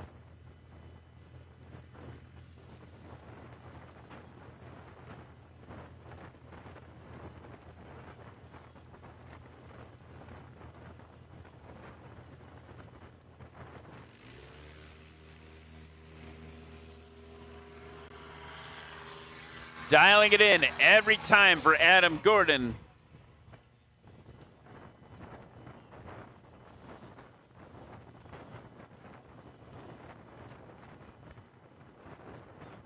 That was a 74-foot takeoff for Adam Gordon. His best, actually, the previous run, 62. These are like top-level scores coming out of him already on takeoff. Keith Lang and Pepper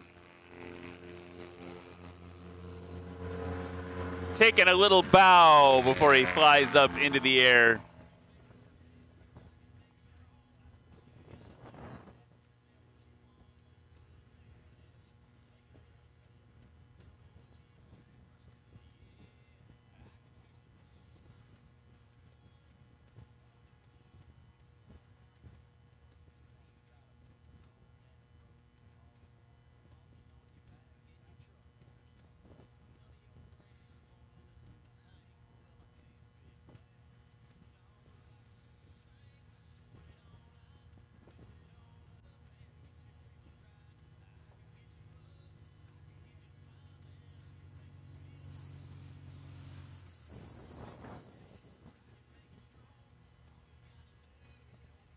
A little bit of brake fade at the end there, but nothing to worry about.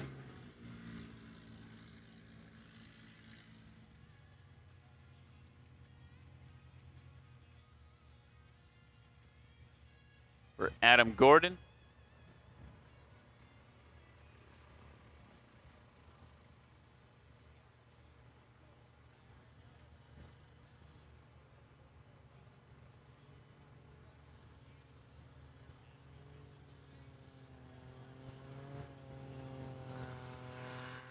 Eddie Sanchez right over the line, getting it stopped super short, just over 50 feet.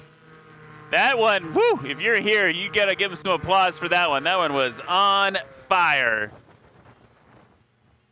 67-foot takeoff, so kind of in the middle of what he's done, but a 59-foot landing. That's Eddie's best landing of practice today.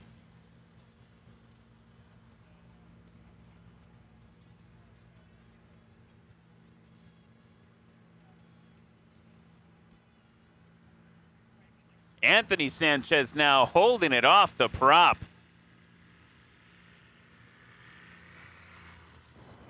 It's good over the line. Getting it stopped. Not quite 59 feet. Let's see. Let's see what was better.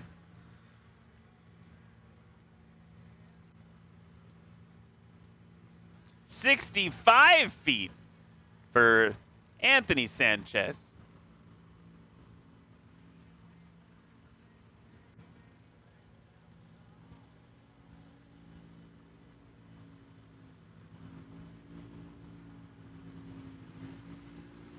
And a big thanks again to Kathy Spencer for your kind words. Look at that short one.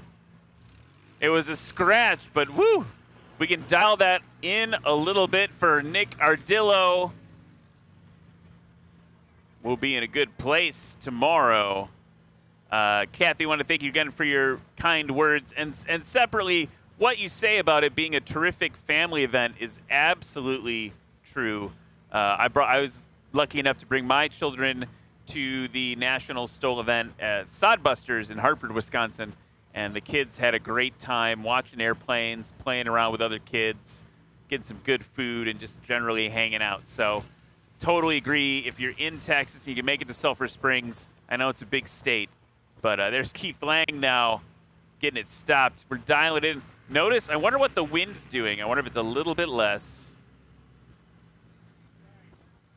Total family event, though. Totally worth it. And I don't want to pressure anybody, but it's the last one of the year. Last National STOL event of the year, so worth the trip.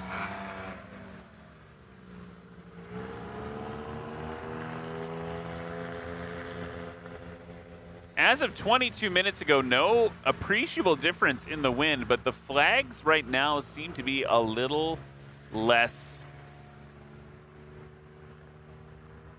boisterous.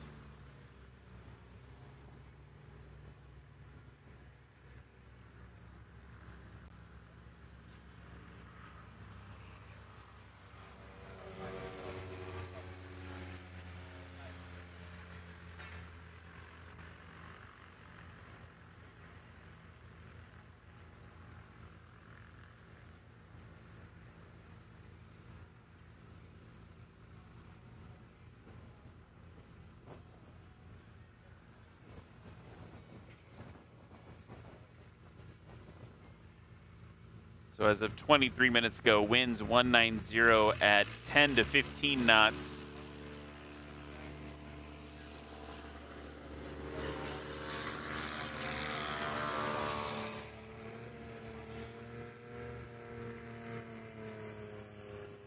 Adam Gordon's off. Eddie Sanchez getting taxied by Lexi right up to the line.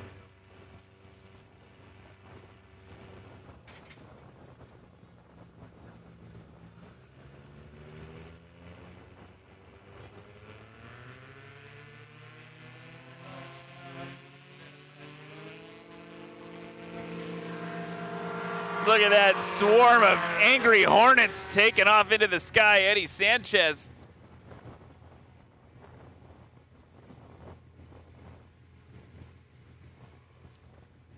"62 feet for Eddie on that one.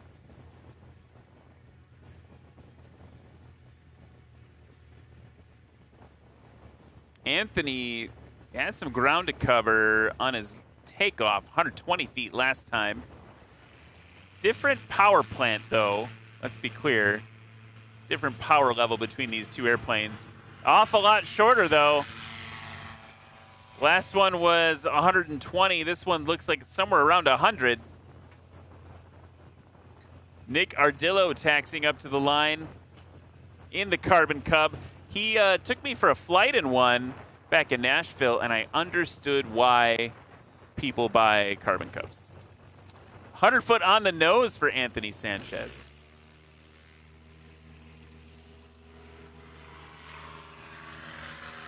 Nick Ardillo off just over 75 feet in that Carbon Cub as Keith Lang in the Super Cub. He calls it Pepper.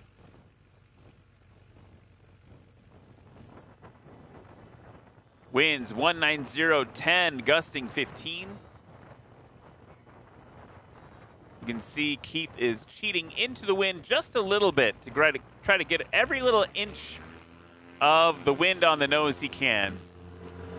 And he's off maybe around 70 feet. While they go around the pattern, we had an opportunity to do another pit side interview, this time with Joel Dobson in the 172 Cessna 172 tail dragger. My name is Joel Dobson from Chattanooga, Tennessee, and I'm flying a 1956 172 tail dragger, straight tail, nicknamed Moxie after my wife's name. Do you have any modifications on your airplane? Yeah, there's a couple. 83-inch Hartzell Trailblazer composite carbon prop, Lycoming 0360, 180 horsepower motors. This airplane started out as a nose wheel airplane, so it used to have a nose wheel. That conversion gives it higher AOA, beefed up with these 31-inch Alaska bush wheels that I'm sitting on here with some double piston brakes to provide good braking when you touch down and land. You got a leading edge short takeoff and landing cuff kit on the wing. And on top of that, there's some vortex generators to help the air attach to the wing better. It's a great flying airplane. Lots of things going on with it. There's some tough competitors across the ramp here from me, some of my good friends, Jeff Pohl and Micah Lindstrom. Those guys are pretty good at pulling down first and second between each other. But you never know what tomorrow might bring. Gunning for first, hoping to place, and just have some fun and fly safe, that's for sure. Is there anybody you want to thank? Yeah, my wife Christy, my daughter Allie, my son Connor. They're back in Chattanooga, and I'm out here with my mom. She's just down the ramp a little bit. Having a good time out here at Lonestar STOL.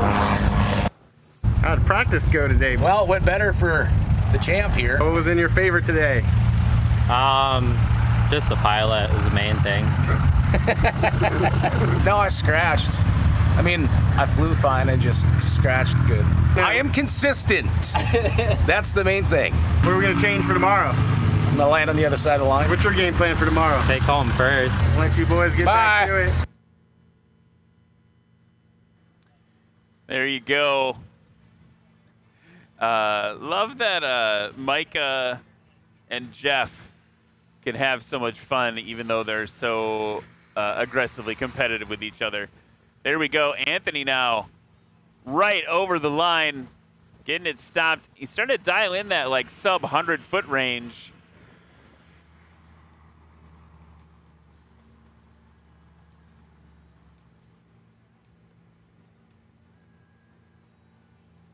Nick Ardillo next.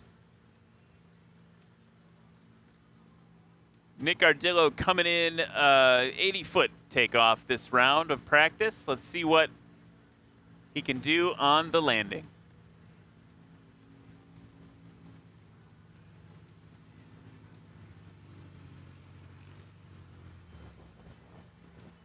And that's a good one for Nick. Sub 100 feet. Good over the line. Let's go to an interview with Jeff Abrams of Piperzilla. Hello, everybody. I'm Jeff Abrams. I'm from Ocala, Florida. I fly a 1965 Piper Cherokee. We call it Piperzilla, the beast from the southeast. Out here practicing today at Lonestar STOL. My practice today wasn't as good as I'd like to see it, but you have good days, you have bad days. Found out for the landing, the runway was pretty soft for my airplane. Got small tires and a tricycle gear, and I'm digging some pretty good trenches out there, I think. Some of the other people may not like that. But so far, it's a good day, nice temperatures, good wind for getting us off the ground, and having a good time so far. Y'all come on out. Love hearing from Jeff Abrams there. Like the little bit of self-awareness. I'm digging some ditches out here, and people may not like it.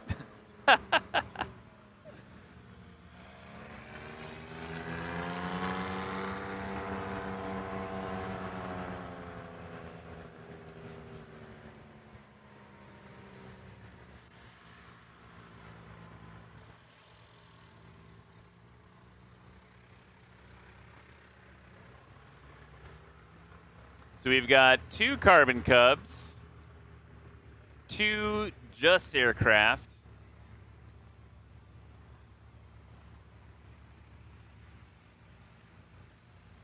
a Super Cub,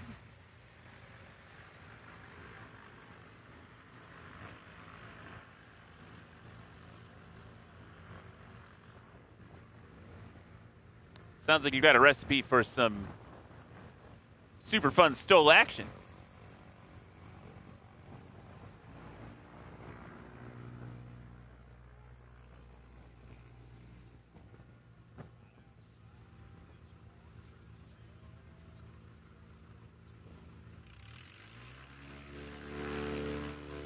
Adam Gordon floating it off that time.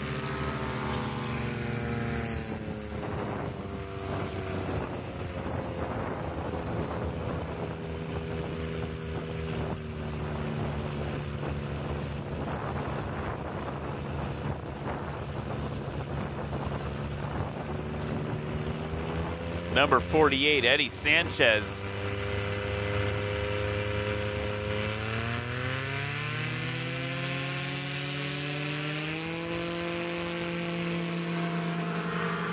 Woo, doggy. It's fun to watch.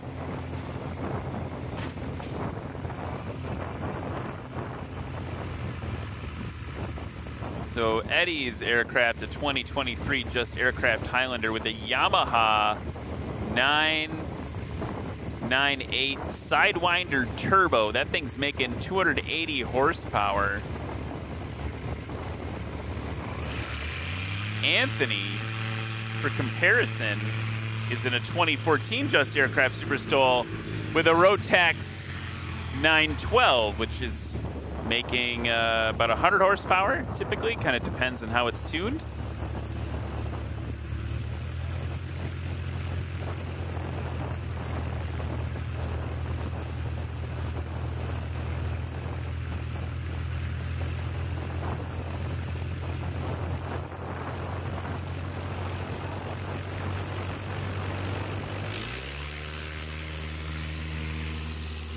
Nick Ardillo, oh, leaping off.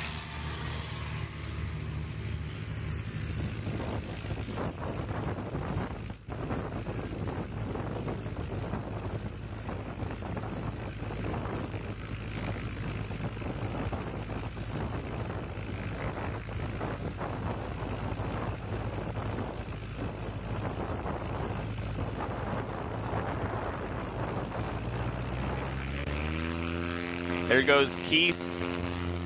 Really, he is so aggressive getting that tail up. And you can see that pitching moment then helps him bounce. Well, he didn't really bounce this time. He just floated into the air, but that was really great. And kind of perfectly timed. Look at short final. Adam Gordon coming in over the lake. It's a good day. It's a good day in Sulphur Springs. Getting it lined up a little bit.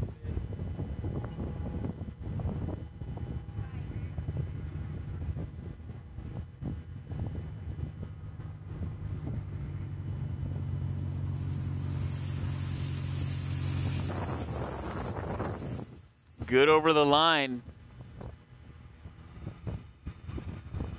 Nice firm stop.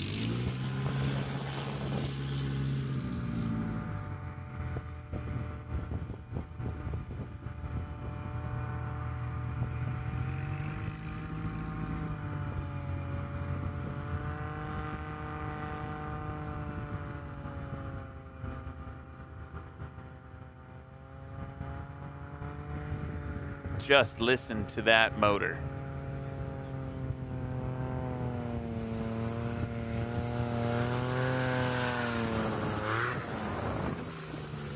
And a scratch for Eddie Sanchez.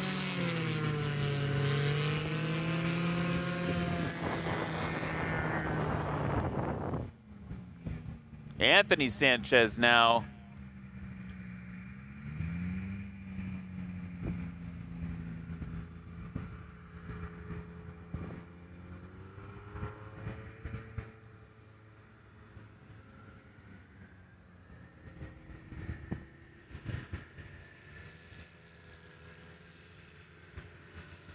Really hanging it out there. Really hanging it out. Come on. He's good over the line. Stop nice and short. Let's look at the scores. What is that?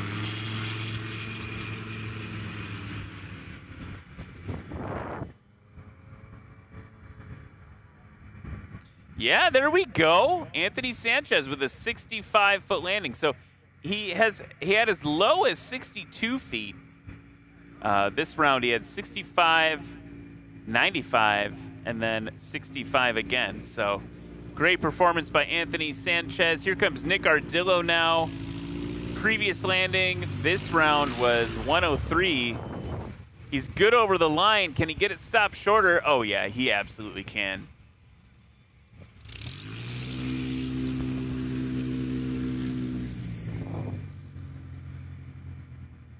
$80 feet. Nick Ardillo's first takeoff of the day was 65 feet, but then he kind of settled into a routine here during practice of around 80 feet, plus or minus. That last takeoff and landing combo was 170 feet combined. That's his best of practice today. Lots of DQs for Nick Ardillo. He'll have to clean that up heading into tomorrow. Here's Keith Lang.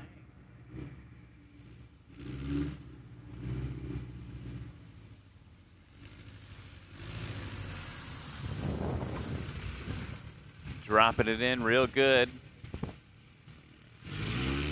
Sub 100-foot landing. I mean, it's almost routine now on the national circuit, right? The national STOL circuit to see landings this short. But they still are amazing.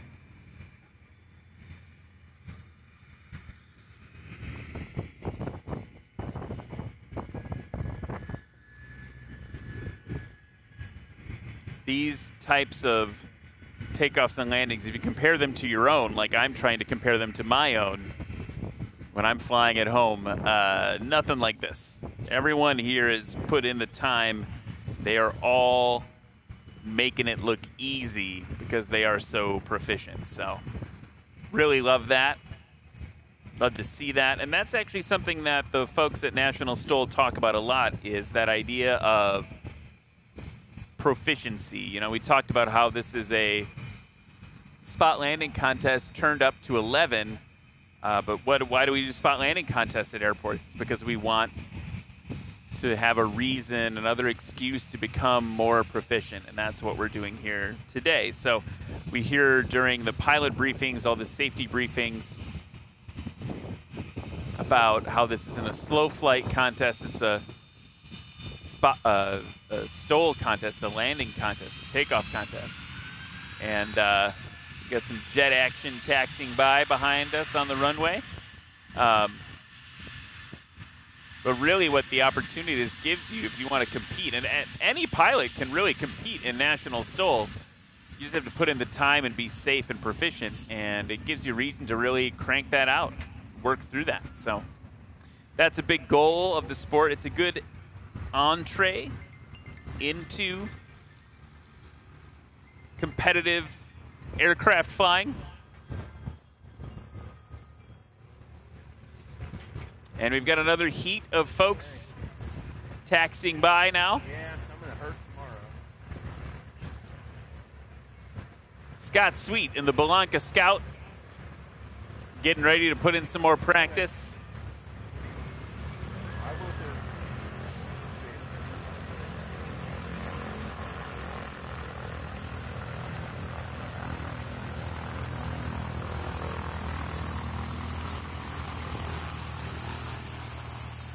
Ah, the Tiger Shark is here.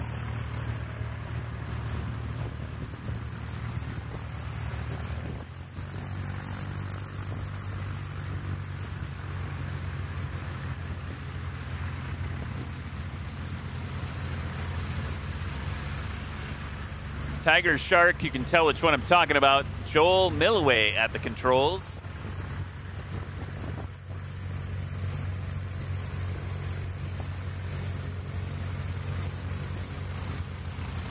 Chuck Olmstead in the 2001 American Legend aircraft, taxiing by as well. Levi Nogas is back for more.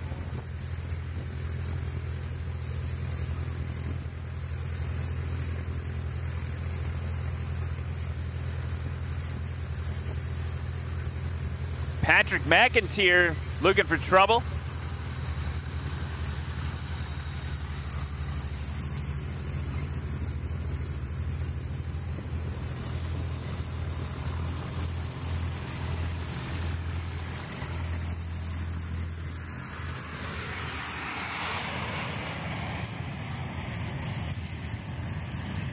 We're more of a piston-powered crew.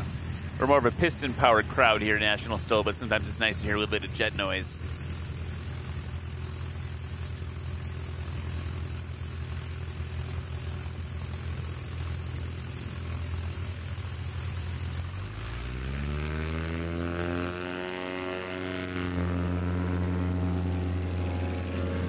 Scott Sweet in the Belanca.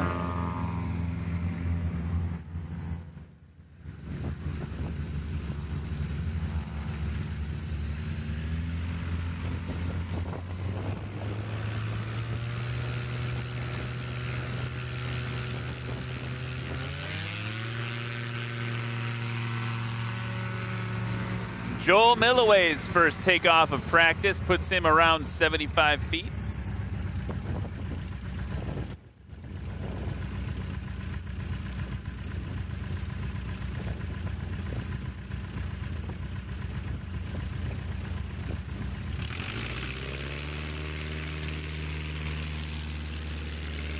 Chuck Olmsted.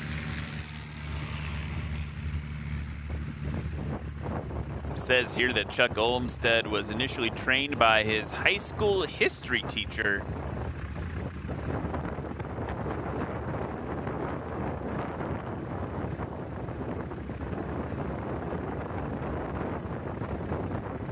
Personally constructed that aircraft.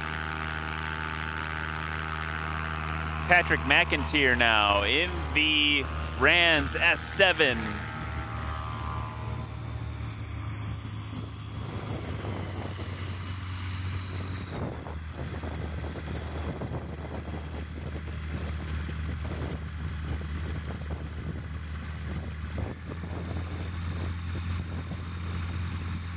Levi Nogues in the storage.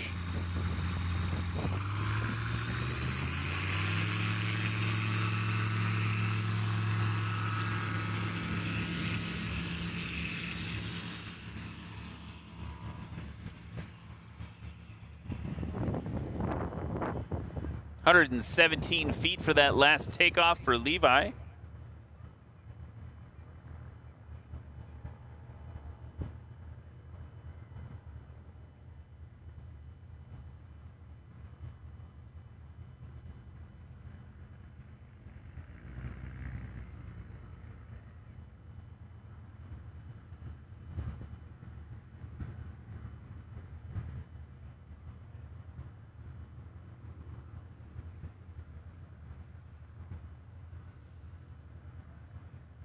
Scott Sweet now coming in over the lake.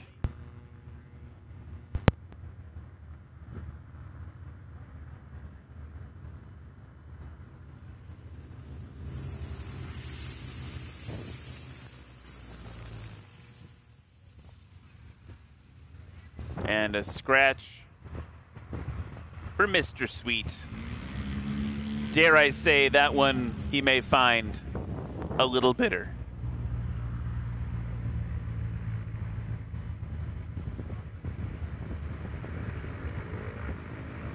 Luke Spohr is one-wheeling around. There he is, waving. Hello, Luke. Nice job today in practice. Joel Milloway, one to watch. You haven't seen him yet today. Look at this in the Tiger Shark.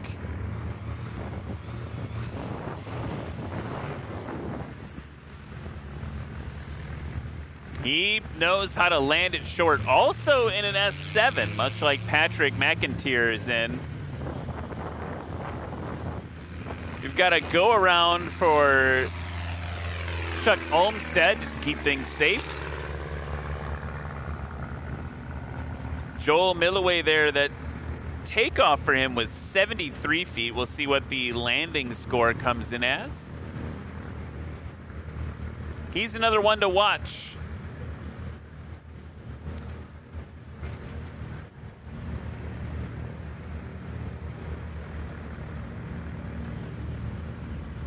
That go-around will put Patrick McIntyre up next. Also in an S7.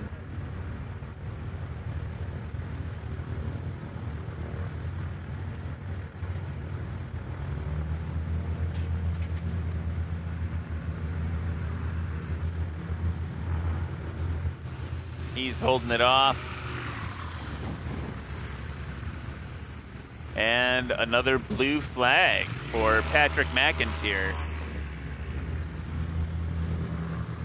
Sorry.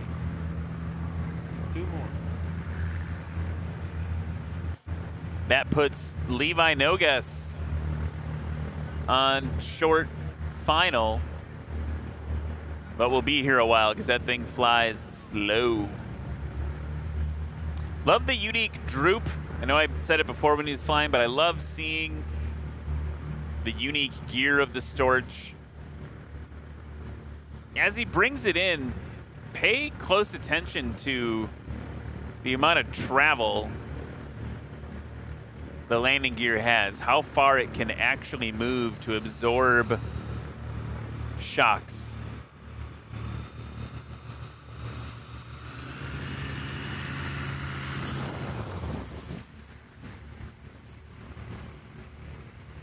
Really squats down hard.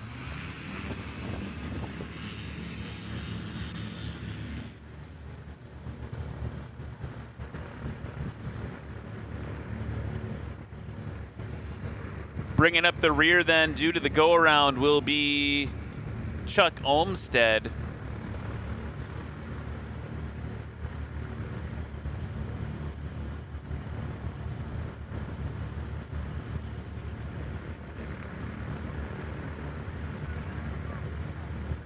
Bringing it nice and low. You got to get over that little bit of rise for that cross taxiway. Holding it off. He's good over the line, but a little bit of extra energy.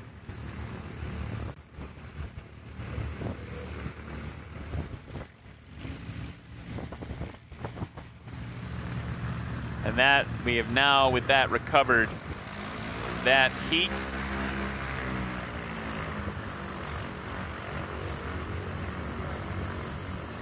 Scott Sweet and the Belanca taxiing past our camera crews. Joel Milloway in the Tiger Shark. In the same aircraft type, right behind him, Patrick McIntyre.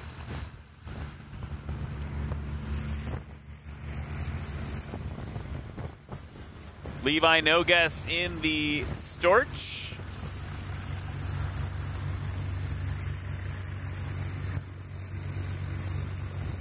That is based off of, by the way, a much larger aircraft called the Fiesler Storch.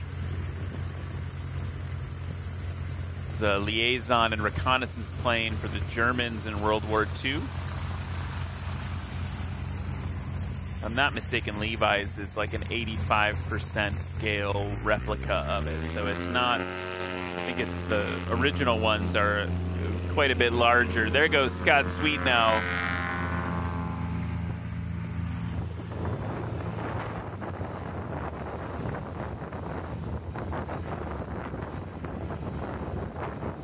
Joel Milloway in the Tiger Shark at the line, doing that kind of pre-crabbing into the wind a little bit to try to get a little shorter. And look at how short it worked for him.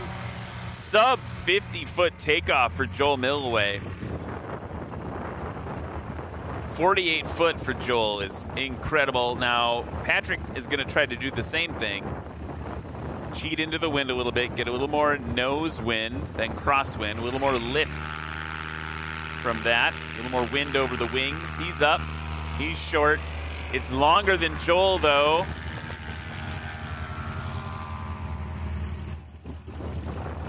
Somewhere around 75 feet.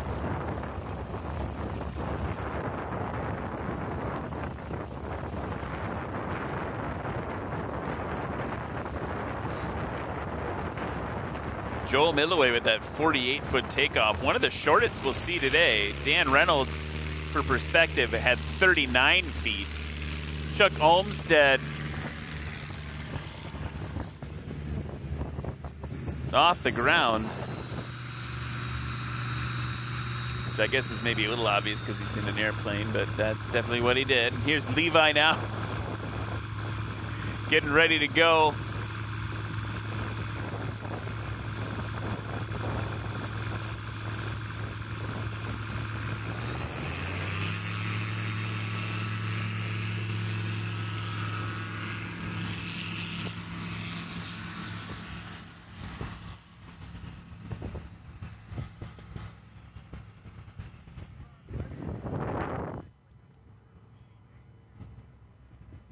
82 feet for Levi Nogues on that last takeoff. While they're popping around, I wanted to give a little shout out to a man who's sitting not too far from me, Reese Dockan, and his co-conspirator Brennan Thompson.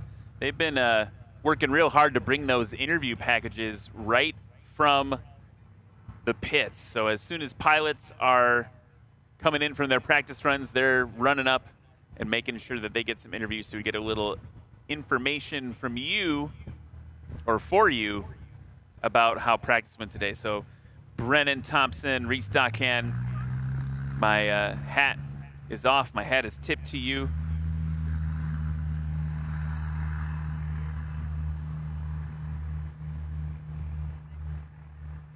Also a big shout out to the folks in the broadcast booth, the volunteers in the other side of the wall next to me here. There they are, coming up on your screen, I think, in a second, as Scott Sweet comes in over the line.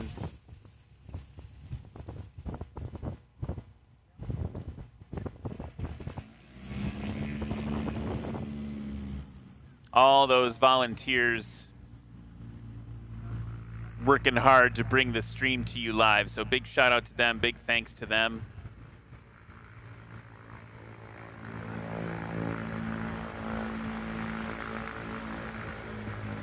And a big thanks to you if you're watching at home or if you're watching here in Sulphur Springs. We can't do it without you either, so we're so appreciative.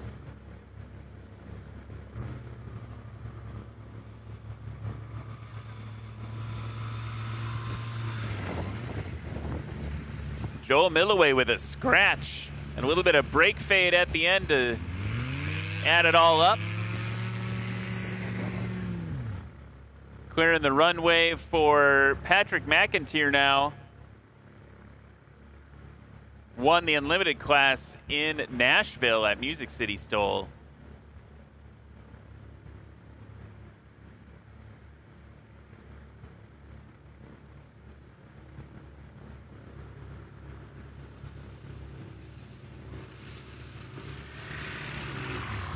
A little bit of a balloon for him, but he's over the line, getting it stopped.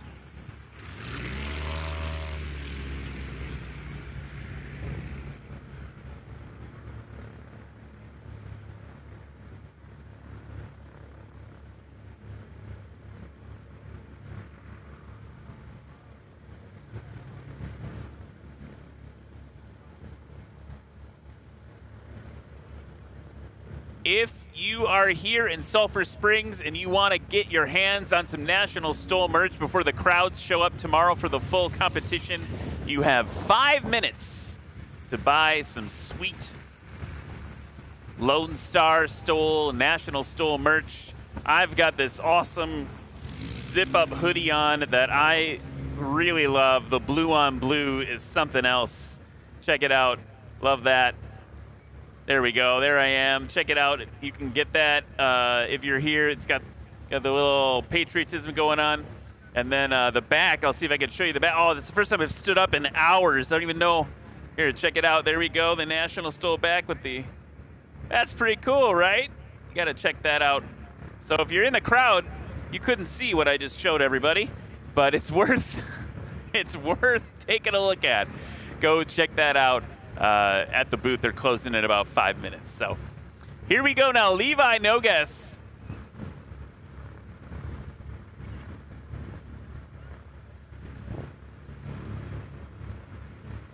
In the Storch. Those leading edge slats putting in work just like they do on the MOAX.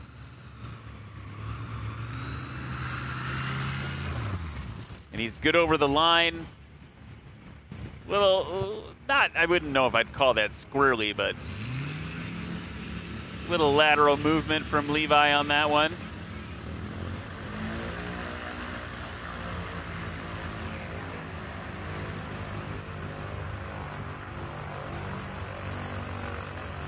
And taxiing in front of you again, you've got Scott Sweet in the Belanca, Joel Milloway.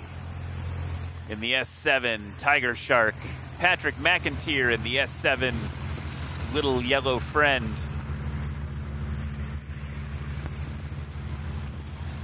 You got that nickname at Arkansas this year is what I understand. Mr. Olmsted in the very shiny, look at that shiny paint job on that Legend aircraft.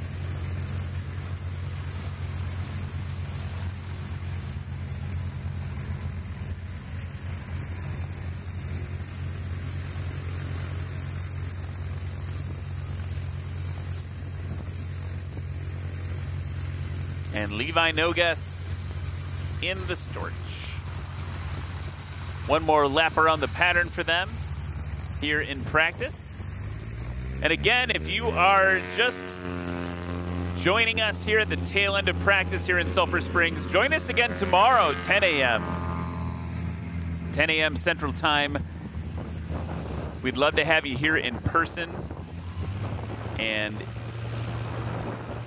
of course, you can always watch us online, nationalstol.com.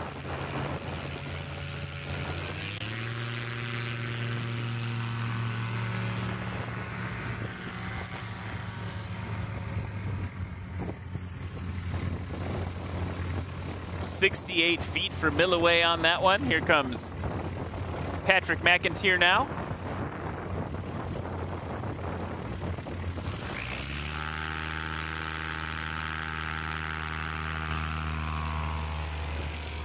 Dropping the flaps, getting it off. Maybe 101, 102.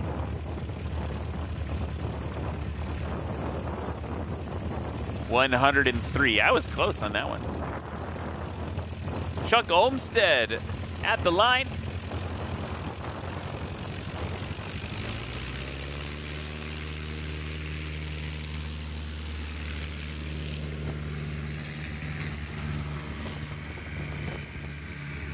His best run in practice was actually his first run with a combined score of 290.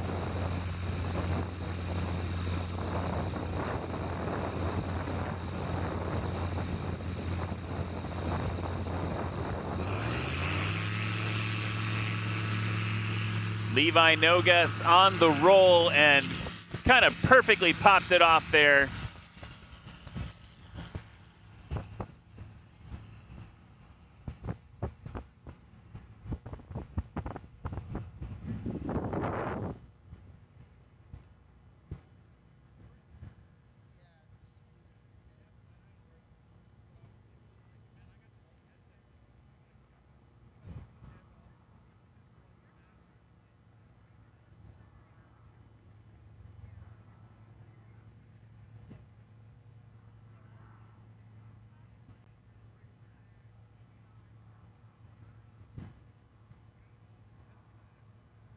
Scott Sweet just turned base to final. And the white and blue Belanca coming in over the line. And I was just kind of struck with, again, how lucky we are to have had such a beautiful day here in Texas and how grateful I am to be able to share it with all of you, my Sky fam. Speaking of beautiful, we got a beautiful man with a beautiful mustache we got to talk about. Let's go to an interview we did with Eddie Sanchez. Eddie Sanchez here from Willis, Texas. Flying Devil Girl 2 today. Had a great day of practice. I think I might get out and get some more practice in because I really need it. But since I've flown last, we've added some slats on this thing, so I need the practice trying to get better. But otherwise, it went really well. The engine's running well, and the airplane's performing well, just like I expected. And we'll see how it goes tomorrow, but I think with these slats, I'm definitely landing a lot shorter than I used to. I'm able to get it a lot slower. Who's your biggest competition out here? Dan Reynolds, of course. There's no way I can beat Dan Reynolds unless he scratches 3 times in a row. But he's going to be a tough one to beat. Colin Caneva, and he's running in that Legend Cub. They put a new wing on that one, so that's going to be a tough airplane to beat also. So I don't know how I'm going to do actually against Colin, but I know I'm not going to beat Dan. And anybody you want to say hello to, anybody you want to thank back home? Just everybody at home. They're watching. All my family's watching at home, so they're excited to see all this stuff. They're great fans. They love supporting Sherry and I coming out to these competitions, and we love coming here. So it's great. Hi, I'm Dan Reynolds from the Yukon Territory in Canada, and this is my custom designed Chinook Valdez Special. Practice was good. It's practice. Can't never get too much of it. You know, you always try to do better, so yeah, it went pretty good. Who do you think is your biggest competition out here this weekend? It's a good question because I'm up against people that I haven't flown against before, so I really don't know. The most likely is Eddie and Justin. Justin has some issues. I'm really hoping that he gets them sorted out. I saw there's another little Chinook out here, right? Yeah, nice to see it out here, and they're having a blast. And I'm watching him, and he's doing good. You know, just trying to get that thing dialed in so it flies right and tweaked, and then I'd say he's doing really good. I would like to thank all the volunteers, all the sponsors, everybody that makes this happen has made it happen, because this is such a great event. Without that, it's not going to happen either, even if you try to make it happen. And of course my family back home that support me and let me come down here and have some fun with you guys. Love hearing that camaraderie from Dan Reynolds.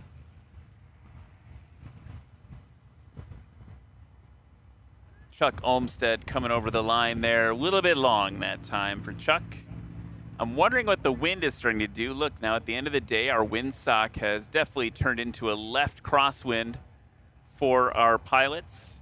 So we've got the windsock there, and then also our advertiser sponsor banners blowing in the wind. So definitely more of a direct crosswind. You can actually see, if you watch Levi, now having to do a little bit more crosswind corrections. He's got that left wing our right as we look at it, but his left wing down to correct for the crosswind as he comes in. It doesn't seem to be too aggressive. There he goes a little bit, working it, getting it all lined up. So that's interesting. And the reason I pointed out is as we wrap up practice, the conditions throughout the day during the competition can really affect one class more than the other, and that's just something kind of interesting to see as we go through the day. There's Levi landing now. As we go through the day, if the conditions aren't normally as stable as they have been today, but they become a big factor in variability in the scores between the various classes and the various people competing. So there we go. What an afternoon. It has been an awesome time hanging out with all of you here in Sulphur Springs, and I am so grateful to be here in Sulphur Springs for Lonestar STOL and the National Championships of National STOL. I hope, again, don't forget, tomorrow, 10 a.m. Central, we'll be kicking things off here in Sulphur Springs. Come see us in person if you can get to us. It's definitely worth it to see it in person. The feel, the rumble of the engines is worth it just alone. But also online, nationalstol.com. Check it out. There's a little button on the webpage you can click. That'll send you right over to see where you can watch YouTube, Facebook, all those things. My name is Ryan Dombrowski. It has been an absolute pleasure to hang out with all of you in the chat and all of you here in person. Thank you so much for watching. We will see you tomorrow, 10 a.m.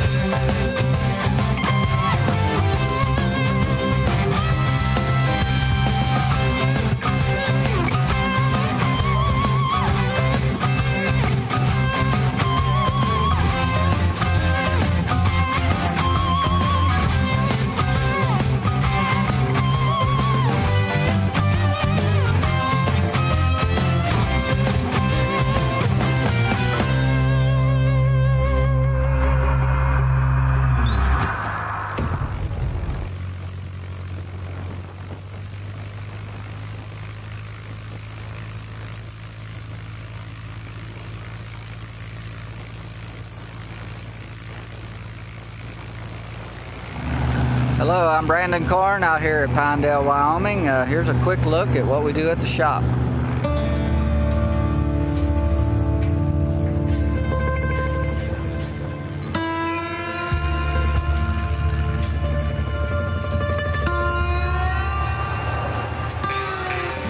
This is our family business. We're an automotive and bus and fleet repair shop. And we've been here since 1948 here in Hearne, Texas. My grandpa built this shop originally in 1948, and this building here that we're in today was a meat locker plant, and we were right next door. And then we gradually purchased this building and moved over here. And so my grandpa, Wilson Korn, originally founded the shop, and then my dad, Larry Korn, and then myself, Brandon Korn. And now my son is in charge of operations here. He's Chevy Korn. He's out there living the good life, flying around. Left all of us here to take on the legacy. I'm pretty much operation manager. I run day to day. I handle all the estimates, ordering all the parts, customer service, scheduling. Pretty much I wear a lot of different hats for this company. Yeah, we do a lot of painting. We paint an airplane or two every year, and we painted mine here.